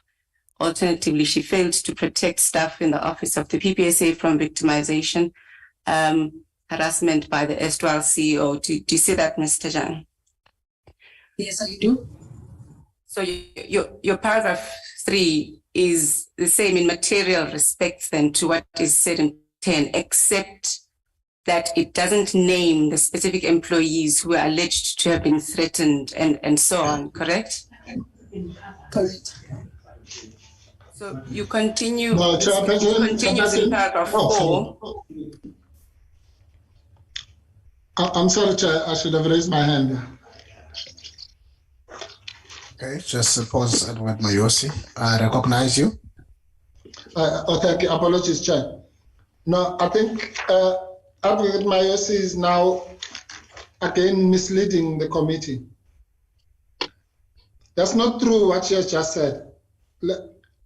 She says it only leaves out the names. It says the following staff members. She stopped at staff members.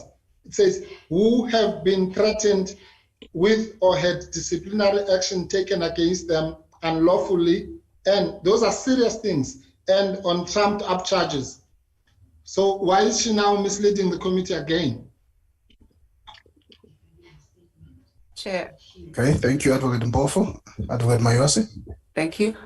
I'm not sure what Advocate Mpofu's reference is to misleading the committee again about, but I did put to the witness that the paragraph 3 is the same in material respects. That is what I said.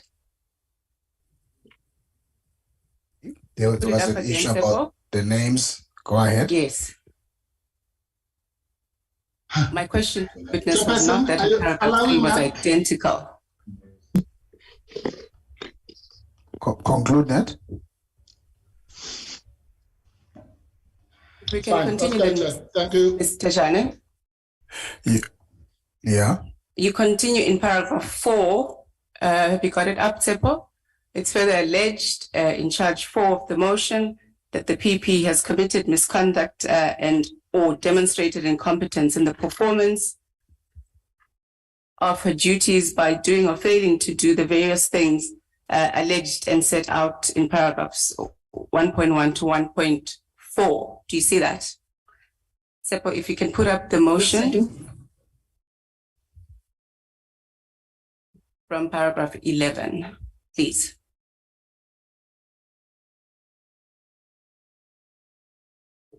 So paragraph 11 at the preamble says Advocate Mkhwebane has committed misconduct by and or demonstrated incompetence in the performance of her duties by failing intentionally or in a grossly negligent manner to manage the internal capacity and resources of management staff, investigators and outreach officers in the Office of the Public Protector effectively and efficiently, failing intentionally or in a grossly negligent manner to prevent fruitless and wasteful expenditure and or unauthorized public expenditure and legal costs, failing intentionally or in a grossly negligent manner to conduct an investigation and or make her decisions in a manner that ensures the independent and impartial conduct of investigation. And at 11.4, by deliberately seeking to avoid making findings against or deliberately or directing remedial action in respect of certain public officials, whilst deliberately seeking to reach conclusions of unlawful conduct and impose far-reaching disciplinary measures and remedial action in respect of other officials, in brackets, even where such conclusions and or measures and or remedial action manifestly had no basis in law or in fact. Do you see that? Yes, I do. So if you can go back to Ms. Thejane's affidavit. But the real purpose of your affidavit and how you say you can assist this committee appears in paragraph 5. Is that right? That's correct. Where you say that in your capacity, in your current position in the organization, you have witnessed instances where staff at the PPSA have felt intimidated and victimized as a result of the conduct of the PP. So you talk about what you say is your experience and what you have witnessed as the conduct of the PP. Is that right? That's correct. Not Mr. Mahlangu, but the PP, correct? That's correct. And then, of course, in paragraph 6, you state that you've then deposed to this affidavit at our request as the evidence leaders to assist this committee with information which this committee may consider to be relevant in discharging it in its functions, right? That's correct. So your evidence relates in the main to what you say was the manner in which staff, including you, were treated in the office of the PPSA rather than about specific individuals that are named in charge 4 itself. Is that right? Indeed, that's correct. And would you agree that in order to appreciate the full context of why you made this affidavit, paragraph 3 to 5 must all be read together, and that it's perhaps incorrect to isolate a single paragraph in that section of your affidavit? Would you agree with that? Certainly correct. That was the intention. I'd like to move on to the issue of the Audis that were issued to you. Maybe just before you move, just pause, Advocate Moyosi. I recognize the hand of Advocate Mpofu. Yeah, Chairperson, yeah, well, I won't make an objection because that's a waste of my time. I just want to put on the record that Ms. Mayos is now testifying or giving legal argument. All the witnesses to say is yes, yes, yes. But that's fine. Let it continue. Thank you, Advocate Mpofu. Advocate Moyosi. On the issue of the Audis that were issued to you, Mr. Thejane, it was said that you were issued with 3 Audis because of your failure to meet deadlines. But you clarified that during Mr. Mpofu's cross-examination of you, when you said that you were in fact issued with 2 Audis. Is that right? That is correct, Chair. And Advocate Shabalala then referred you to paragraphs 51 and 52 of your affidavit as the first Audi. Can you put it up, Sebo?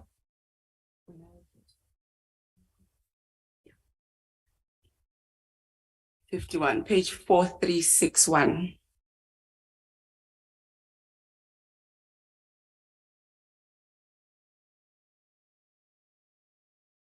And it was said that this is the Audi. I think the assertion that Mr. Shabalala was putting to you, that you received Audi because of your failure to meet deadlines. Do you see that? Yes, I do. And this is the Audi that was first issued by Mr. It was not the first Audi, but it was issued by Ms. Thandisi Banyoni when there was a failure by the EMs to meet the deadlines set for 30 September 2021. Is that correct? That's correct.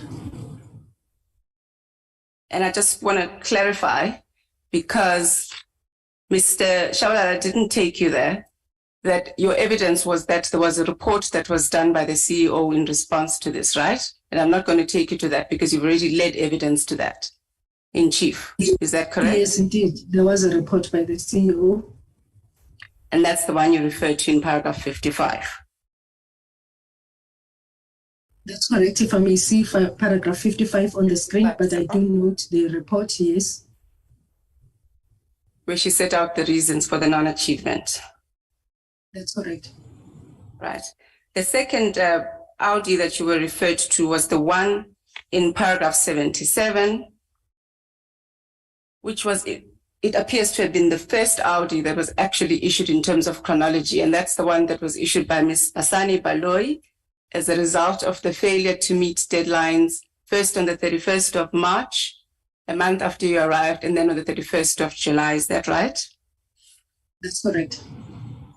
And Mr. Shabalala took you to your response to that Audi in the form of paragraphs 78.1 to 78.4. And just to close the loop in terms of that evidence, because it didn't take you there, your response is also included in paragraph 79, correct? Your response to that first Audi. Yes, it's included. Where you say you proposed solutions. That's correct. And the solutions that are stated in 79.1 to 79.3, correct? That's correct.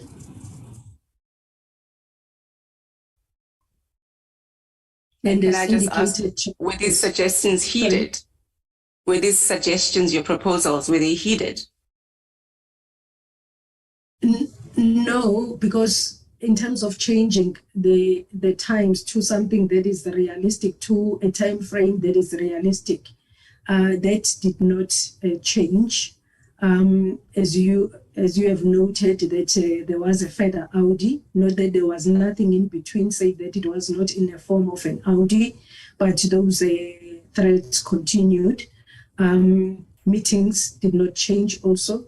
So training, there was training that was provided, but I did indicate when I was responding to Advocate Chabalala that even during the training that was provided to investigators, some of them would be called back from the very same training to attend to matters to the extent that they then had to withdraw from the training, some of them, but they had to take calls. So I have already indicated to the committee. So the issue of training, yes, that was attended to, but it also had those challenges.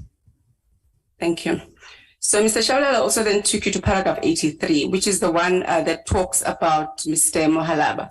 And you already clarified with Advocate Mpofu that Mr. Mohalaba did not in fact issue with an Audi, right? Yes, he didn't. And he didn't discipline you? No, he didn't. And you said that he was nevertheless instructed by the PP to discipline you, right? That's correct. That is what he said to me based on this. Are you able to explain why he did not obey the instruction?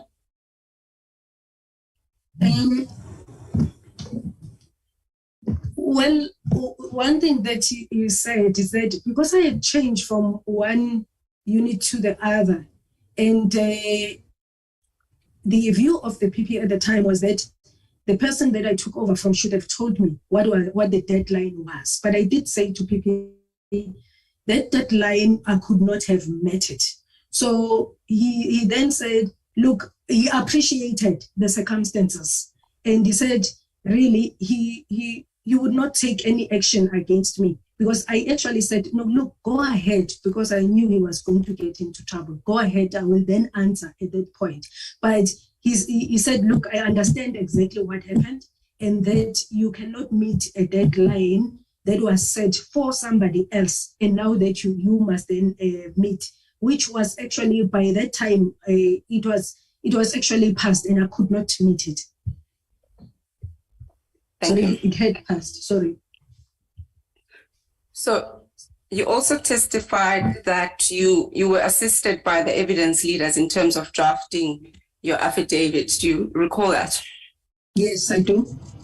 Yeah. So consultations, you will recall, took place between you and the evidence leaders, and these were both virtual and physical, right?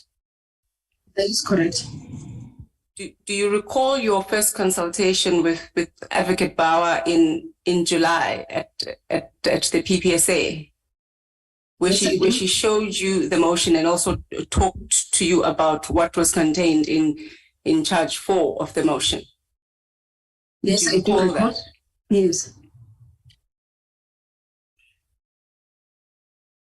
So in consultation with you and the evidence leaders asked you if you had personal information of intimidation, harassment, and victimization, either by the PP or Mr. Mahlangu, correct?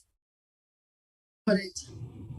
And during those consultations, you presented to us that information that was within your knowledge or experience relating to the victimization and intimidation. Is that right? That's correct. Can you confirm that various drafts of your affidavit were then exchanged with you?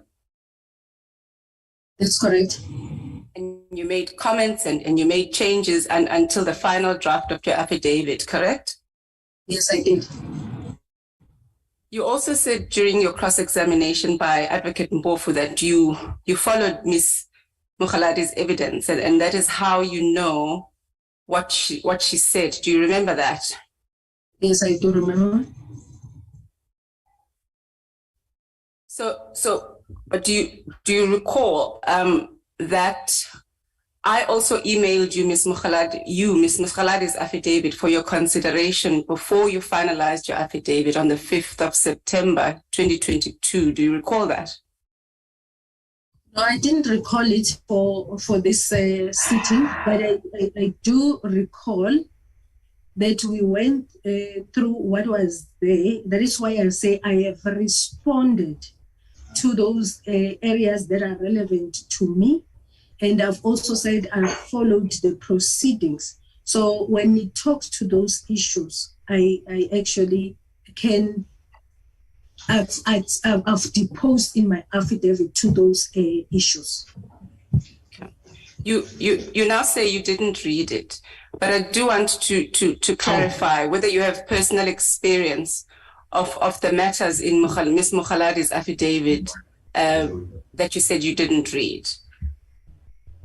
So I'm going to go through that and establish and clarify whether you nevertheless do have personal experience of these matters, even though you now say you didn't read that affidavit. So is it still your evidence based on your own personal experience that dashboard meetings were intense and that they became more time consuming? Is that still your evidence? And is it based on your personal experience? That's really the question. Yes, it is.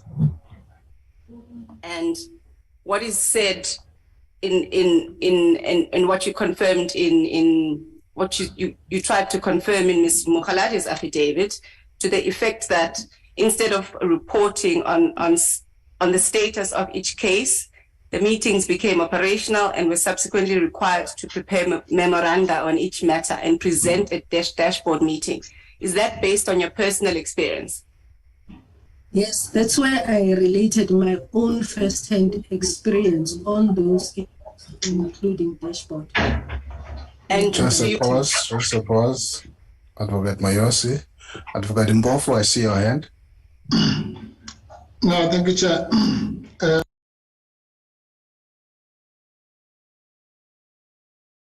Oh, sorry. I was muted, yeah. Just wanted to put on the record that all this evidence is coming once again from the mouth of Ms. Advocate Mayosi, where the witness has said that if she said here she had not read the thing, she had not read it. It can be changed. Yes. Okay. Chair, you will have noted that I'm not disputing that she did sorry, not. I just got muted. I'm sorry, ma'am. I was not finished. I got muted, or I muted myself here. So I just wanted to say that, Chair, and to say that, yeah, ordinarily you should not allow this, what's happening now, because it's not worth anything. It's just worthless. Thank you. Thank you, Advocate Mbofu. Advocate Mayosi. Chair, the purpose of these witnesses is to place information before this committee, and it is for this committee to make of that information what they will. What I am doing here is that you will have noted that I don't dispute the witness's evidence that she now says she didn't read the affidavit, but I do think it nevertheless needs to be clarified whether she has personal experience of these things, and that is what I'm seeking to do. If she doesn't, she will say no. Okay. And do you have personal experience of memoranda that had to go through quality checks, quality assurance approval processes, and how this contributed to the intensity of dashboard meetings? Do you have personal experience of that or not? Yes, I do. And what I have stated in the affidavit, it's what is my personal experience. And do you have personal experience of the PP at dashboard meetings being interested only in what product and by when? Certainly. That was the decision that was always taken. So coming back then to how your affidavit eventually came about, it is so that you were eventually satisfied with the contents of that affidavit and that it contained matters that were within your knowledge and personal experience, correct? That is correct.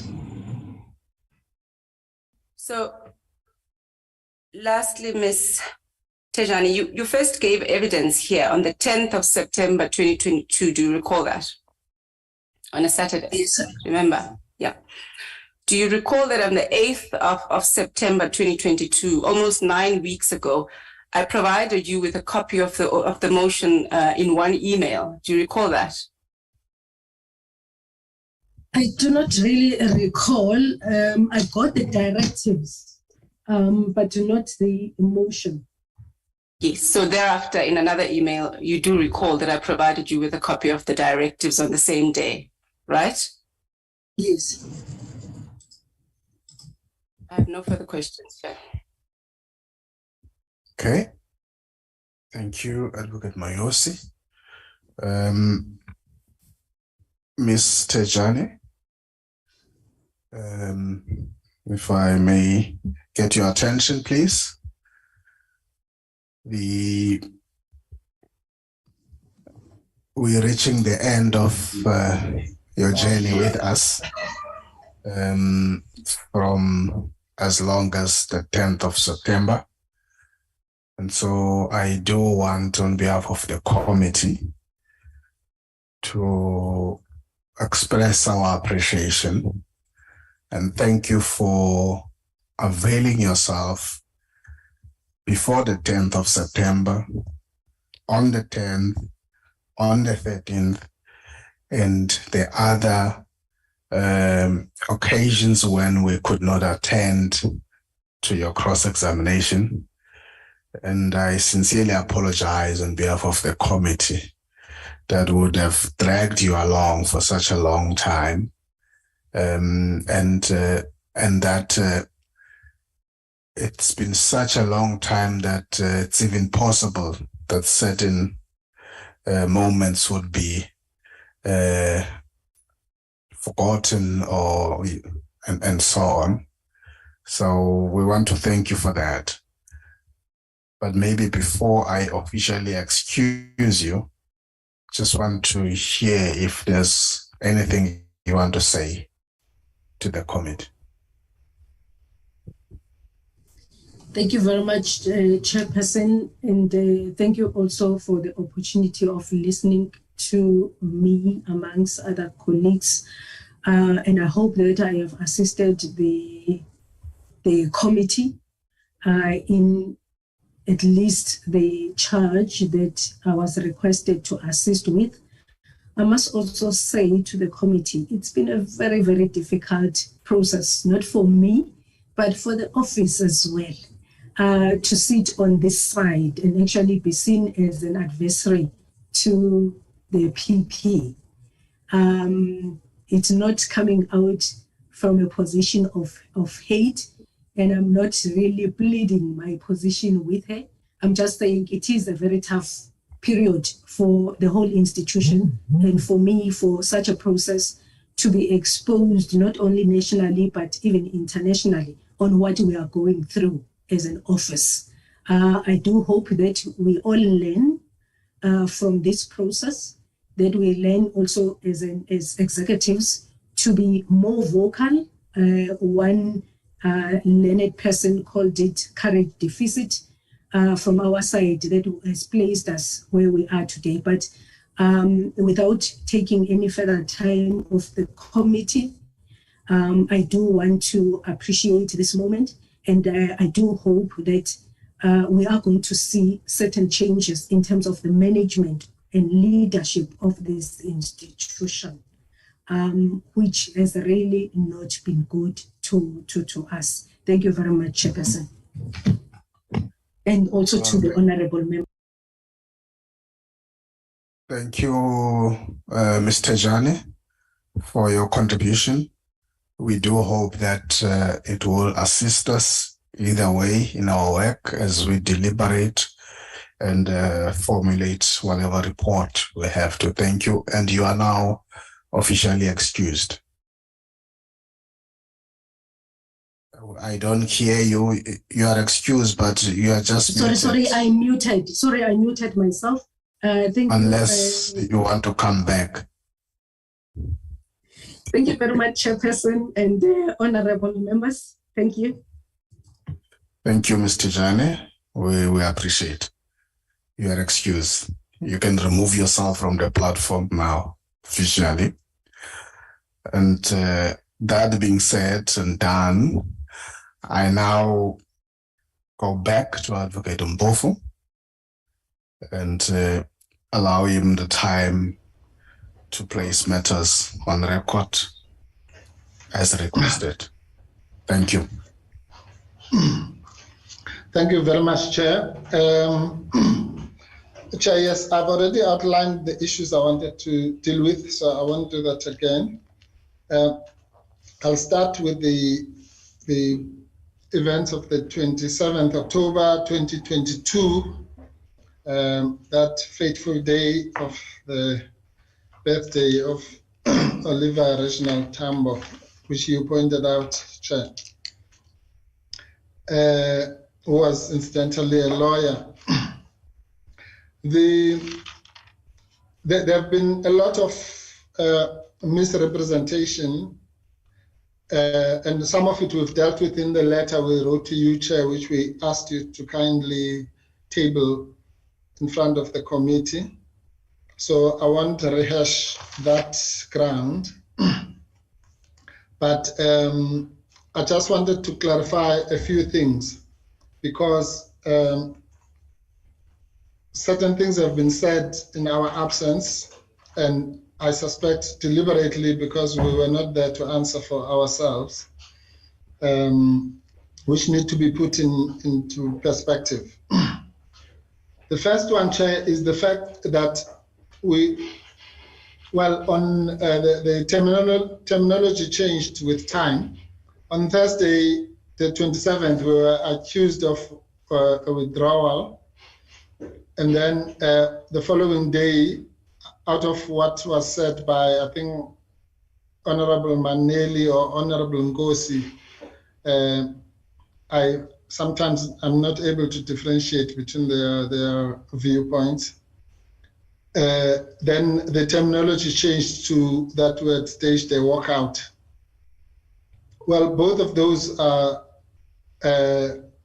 false and not in accordance with what happened. The members, or at least the chair, for starters, I don't know if the members had access to all our correspondence, but the chair, we informed the chairperson as long ago as the 18th of October. And please, I hope we'll correct the record, because we've all been referring to that date as the 21st of October. That was a different letter.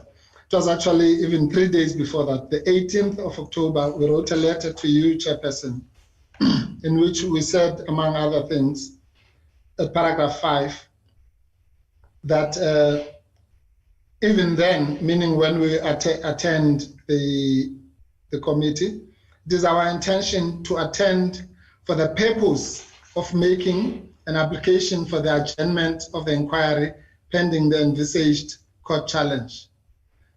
And say, depending on the outcome of that application, notice of which is hereby duly given, we will be available to make realistic and practical arrangements for the way forward at that stage. That's what we informed the chairperson. And as I say, I'm sure at least the chairperson read it. I don't know about the others. Then chairperson, on the 24th, that is 4 days after that, again, on the assumption that these things get read out, or the reason why you wanted us to give it on the 24th, because it was by your directive, was presumably that someone was going to read it before we come on the 27th. And this is what it said at paragraph 9 of the document we gave you on the 24th.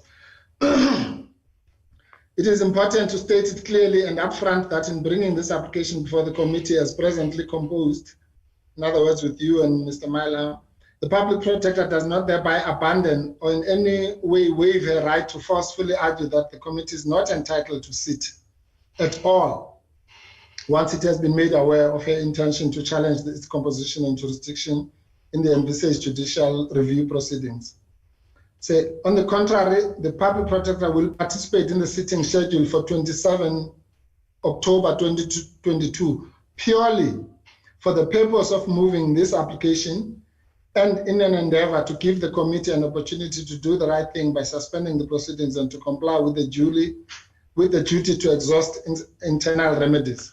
We wrote that to you on the 24th, 3 days before the day, purely for the purposes of moving the application, right?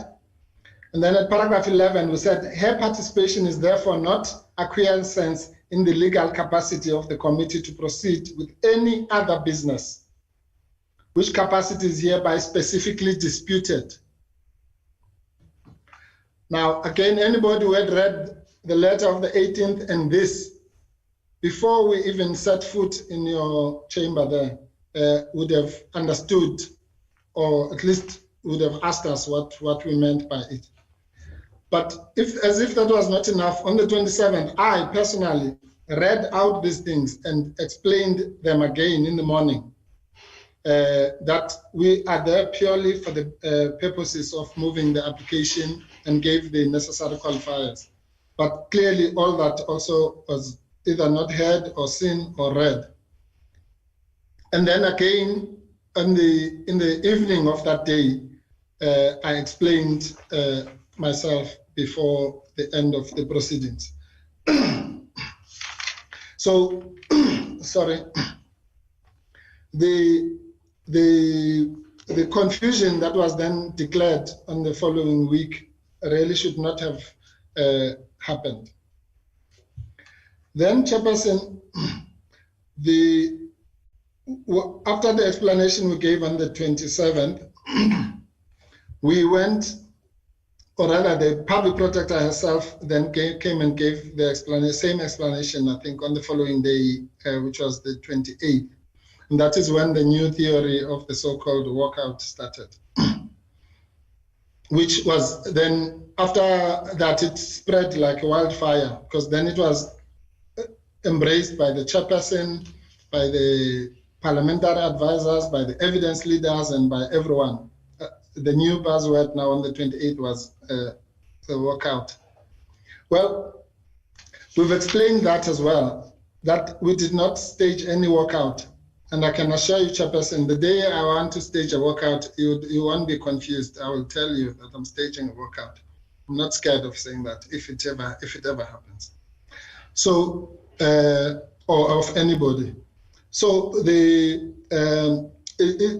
if I ever stage a walkout, it will be no secret. Any form of protest I've ever done in my life, including hunger strikes, it was what it was, not something that looks like it. Okay, so what we did on the 27th, I mean, if you want to be literal about it, is did we walk? Yes, we walked. Did we go out? Yes, we went out. Yeah. But did we stage a walkout? No, we did not. Otherwise, every time you walk out of that chamber, Chairperson, you are staging a walkout. The two things are totally different. Yes. Yeah. So if you take it literally, just using your feet and getting out of the room means a walkout, then you're right. But that's not what happened. We left and we were out, so to speak, just as you do every time there's a tea break there. Yeah. But we were not staging a walkout. As I say, the day that happens, you will know. Yeah.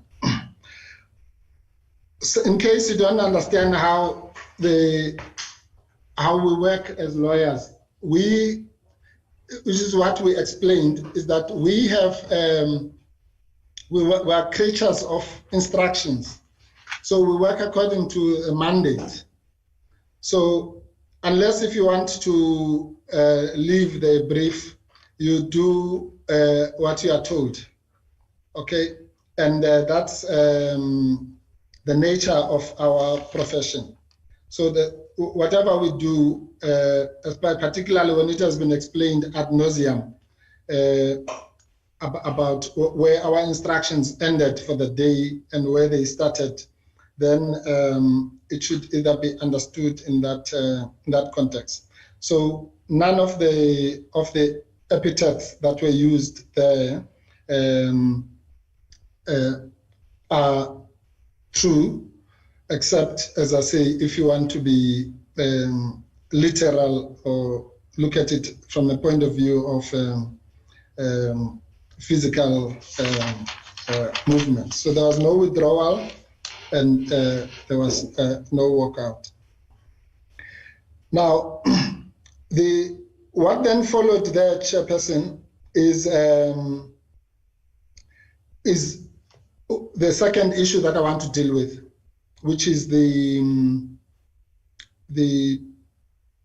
denial of legal representation for the public protector. Before we were able to get any new instructions, the public protector came as a courtesy at your invitation, Chairperson, to explain some of the things that I've explained now. Yes, it was at your invitation. Don't shake your head, Chairperson. It was at least reported to us that at the end of the session on the 27th, you had indicated that the public protector should write something to Thembinkosi. A few hours later, she wrote to Thembinkosi, and one of the things she asked was whether you expected her to come the following day. And Thembinkosi wrote back to say, yes, you did. So I don't know what the problem is. That's exactly what happened. There's documentary proof of it. Then the public protector came to explain some of the things that I have explained, Chairperson, including the fact that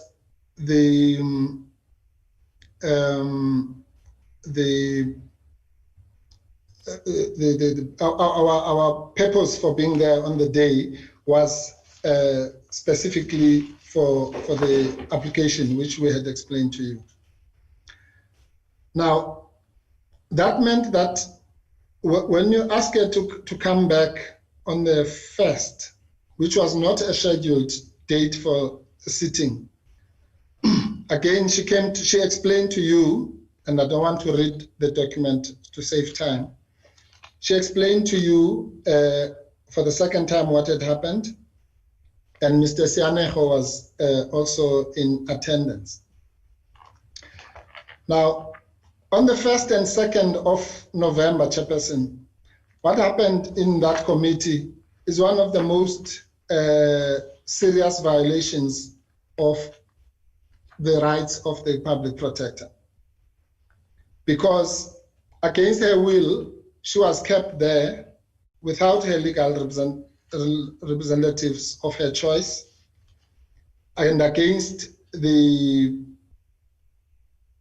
injunction of the Constitutional Court that she must be afforded legal representation by practitioners of her choice. And what is even worse, apart from the fact that her legal representatives were not there, which was explained to you, Chairperson, and which you tacitly accepted the explanation, because that's why we're here today, and you've allowed us to do the cross-examination today, which should have been done on that day, which means that you accepted the explanation that was given to you. But be that as it may, you insisted on conducting the proceedings in the absence of the public protector's representatives of her choice, and despite her protestations. And you went further by not even allowing her to leave. Even if she was going to leave and watch it on YouTube or join on the Zoom, she was allowed, she had to sit there as a hostage, as she said, your hostage. Now, that, Chairperson, was not just a violation of the public protector's rights to legal representation. And I must, for my sake now, explain to you that indeed, due to unforeseen circumstances, we were not able last week, because of the deadlines that were explained to be there. But as I say, you seem to have accepted that somehow, although in the same breath, you also wanted the proceedings to continue. Now, Chair, this is we're registering this complaint for the record for that purpose, to say that the irregularity that occurred on the 1st and 2nd of November is something that must be registered. It will probably be dealt with at some other stage in other forums, but we must never be understood to not to have placed it on the record as soon as it has happened.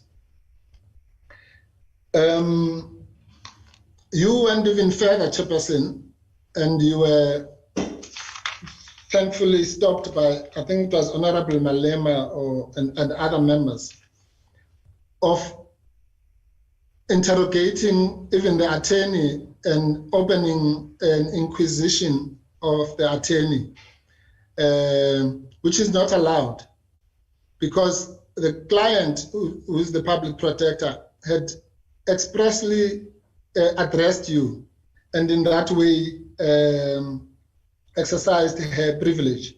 There is something called attorney and client privilege, or the professional legal privilege, where you cannot go beyond and want to interrogate discussions that may or may not have taken place between the attorney and the client. And it's a rule that the chair might not have been aware of, but it is one that is recognized in South Africa alongside the right to legal representation and the right to access the courts as enshrined in Section 34 of our Constitution. And what happened in that 2 days, Chairperson, is proof of why legal representation is important. Because some of the abuses that followed just in the short space of 2 days showed the reason why the Constitutional Court, in its wisdom, saw that this process cannot be trusted to continue without legal representation. Now, so I'll come back to the issue of the privilege. But the Constitutional Court, Chairperson, we know that you don't want us to be here, or you don't want the lawyers to be here. You've never wanted the lawyers to be here. And I'm not talking about you personally.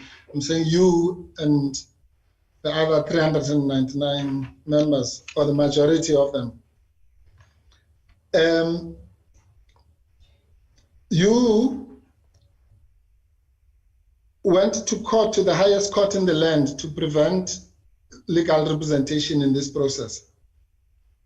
And I've said this before, that even the DA abandoned the refusal of legal representation when it came to the Constitutional Court. It was only the Parliament that insisted on that. And the Constitutional Court, thank God, you lost that case, and that's why we're here. And the point I'm making, Chairperson, is that the feeling is mutual. We also don't want to be here, just as much as you don't want us to be here. But we all have to perform our duties. We don't particularly want to be here with you as well. But here we are, the court has spoken. So we need to find a way of making it work, even if we don't want each other to be in each other's company, for the sake of justice and our Constitution. So we understand that. We understand that we're in an environment of people who did not want us to be there. Now, Chair, I just want to demonstrate, if for us not being there for 2 days, the things that happened, imagine what would have happened for this process if the public protector was not represented at all. Because some of the things that happened represented the law of the jungle, and including what I've spoken about, the hostage situation and other kangaroo type activity. So if there was no legal representation, we would have experienced even more than what we experienced, like the interrogation of legal representatives in contravention of the Constitution, not to mention the abuse of Black advocates by information that was put up and attorneys, information that was put up out of malice and spite, which was irrelevant to the matter, and which, had legal representation been there, would not have been allowed, or at least would have been objected to.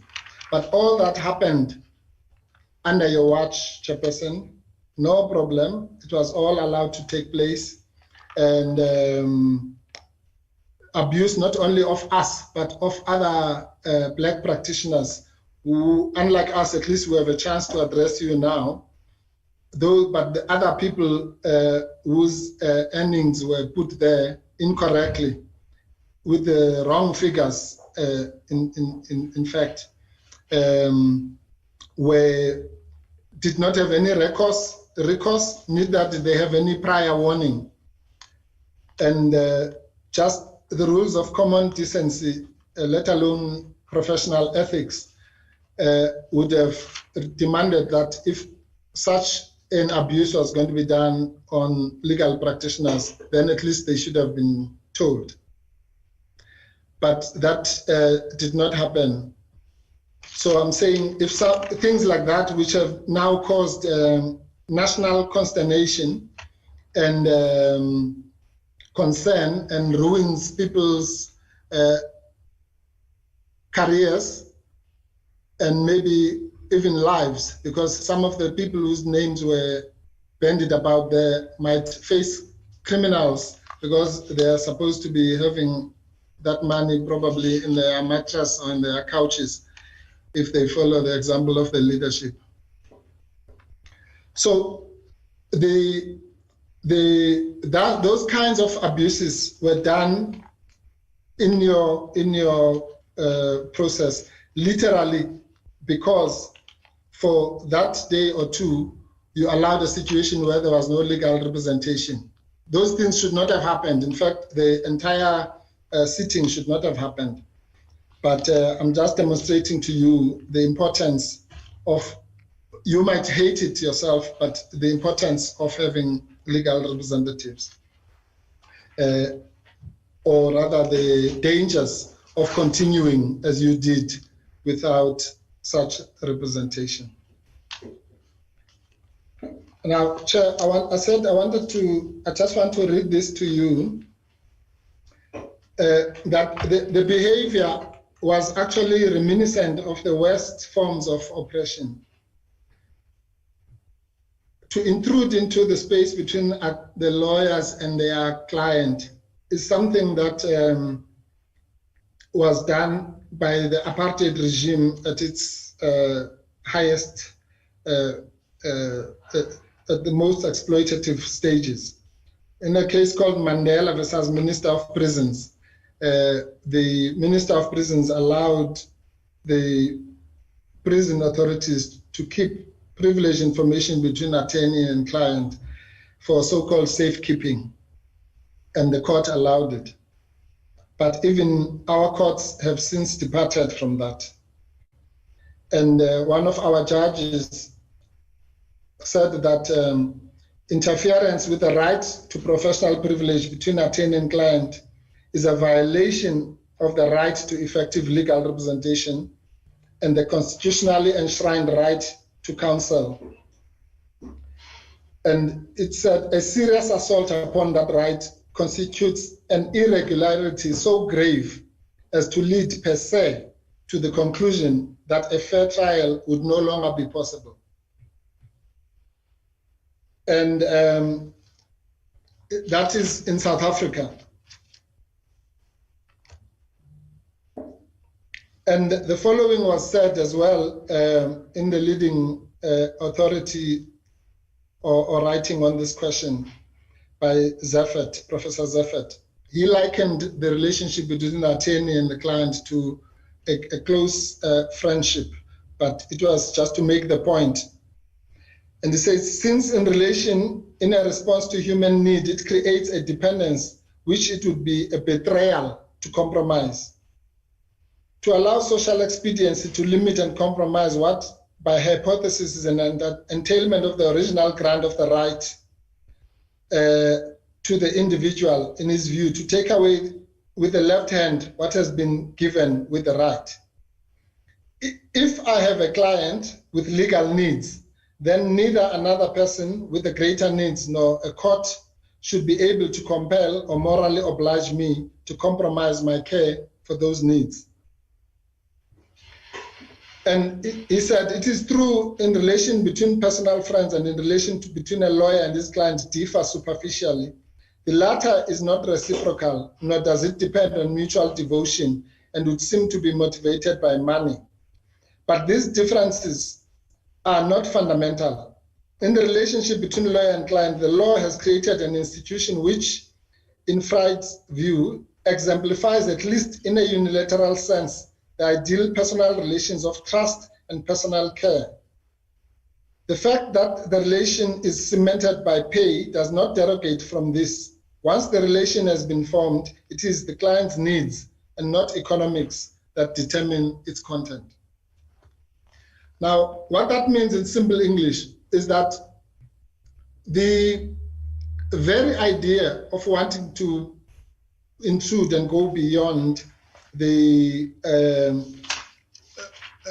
giving of instructions and so on offends our constitution.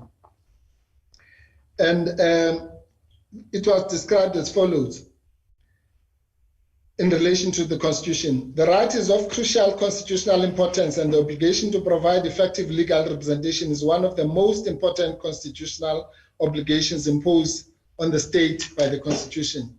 2, it is the closest of all the rights in the Bill of Rights to being absolute, the right to legal representation. 3, it is a right of substance, not form. 4, it is part of the right to a fair trial. 5, it is the right to be properly informed of the right is corollary thereto. 6, a breach of the right is a serious irregularity. Although the failure to inform the accuser adequately of the right in criminal matter is not necessarily fatal to the fairness of the trial, to the extent that the trial is vitiated. 7, the right to legal representation means the right to proper and effective legal representation. Proper and effective legal representation. And the Constitutional Court in this case went further by saying full legal representation by practitioners of her choice. And that is the right that you violated serially from the morning of the 1st of November up to the evening of the 2nd of November, Chairperson. Then, Chairperson, when it comes to this issue of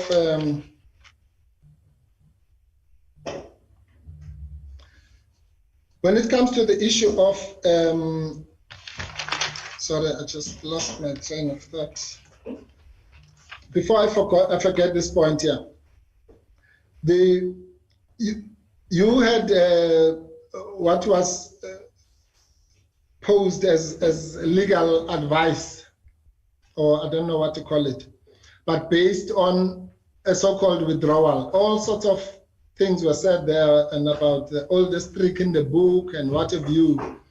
But all that was based on the wrong assumption that there was a withdrawal. So it's just a waste of time to talk about. It's like talking about, someone talking about studying for the,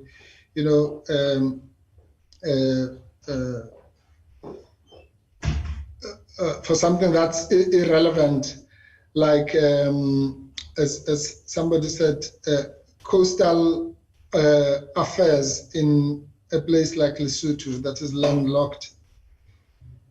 So to have a discussion, however long it is, about a withdrawal which is not there is just nothing else but a waste of breath. And although I noticed that there was congratulations and clapping of hands about an issue that is completely irrelevant and actually has not happened. It's interesting at an academic level, but not related to anything that happened in this committee. So those are the issues, Chair. The first two issues, I've combined them. The issue of what happened on the 27th of October and the second issue, which was the denial of the legal representation of the public protector.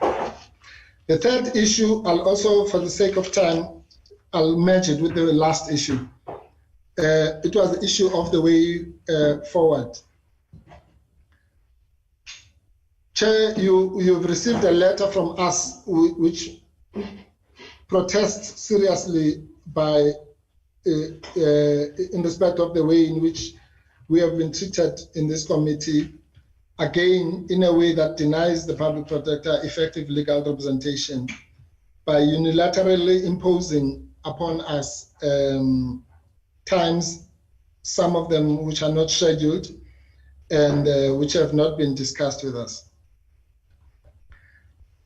The program which you released gives the public protector 10 days to do everything that she's supposed to do in relation to her own impeachment. This is against the background of the evidence that has been led here since July up to now, and I accept that there have been breaks in between, some of which were necessary, some of which were not necessary. In fact, there should be no inquiry at all at this stage. But be that as it may, we accept that the 4 months or so that has passed does not mean that we were sitting every day. I think on our count we would have set for something like 35 days by tomorrow or whenever we finish on Friday. But be that as it may, Chair, to give the public protector 10 days to respond to all that, to 16 witnesses and almost 40 days of sittings, is just plainly, absurd. And we know that the witnesses, like the one who has just finished now, who's taken, maybe she took 2 days in effect, those witnesses come for specific topics and deal with specific things. The public protector will be dealing, I'm just talking about her herself now, will be dealing with all the evidence from those witnesses and more. So I don't know what you expect, that she's going to come there for half an hour and just say what? No, I disagree with the witnesses. Well, the public protector herself will probably take that period that you have given us or thereabouts, just giving the evidence to deal with the multitudes of evidence that have been given against her, and to give context to some of the issues, not to mention all the reports that have been mentioned, all the court proceedings, all the incidents of the HR issues that have been led here, and so on. The issues of backlog, all the issues that have been dealt with by the witnesses that are contained in the Mazoni motion. So on anybody who would have thought that to deal with all that will take 10 days must be living in a completely different world. So that is the kind of thing that we have come to expect. In fact, at some stage, the program did not even have any input by the public protector. So I suppose we should be grateful for even the 10 days. So that's the situation, Chair. And then last time when we said you gave us 1 day to prepare, you said no, you did not do that, and that it would have been unreasonable to do so. But you've gone to do the exact same thing now, because to your knowledge, we are facing a mammoth court hearing on the 24th of November. In fact, Chair, for your information, yesterday we received the following directive from the Constitutional Court. It says the hearing of the consolidated application set down for hearing on Thursday, 24 November 2022 shall commence at 9 o'clock. In other words, not at the normal time when that court commences. And that's because of the unprecedented volume, well, maybe not unprecedented, but certainly unusual volume of cases. It's about 6 or 7 cases condensed into 1 day. And even now, we're in the process of filing heads of argument in respect of that matter. And it's a matter that concerns this committee, and it's going to detain us until the 24th, at least. So we only have the 25th of November to do all the things that we're supposed to do, and then we must be back with you on the 28th. So we're back to the same situation in September where you gave us 1 day to prepare, as against all the other. And these are things, Chair, to be fair, which if you had simply just spoken to us, could have been clarified. But because all these programs and deadlines and what have you are unilaterally imposed from high and above, you know, and we must just, I don't know what, just accept without even being asked to comment or even to check whether we're available. You want us to sit in December. People have made plans, family plans. We've had to negotiate with some of the team members. But nobody bothers to even say, look, we know the program was going to end at the end of November. Now we're thinking of doing 1 week in December. Will you be available? No. No such luck for us. It's just, you know, the chairperson has spoken, the mighty chairperson. And we must simply comply or be accused of walking out, or if we are not available, then I suppose it will proceed with or without us. That is the attitude, as what happened last week. Well, Chairperson, that is a gross irregularity, and it is not to be expected to proceedings other than kangaroo courts. And it is not fair to expect when you are in the jungle that you must follow the law of the sea, which is what happens. We are expected to play by the rules, but the rules are not applied to us. But we have said in our letter that we are prepared to compromise on the December issue. We've spoken to some of the members of the team, and up to a particular date, which is indicated in the letter to you, which we hope you will table to the committee, and which was discussed with the evidence leaders yesterday. But certainly the time that you have given is, to call it inadequate would be an insult to the word inadequate. Now,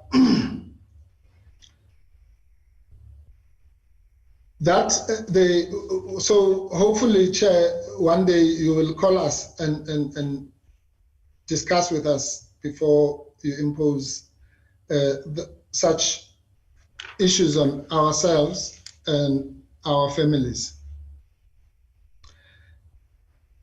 Then, Chairperson, if I may deal with the last issue, which is the update on the litigation matters, with specific reference to the review application. I've already mentioned the case on the 24th.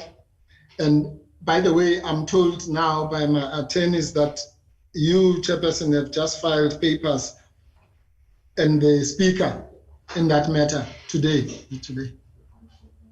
in the Constitutional Court matter. But I hope you are not like Ms. Thejane. You know that you filed an affidavit there.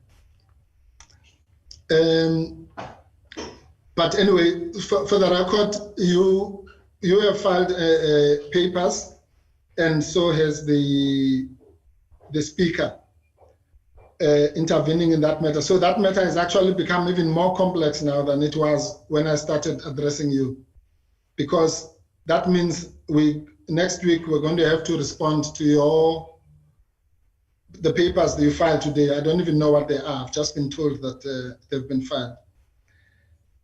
And that then emphasizes the point I was making, Chairperson, that we will be detained with that matter up until the 24th. As I say, the information I'm giving you now, I did not even have it when I started addressing you. So it compounds the matter even further. And it then exacerbates the unfairness of your unilaterally imposed date of 28 November. And that's why, one of the members was saying it's a long time, because if you don't look at these things in their proper context, or you're just sitting and looking at it, it might look like a long time, but in reality, it's one day. But anyway, that is the Constitutional Court matter. And by the way, that matter has a bearing on whether this committee even is sitting lawfully in the first place. And I suppose that's why the Chairperson has put in papers, unless if you think we're putting the papers just for I don't know, for whatever reason. But you may or may not know, it looks like you don't know, that it has a bearing on these proceedings, a serious bearing. The second matter, Chairperson, is the more pertinent matter, which is the issue of the review application. By now, you would have received the review application. It was served on you yesterday or the day before. Day before, yes, on the 7th, on Monday. Served on you and the other parties, and it was filed in court yesterday. I have the case number somewhere, but it's not important for now. But once it's allocated a number, automatically that means that it has been entered into the court system. And if you allow me, Chair, that's the matter that I really would like to address the members on, because that also has serious implications or more direct implications on this committee. The one of the 24th has implications on the committee, but maybe more serious implications on the president, because it also deals with his unlawful and retaliatory suspension of the public protector as found by the Western Cape High Court, which found that the suspension was motivated by him trying to escape the pala consequences of the 31 questions. That's one of the matters that will be debated on the 24th. But the one of the review is focused purely on you, Chairperson, as a person, as a chair, Mr. Mileham. Those are actually the respondents. The other people are cited just as interested parties. I'm also told that Mr. Mileham has just filed a notice to oppose. And as expected, the DA has also filed a notice, even though it was cited like all the other political parties, just for whatever interest.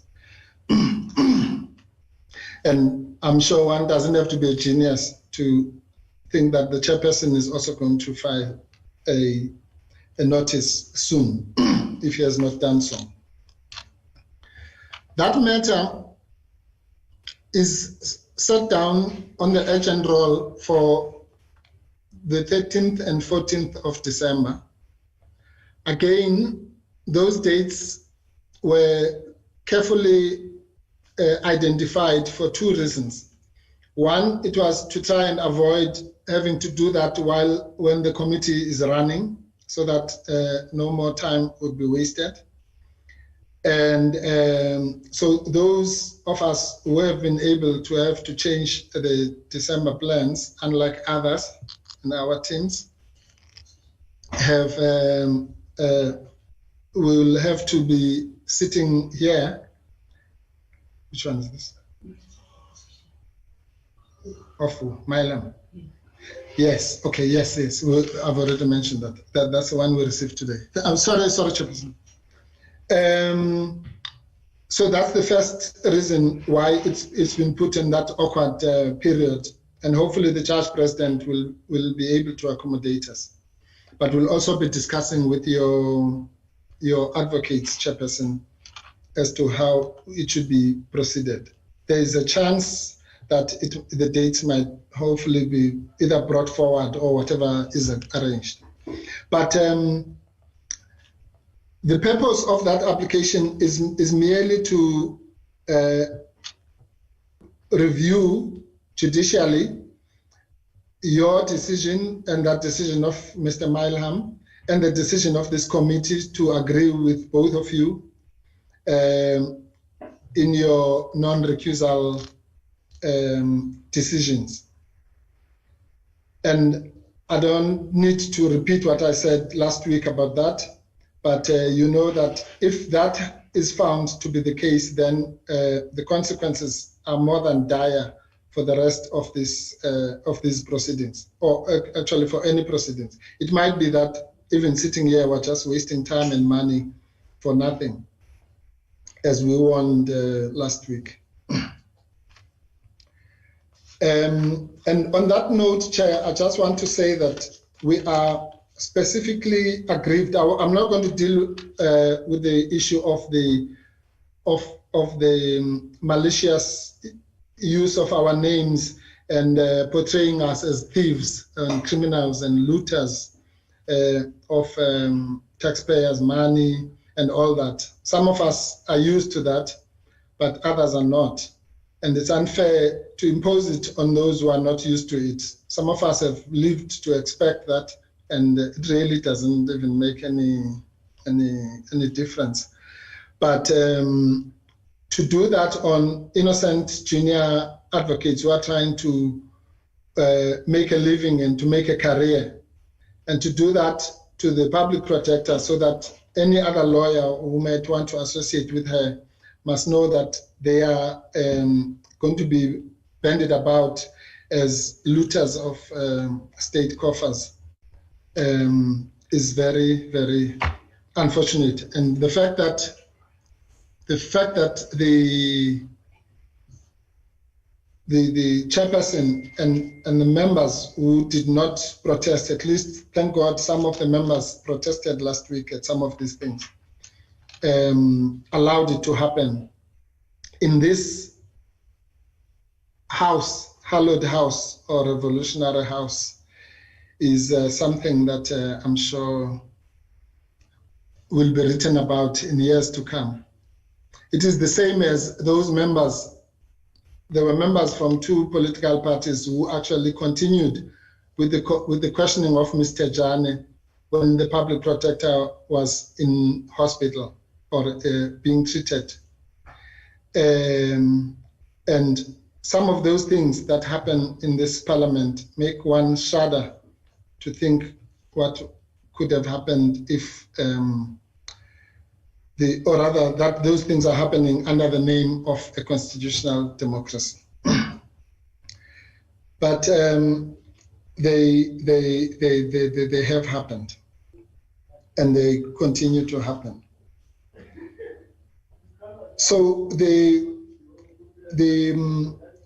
potential waste of money and time will then be determined by the court, which will either agree or disagree that some of the grounds of recusal are valid, such as the spousal relationship between Advocate Mr. Milham and Ms. Mazzoni, who is the author of the Mazzoni motion. If any one of those grounds is found to be sustainable, then everything we have done here since the beginning up to now will have just been a waste of time. As I say, as we have been warning and trying to plead for a reason. But the rulings were made, the rulings were made. We'll have to see what the courts have to say about that.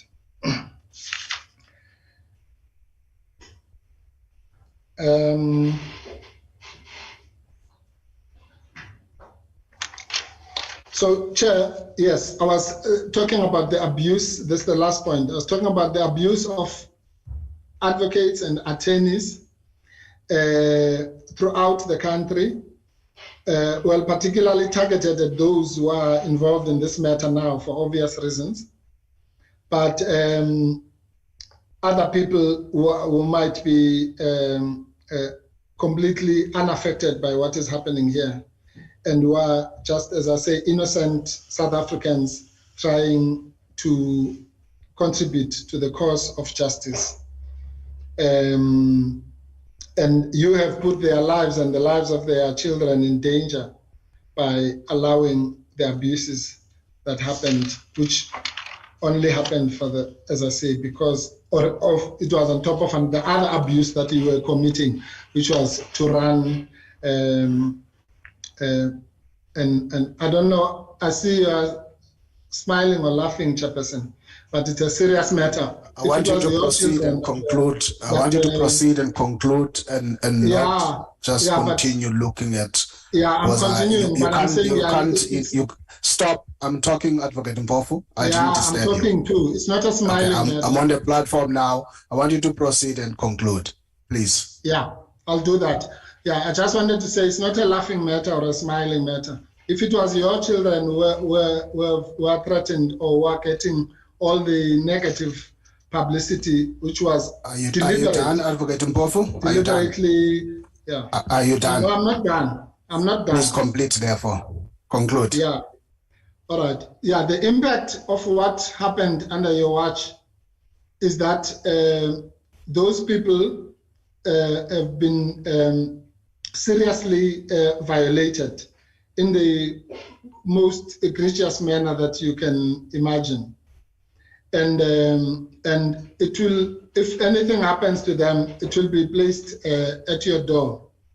Because it was known, even when the information was solicited, we know how it happened. It's a whole scheme of, it started the day Mr. Milham said he wanted to know the names of the lawyers who benefited. And I think Honorable Heron corrected him to say, mustn't use the word benefited, because those people worked for whatever money was paid to them. And that was the chain of events that has led to this national crisis that has been created of abuse. It was all well orchestrated from that date. So what we are saying, Chairperson, is that allowing that situation to obtain, and even now, not even find, I can see you don't find it particularly troubling. That is something that we will deal with when we deal with the witness, Mr. van der Merwe, in more detail. All I'm doing at this stage is simply to link that to the abuse of not allowing legal representation. And I'm saying, Chair, that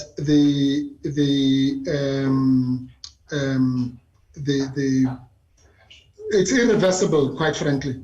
The damage that has been done. Some of those people have had lawyers calling them and not wanting to do work with them, because who would want to do work with someone who's associated with looting the coffers of the state?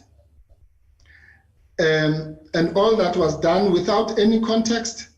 So Advocate A maybe earned 2 million rand. We don't know over 5 years or how many matters they did. It might have been 100 matters, but no, we simply are given a globular figure, and there's a specific focus only on Black people, as usual, the perpetual victims of racism and violation in this country, even in this parliament.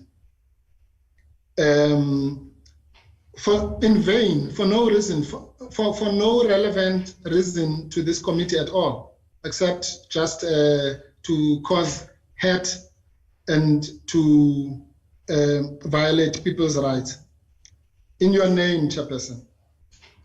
And so maybe you'll be proud of having been presided over such a violation, but that's a question for another day. So I'm speaking for those victims now of Black professionals who, unlike me, are not used to being abused by the racists and their Black apologists. So that is something that is unacceptable, and it's something that is not going to end here. And if I say that, you are going to say I'm threatening you. But it is what it is.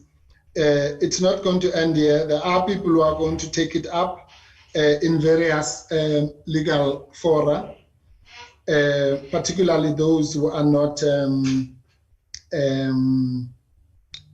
involved in this matter. As I say, at least I would have had a chance in my team to address you now, and we will also address it through Mr. van der Merwe.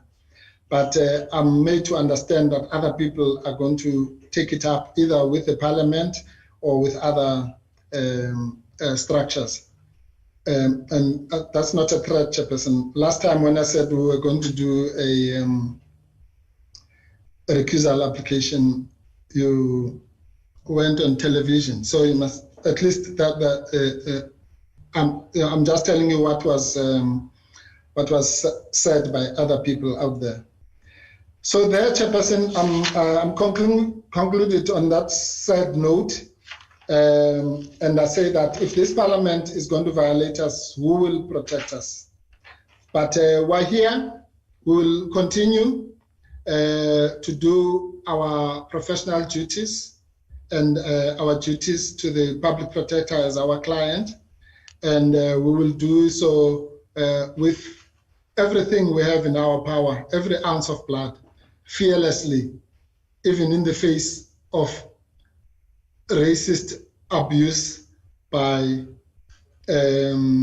racists and their fellow travelers or security guards of racism. Thank you. I'm going to ask Thembinkosi Ngoma quickly to, as you would have sent to members, as we always do, correspondence, to quickly take them through that. And thereafter, if members have got any comment, we'll make that, and I'll make a ruling thereafter. I'm going to allow you tomorrow, Advocate Bauer. Your matter is related to tomorrow's session about today, whatever you wanted to place on record. So we'll not allow you to do that today. So I'll quickly ask Mr. Ngoma to place this correspondence. And if there is any comment from members, I'll allow them and I'll make a summary and a ruling. Thank you, Chair. Thank you, Chairperson. Good afternoon, members. Good afternoon to the PPA, the legal team, and everyone else that is watching and following this meeting. Chairperson, yes, we had two correspondents from the last meeting of the committee. The first one, Chairperson, is the letter dated 4th of November, which was from the committee to Siyanego attorneys. And that letter, Chairperson, sought to explain the reasons why the committee took a decision to proceed with its proceedings, and also the way forward, which is also why we are sitting here today, Chairperson and members. This letter was shared with the members of the committee. And then, Chairperson, the second letter I received yesterday from Siyanego attorneys. It was a response to the committee letter of the 4th of November. Advocate Mbofu has spoken extensively on the contents of the letter when he was addressing this committee now, Chairperson. That letter was shared with the members as well last night, which is why I'm not going through the contents of the letters. Members have both letters. That's the only correspondence, Chairperson, that I have received from the 4th until yesterday. Thank you very much. Thank you, Committee Secretary, Mr. Ngoma. Any member who wants a clarity, a question, or want to make a brief comment, I will allow that now.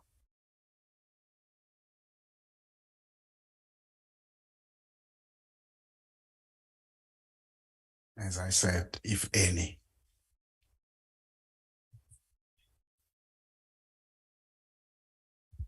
Thank you. Honorable Nkosi. Thank you, Chair. I just want clarity to check with you. What are we commenting on what other Kate Mpofu has said, or are we commenting on the process today?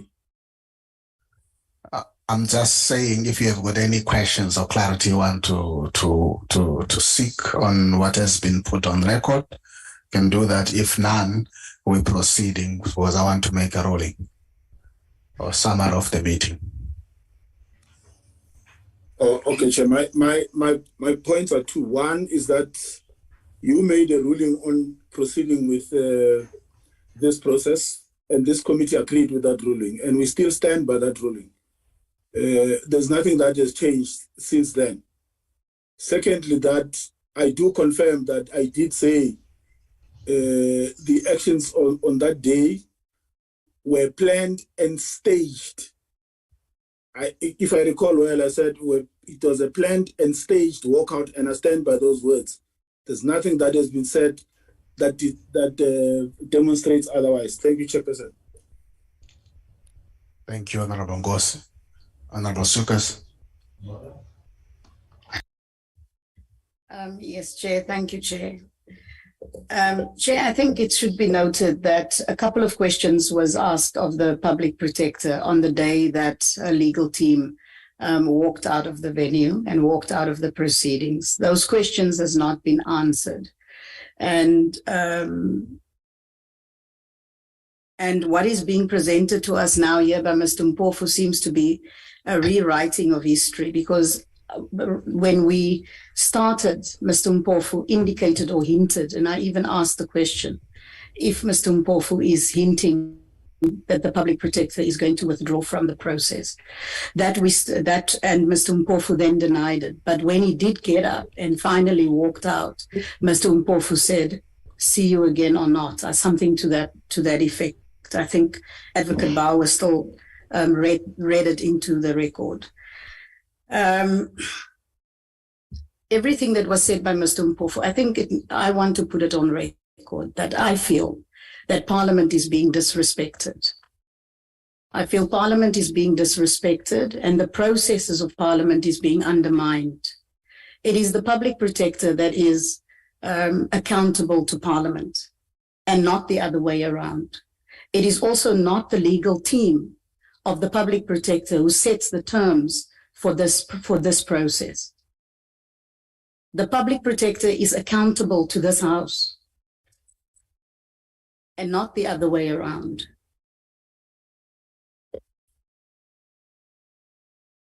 Then in terms of Mr. Mpofu saying that they were, we're glad to hear that, as the chairperson has indicated, that all the proceedings are on YouTube, certainly for those 2 days. And Mr. Mpofu clearly now has made it clear that he certainly listened in to the proceedings. The legal team of the public protector, it should also be stated and noted, has let the public protector down. They have left her without legal representation for those 2 days. It is not Parliament that has withdrawn the legal representation. It's not Parliament that has refused for the legal team to be here. It was the legal team that has walked out, and Parliament has asked the questions. Under what circumstances did they leave?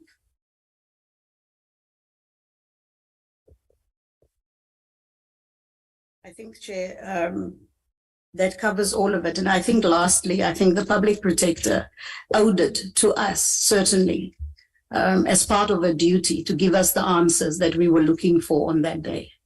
But they have clearly jeopardized the public protector. In fact, Mr. Mpofu has spoken very well about the risks that has been put with the advocates and the details, as he has said it today, that was made public. So has his client's reputation been hurt by what Mr. Mpofu has done in the public. And as Parliament, we cannot allow for this institution to be further undermined. Thank you. Thank you, Honorable Sukas. Honorable Zungula.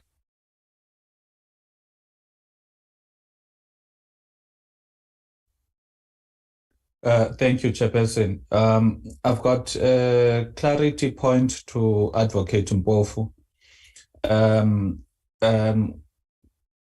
Clearly, there is a conflict. There's a clear conflict between the legal representatives of the public protector, the committee, and the chairperson of the committee regarding various issues of which now the courts have been approached.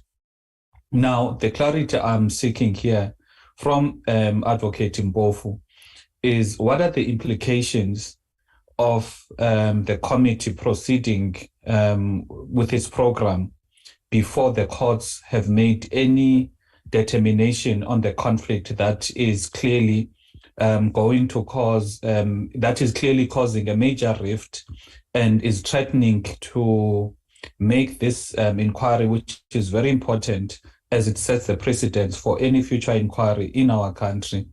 So what are the implications? Would the proceedings be before the courts have made a determination and resolved the disputes? Thank you. Thank you, Honorable Zungula. Honorable Mailan. Thank you, Chairperson. Chairperson, let me start by addressing the leaving of the chamber by Advocate Mpofu and the other members of the Public Protector's legal team on the 27th. First of all, Chair, we had not concluded our deliberations for the day. We had not adjourned. We had not suspended the hearing or anything like that for a tea break or a lunch break or anything like that. And Mr. Mpofu stood up and walked out, and his colleagues got up and followed him. Now, not only is that completely disrespectful to the committee, he wasn't excused. He hadn't been asked to leave or anything like that. He just got up and walked out. And so to describe it as a withdrawal or a walkout, I think is a perfectly reasonable way of describing what happened there. What followed was, frankly, confusion. We didn't know what was going on.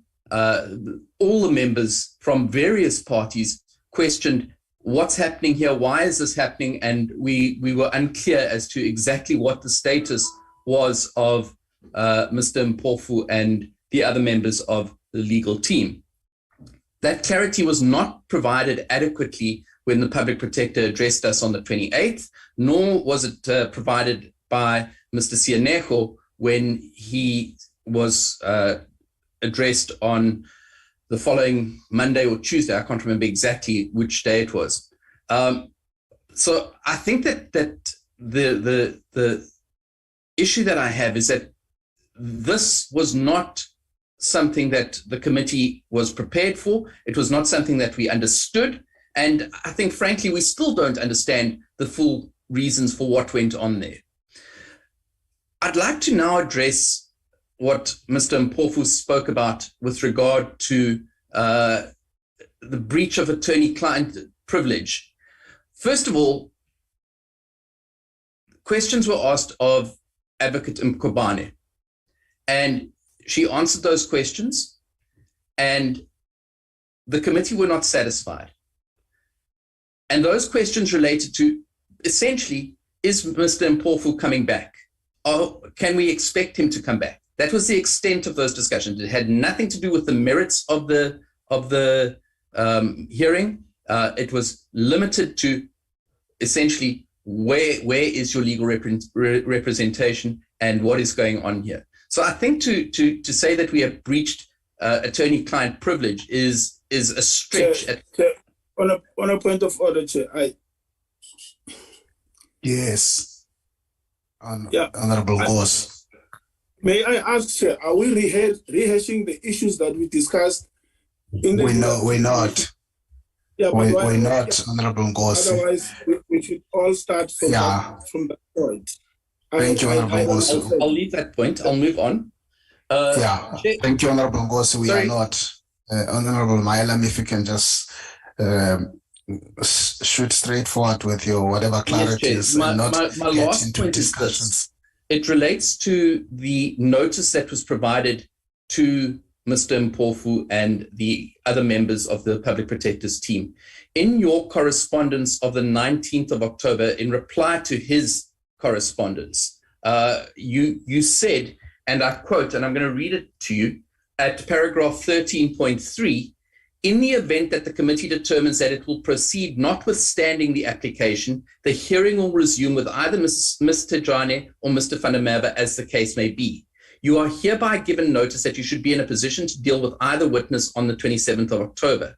And then it goes on at paragraph 14 to say, accordingly, please treat this correspondence as notice as per your request that the committee will resume its hearings on Thursday, 27 October 2022, unless the committee, having considered the adjournment application, determines otherwise, and you are given notice to be prepared to deal with either or both outstanding witnesses on that day and the following day, Friday, 28th October 2022. So already on the 19th, Mr. Mpofu had been notified of this committee's intention to proceed with the hearings. And I think it's completely misleading to then say that there was no intention on the part of the committee, that notice had not been provided. This was a full week in advance that notice had been provided. I'll leave it there. Thank you, Chair.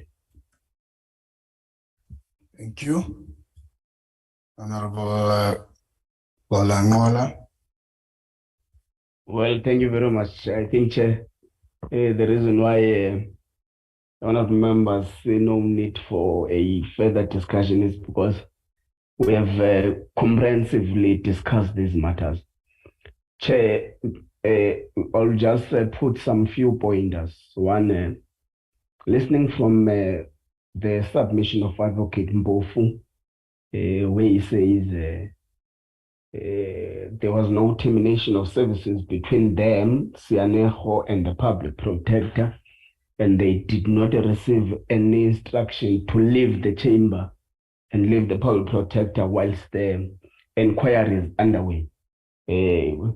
So it definitely means that the committee has clearly defined what happened as a march out, which I think that was a correct conviction from the committee, listening from all the submissions. There is an issue, Chair, which I think is can concern me, because there are even sentiments that we may have been part of a denial of legal representation of the Public Protector. I would say, Chair, that in itself equally is not true, on the basis that, Chair, the committee had to adjourn for the public protector to sort out her own issues with her legal team. So at least from where I am seated as part of this committee, we have allowed ample time for the public protector to deal with issues relating or in respect of her legal team. In relation, Chair, to the reasonable time at which the public protector should lead evidence, I think, Chair, we have always said we adopted the program with some few minor changes in the last committee meeting, but we have always been saying our program is flexible. So where a need immediately arises, that there is ample time where Advocate Mpofu and the public protector need an extra time to prepare for the things that Advocate Mpofu mentioned here. That can always be allowed between the chair and the evidence leaders in what we call the back room. So I think, Chair, we have already adopted the program and we're continuing with the program, but still it does not change the fact that our program is indeed flexible for any change any day where a need arises. There is an issue, Chair, of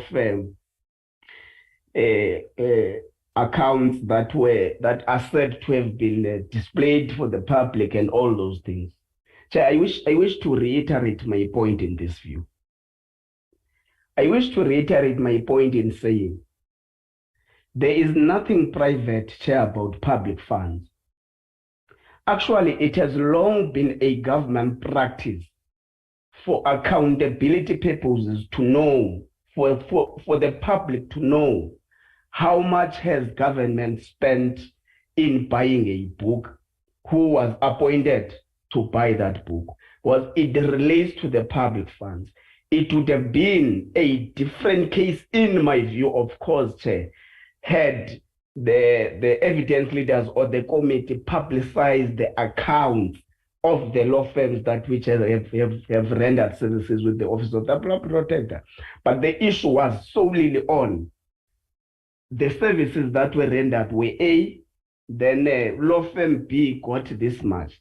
It is still now that kind of practice.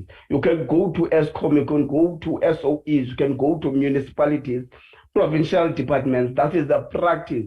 When a service is rendered for accountability purposes, it is declared to the public that this service is going to cost the public purse this much, and this is the person who's going to do this service on behalf of the people of that particular area or of that particular jurisdiction. The last issue, Chair, which I think I take a serious concern. No, since I joined Parliament, Chair, I have been part of a complement of a committee that has always championed for an equitable briefing patterns, particularly by government departments. And you know, Chair, fortunately, we are part of that meeting. So I take a serious knock against me and my conscience if I am part of a team that is accused of being racist and all that and all that. It is my view, Chair, that the committee is not racist. But if Advocate Mpofu feels that there are racist elements within the committee, he is free to indicate that to the committee so that we're able to attend to it properly as the committee. The last issue, Chair, relates to the review application. I would wish, Chair, to propose or submit to the committee that, remember, the briefing that we received from Advocate Mpofu was that there is part A that is meant to deal with the interdicting of the proceedings of the committee. And there is part B of the application that is meant to deal with the actual review application. So I want to submit, Chair, to the committee that until such time, the part A of the application is adjudicated by a court of law and were interdicted, that we must halt the proceeding until part B is decided. So until such time, I wish to submit that can the proceedings proceed as planned. Thank you very much, Chair. Thank you, Honorable Honorable Gond. And then Honorable Manel. Thank you very much, Chair.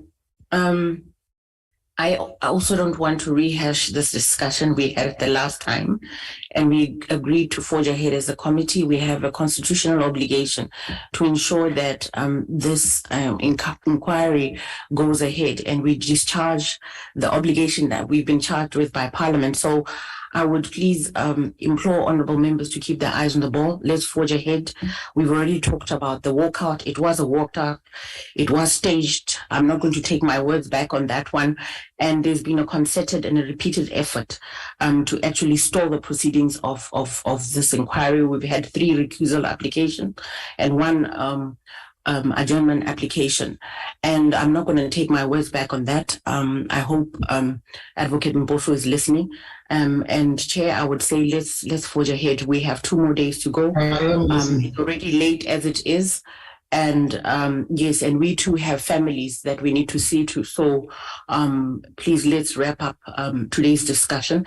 Let's not rehash what happened. We've discussed it, and I maintain that it was her legal team that denied her of the right to legal representation. It wasn't us. We never chased anyone out, and we were told we don't even know when we're going to see you when Advocate Mpofu walked out. So, Chair, from my side, we've done nothing wrong, and we've been very accommodating, but we also are working against time, and I'm worried that,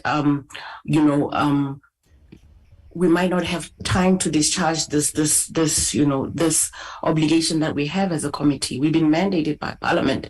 So, Chair, please ensure that going forward, we move with full speed and we finalize what we need to do. Thank you very much. Thank you, Honorable Konde. The last one, Honorable Manene. No, thank you, Honorable Chair. Greetings to members and the public protector and the legal team.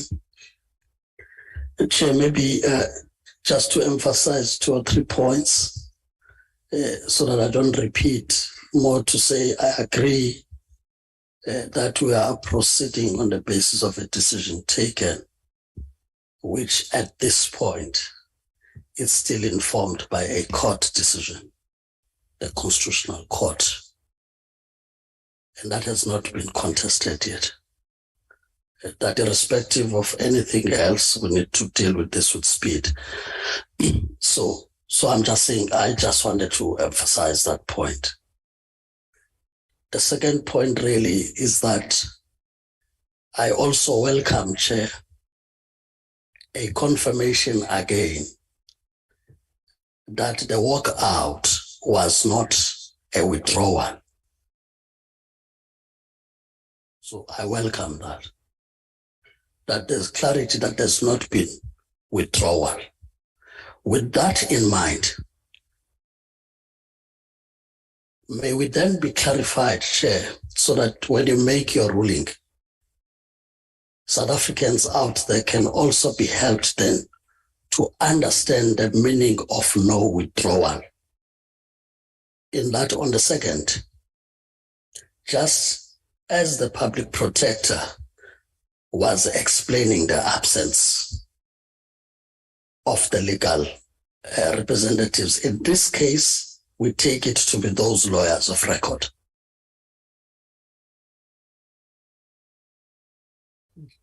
I'm sure, Chair, if I would count properly, it probably would have not exceeded 5 minutes or so. And this is on record, so it's unless there was an imposter who then said, we represent Sianeho at this. So at least we'll forgive that if it was an imposter. And this is the reason I'm raising this, is that on that day, there was a message on the chat which gave an indication to the chair that we are here. And the chairperson followed it immediately and placed it on record so that there's also no misrepresentation to South Africans that they were absent, that they are here. Unfortunately, Chair, we are using another gadget, and that gadget got to be identified. And we therefore proceeded on the basis, like we are proceeding today, that physically, both the public protector and the legal representatives are on that platform. And on that day, the legal representatives were in that platform. Should we disregard that presence on the basis that, as the letter would say, there was totally no representation? It will help you as you make the ruling, Chair, so that South Africans can be taken into confidence, whether the contents of the letter then reflect the true reflection of whether that representation was indeed mandated one, or we probably had an intruder in the meeting who played an imposter role of being attorneys when they do not represent those. Chair. Thank you, Honorable Maneli. I now quickly want to do the quick summary and the ruling, but I see the hand of Advocate Mpofu. I will briefly allow you, and then I make the summary. Thank you, Chair. Thank you. Yes, thank you, Chair. I promise I won't deal with everything that has been said. Just before you proceed, Advocate Mpofu. Just before you proceed, Honorable Notata, can I recognize you before Advocate Mpofu, because there might be issues you want to raise as clarity? No, thank you so much, Chair. I thought maybe you were managing me indirectly, but I just want to say that, Chair, I am covered by Honorable Malam, Honorable Gondwe, and Honorable Maneli now in this instance. I don't want to rehash what they have said, but I do think, Chair, that we all have eyes, we all have ears. And I don't think it's fair for us to be taken for fools, or the South African public to be taken for fools for what they've witnessed themselves. And it's important to understand that we are here doing work that we're elected to do as legislators. And it's not by mistake that we proceed within the rules, the constitution of this land, and ultimately what we've been discharged with the Parliament. So I'm not going to go into the merits and demerits of what has been presented. We have discussed this issue, Chair. We've put our views on the table as the committee. We've resolved in the issues. And if it were to me, I would just say whatever's been presented by Advocate Mpofu noted, and then we move on with our things, because we have discussed this thing at length, and there's no need for us to be going into detail on them now. And we just note what has been said to us, and then we move on with the process, and people participate as instigated by the rules. Thanks.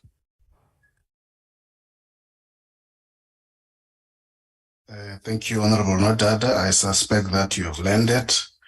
Thank you, Honorable Nodada. Advocate Mpofu.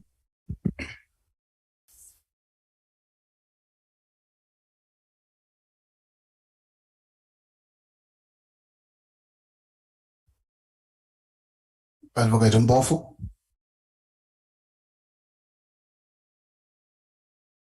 Hi, Chair. Yes, go ahead. Yes, Chair. No, I was sorry, Chair. I didn't realize I was muted. I was saying I know it's late, so I'm going to try and be brief. But there are one or two things, Chair, that either need further clarity or just a comment. Before I respond to the specific question of clarity from Honorable Zungula, I think Honorable Maneli has maybe dealt with the issue, but I don't know if he understands what I've been saying here. There's a difference between what happened on the 27th and 28th, and everyone seems to be missing this. And the 28th, I explained what happened on the 28th. The public protector came back at the request of the chair. There's no issue about that. And the situation, she clarified, and that's it. But what everyone is missing is to distinguish that between what happened on the 1st and 2nd of November, which is where the violation of human rights and constitutional rights happened. If you don't remember, on the 1st in the morning, the public protector came and told you that her legal representatives were indisposed. They had not withdrawn. They were simply indisposed because they were preparing for the Constitutional Court papers. And as I said, the chairperson accepted that to the extent that otherwise he could have just said, well, I'm just going to lead the witnesses and they'll never be cross-examined. He didn't do that. He allowed us to cross-examine them today and tomorrow. So he accepted the explanation given by the public protector. So far, so good. The issue we're taking after that is that then at that point, in the same breath, the chairperson then said the proceedings must continue in the absence of the legal representatives of the public protector's choice. And she made it clear. And there's another point that Mr. Maneli is missing. The Constitutional Court, firstly, he's wrong. There's no Constitutional Court order that says you must proceed with speed. There's an order. It's a different thing. So whatever is in the document, in the judgment, and an order, those are two different things. There's an order that orders you to afford legal representation, full legal representation, okay? So those two things cannot be equated. And here's the mistake, it's very simple. The original rule, Mr. Maneli, that we took to the Constitutional Court said what you are saying. It said the public protector may appear in the committee in the presence of a legal representative who will not participate in the proceedings, okay? That's what the rule said. We took that to the to the High Court, we won that was wrong. You appealed and took it to the Constitutional Court, you lost, that was wrong. That the mere presence of a legal representation does not mean that there is legal representation. That's what the court said. Your lawyers, your advocates, Advocate Breitenbach was representing you, said that the mere fact that the lawyer is there is enough cover. And the fact that the public protector is legally trained is also sufficient cover. Those arguments were rejected, right, by the High Court and again by that's load shedding, and also rejected again by the Constitutional Court. So until anyone understands that point, then we're going to be going on about Mr. Sianejo and all that. No, there was no imposter, Mr. Maneli. Mr. Sianejo was there, but his presence that does not amount to legal representation according to the Constitutional Court. Okay?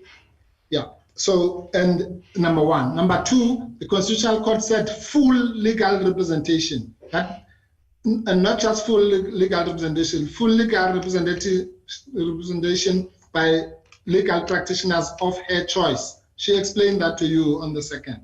Legal representation of her choice, in this case, is me and the other counsel, and instructed by Mr. Sianejo, okay? But even if I was there, to make you even feel better, even if I was there on the old dispensation, which was rejected by the Constitutional Court, but not participating, that would not be legal representation. So I can't explain that further. Maybe you can get advice on that. So let's not misrepresent what legal representation means. It doesn't mean presence. That's what the court said. The next issue is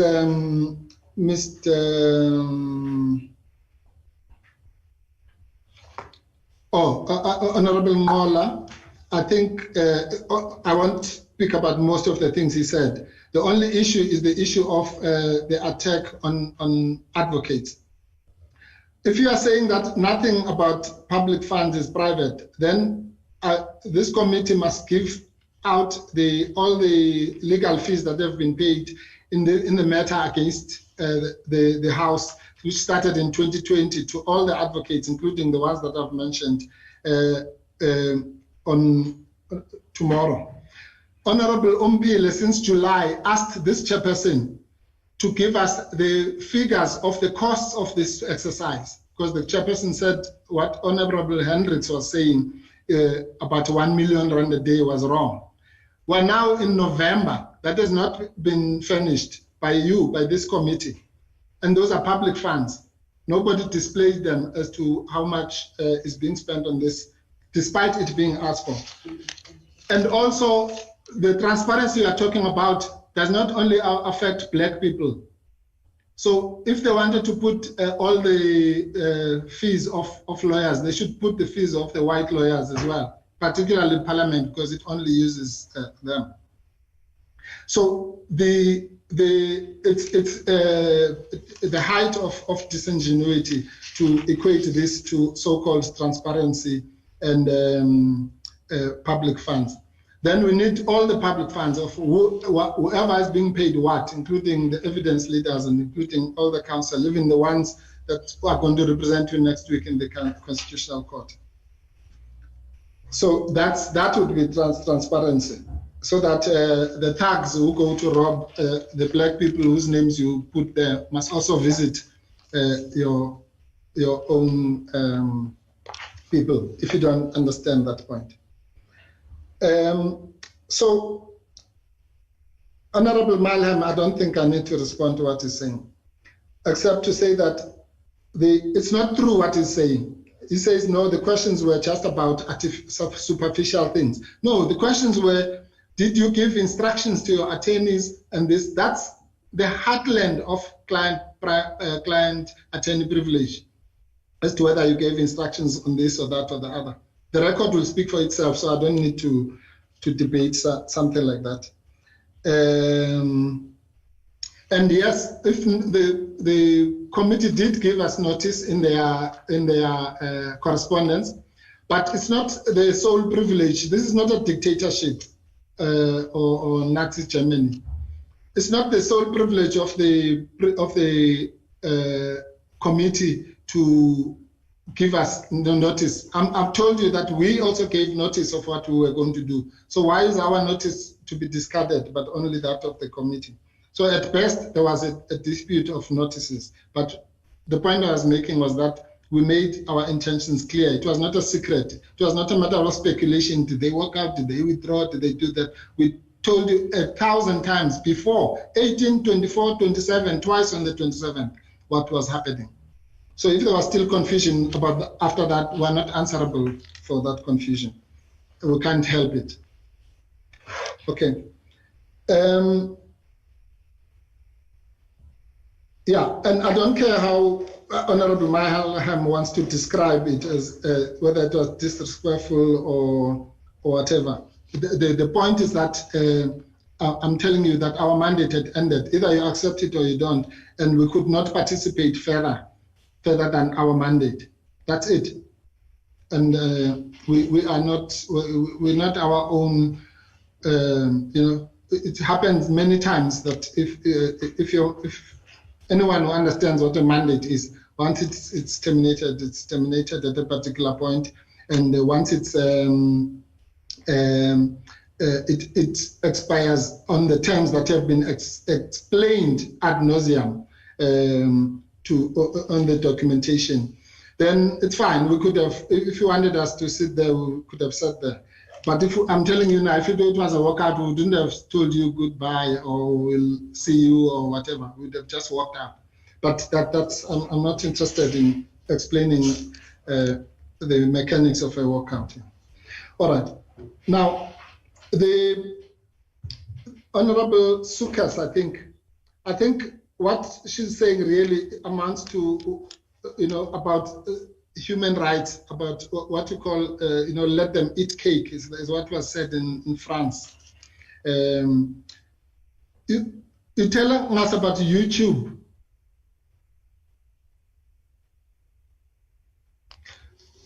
Now, we're supposed to legally represent the public protector from YouTube. The Constitutional Court knew that there's something called YouTube when it gave the right to legal representation.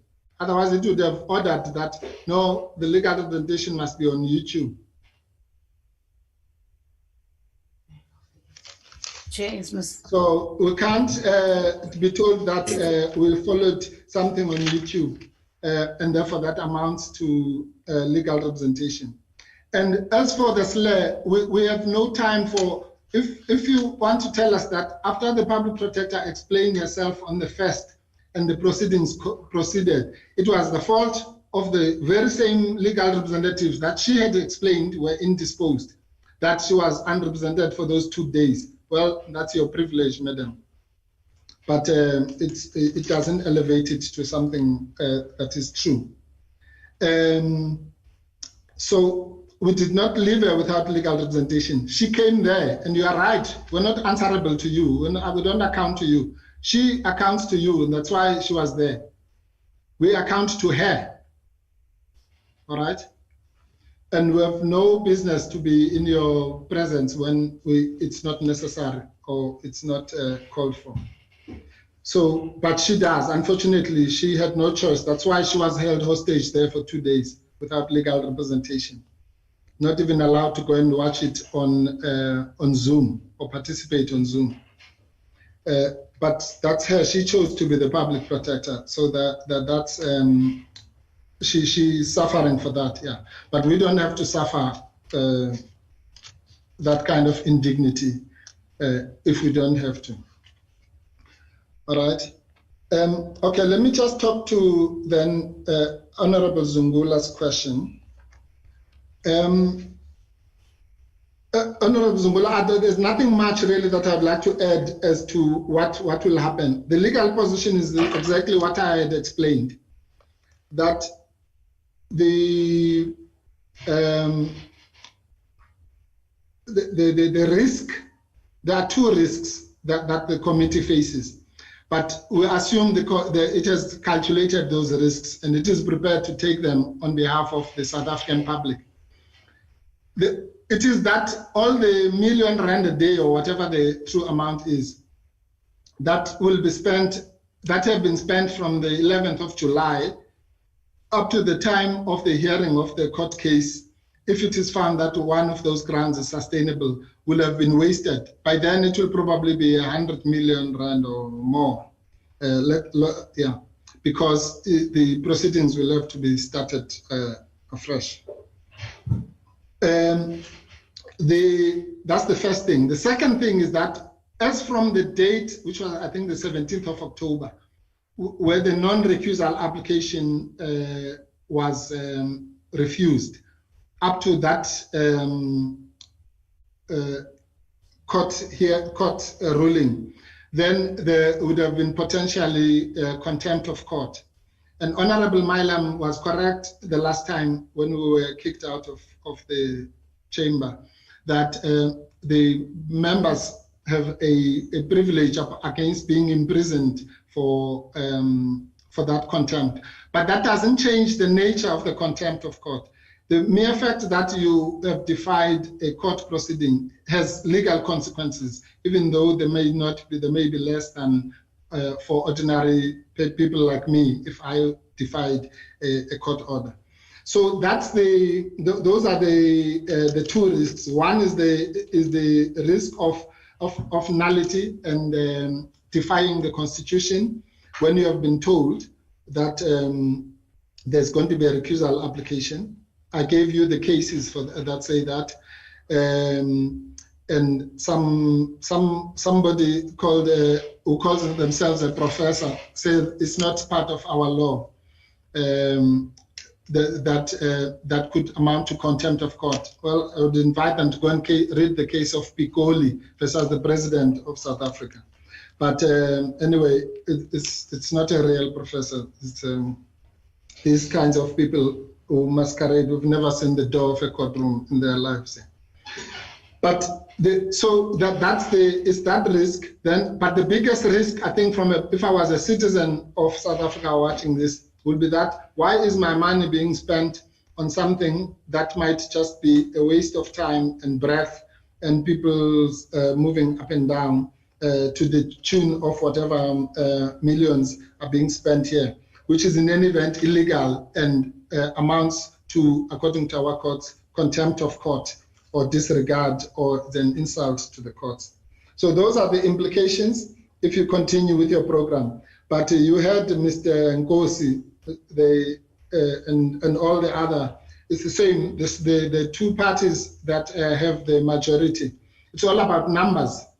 So if the people who have numbers say that it's Saturday today, it doesn't mean that it's Saturday. It just means that those people, they are wrong, but it just means that there are many. So being many doesn't mean you are correct. Law doesn't work like that. You can vote that we are now, today is Christmas Day, and it will carry as a resolution, but it doesn't mean it's correct, objectively speaking. So that's what has happened. So the people who have voted that the inquiry can continue will get their way on that basis, but the legal position will be defined by the court, not by voting, because voting is meaningless in terms of the law is an objective subject that applies. It's either it is like this or it's not like that. It's not that we say here and we are more than you who say that it's 2022. If other people say it's 1925 and they vote like that, that's their business. The court will never find like that. It's an absurdity. But that's where we are now, because we're still subjected to the whims of the majority. But in court, we'll be subjected to the whims of logic. Okay, which are two different things. Now, in the last point, Chair. I think it was Mr. Maneli who talked about Part A. Was it Ngola Mr. Ngola? I don't know where you got that. So I never uttered the words Part A or Part B. But in any event, it's an opportunity to explain that we, in our wisdom, decided, because this is what we were trying to get you to do, to try and save the money of the state by having Part A on Part B and all that. So when you refused to do that, we then decided to do it this way, that we will simply have a review proceedings. That's it. There's no Part A or Part B, because if we have Part A and Part B, this will take years and years, for firstly, to be resolved. But secondly, it will just be a waste of money. The law is like this, again, logic versus majority. The majority of this committee keeps on saying, as someone said today, I think it was Mr. Nkosi or Maneli, as I say, I confused the two. That will continue until there's an interdict, because of I think the same type of stuff. Will continue until there's an interdict. Now, it doesn't work like that. You can say that, of course. I mean, nobody can stop you. It's a free country. But you don't need an interdict to do the right thing. So an interdict, if I say, I'm not going to Durban, I can't say I'll go to Durban until there's an interdict that says I can't go there, even if I have no reason to go there. So it doesn't work like that, but that's been the logic here, to say no, unless if there's no interdict, it means we must continue. No, I can say to the chairperson or to Mr. Maneli or anybody, Mr. Maneli, don't go to this place because there's a danger. Don't go back to the Val where you came from, because there's some danger there. He can't say, no, I'm going to go there even if there's danger, because there's no interdict. I mean, that would be something else, yeah. So that's, but as I say, the majority, if they vote, whatever, what can you do? But let's not elevate that to the same levels as logical decisions that are based on rationality. The only arbiter for rationality and logic in South Africa are the courts, not mob psychology or the fact that 20 of us say, as I say, it's Sunday today, and 6 say that it's Wednesday. Even if the 6 are right, the court will... Thank you. I think you've covered the points. I've made that point, yeah. Sorry, I just wanted to clarify the Part A, Part B thing. Thank you, Chair. Sorry, that's all from our side. Thank you, Advocate Mpofu. Colleagues, Just to make a quick summary and a way forward to ruling in this matter, having listened to all of you. Mr. Ngoma has flighted the latest letter we received, which was sent to you, the one on the 8th of November, which we received yesterday, 22/4. As I always do on behalf of this committee, I will respond to that letter fully in due course, in line with the decisions of this committee. That's the first point. The second point, Honorable Nkosi is correct. What has been placed on record doesn't change the decision that we took as a committee, which decision says we resumed today, tomorrow, and Friday to conclude the 2 remaining witnesses, and now after today, the 1 remaining witness.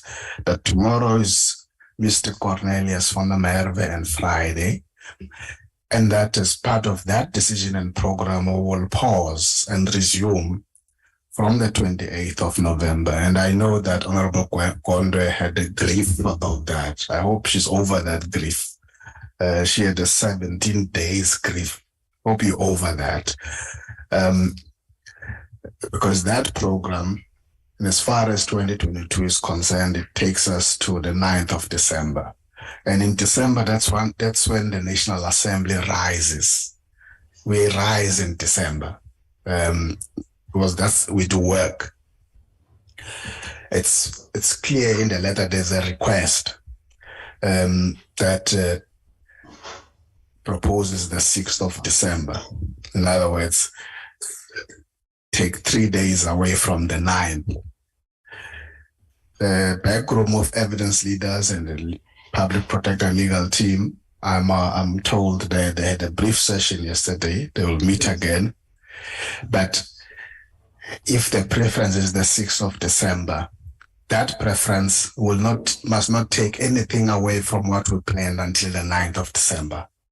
And if it means that you're going to have to ensure that all of what we have identified will be done by the 6th of December, even if it includes working longer hours, that's what is going to happen. We're not extending it to 2023. So as they meet, if the query is there's 3 days more that you are giving us, take the 3 days, and we're happy to settle on the 6th. Let them do that work, provided that work, as I repeat, doesn't take anything away from what was planned to be concluded on the 9th of December. Because that program takes us, which we account and report to as the committee, it takes us to March as the end point. And we want to follow all of that. And we're mindful that we operate in an environment that's not our choosing, but we have a plan that we've put in place, and we're going to follow that plan diligently. And we'll always, as it is a living program, if there are things that come our way, we'll look into those, but that's the planned end point that we have agreed as part of that decision, because that program would have been placed here. Secondly, I think it's important to make this point, because the point is made by Honorable Sukas, which would have also made last week, to emphasize the point about this is an exercise in accountability of the Chapter 9 head of institution to the National Assembly. And in that process, we're all going to be subjected to a parliamentary process and its rules. There is no court determination in that process, because any of the institutions would have their own rules. If you go to courts, you're going to have norms and standards and all sorts of things that people operate under. You negotiate your way within that. In the legislative sector, you will have rules. You're going to negotiate your way within the rules that are set and the kind of programs that are set. And so whoever comes as part of oversight to committees, they are subjected to these issues. There's going to be no exception because this is an inquiry. I think it's important to emphasize that point so that the point is not lost in that regard. And so in relation to the program as it is, we'll continue tomorrow. We will hear what Advocate Bauer, what issues she wants to put on record. Thereafter, immediately we'll start cross-examination of Mr. Cornelius van der Merwe for tomorrow and Friday as planned.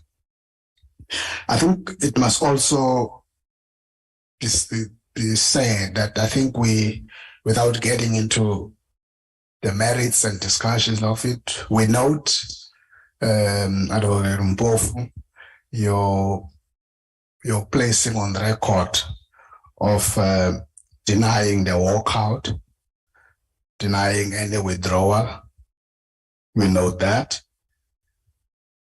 But I think more importantly and strongly, it's important that we place on record that we deny and reject the following assertions that have been placed on record. That the accusation of rights violations of the public protector, the insinuations about the jungle and the kangaroo court, the illegality of the Section 194 committee, all of those are rejected. And I think it's important that we stay on course, we stay focused in terms of what we want to do in relation to the issues of matters that you have a recourse for to take to court. We welcome that. We've always made that point. In fact, the review would have expected it on the 31st of October, as promised to us, because it is on that Thursday that we took a decision to reject the application for adjournment. And so now that matters has been taken to court, that is to be welcome. But it's important to emphasize Honorable Ngola's point that nothing stops us in the program that we have placed. There's no legal impediment. There's no interdict. We want to emphasize that point. We're going to proceed even as we straddle, even as we multitask what needs to happen in court, whether it's a constitutional court on the 24th, and whether it is the 13th or 12th of December or any other date in relation to the review application. Our work must continue. Thank you very much, colleagues. At that point, I want to say that our meeting is adjourned and we'll meet tomorrow at 10 to resume the cross-examination. Thank you very much. Thank you, Chair.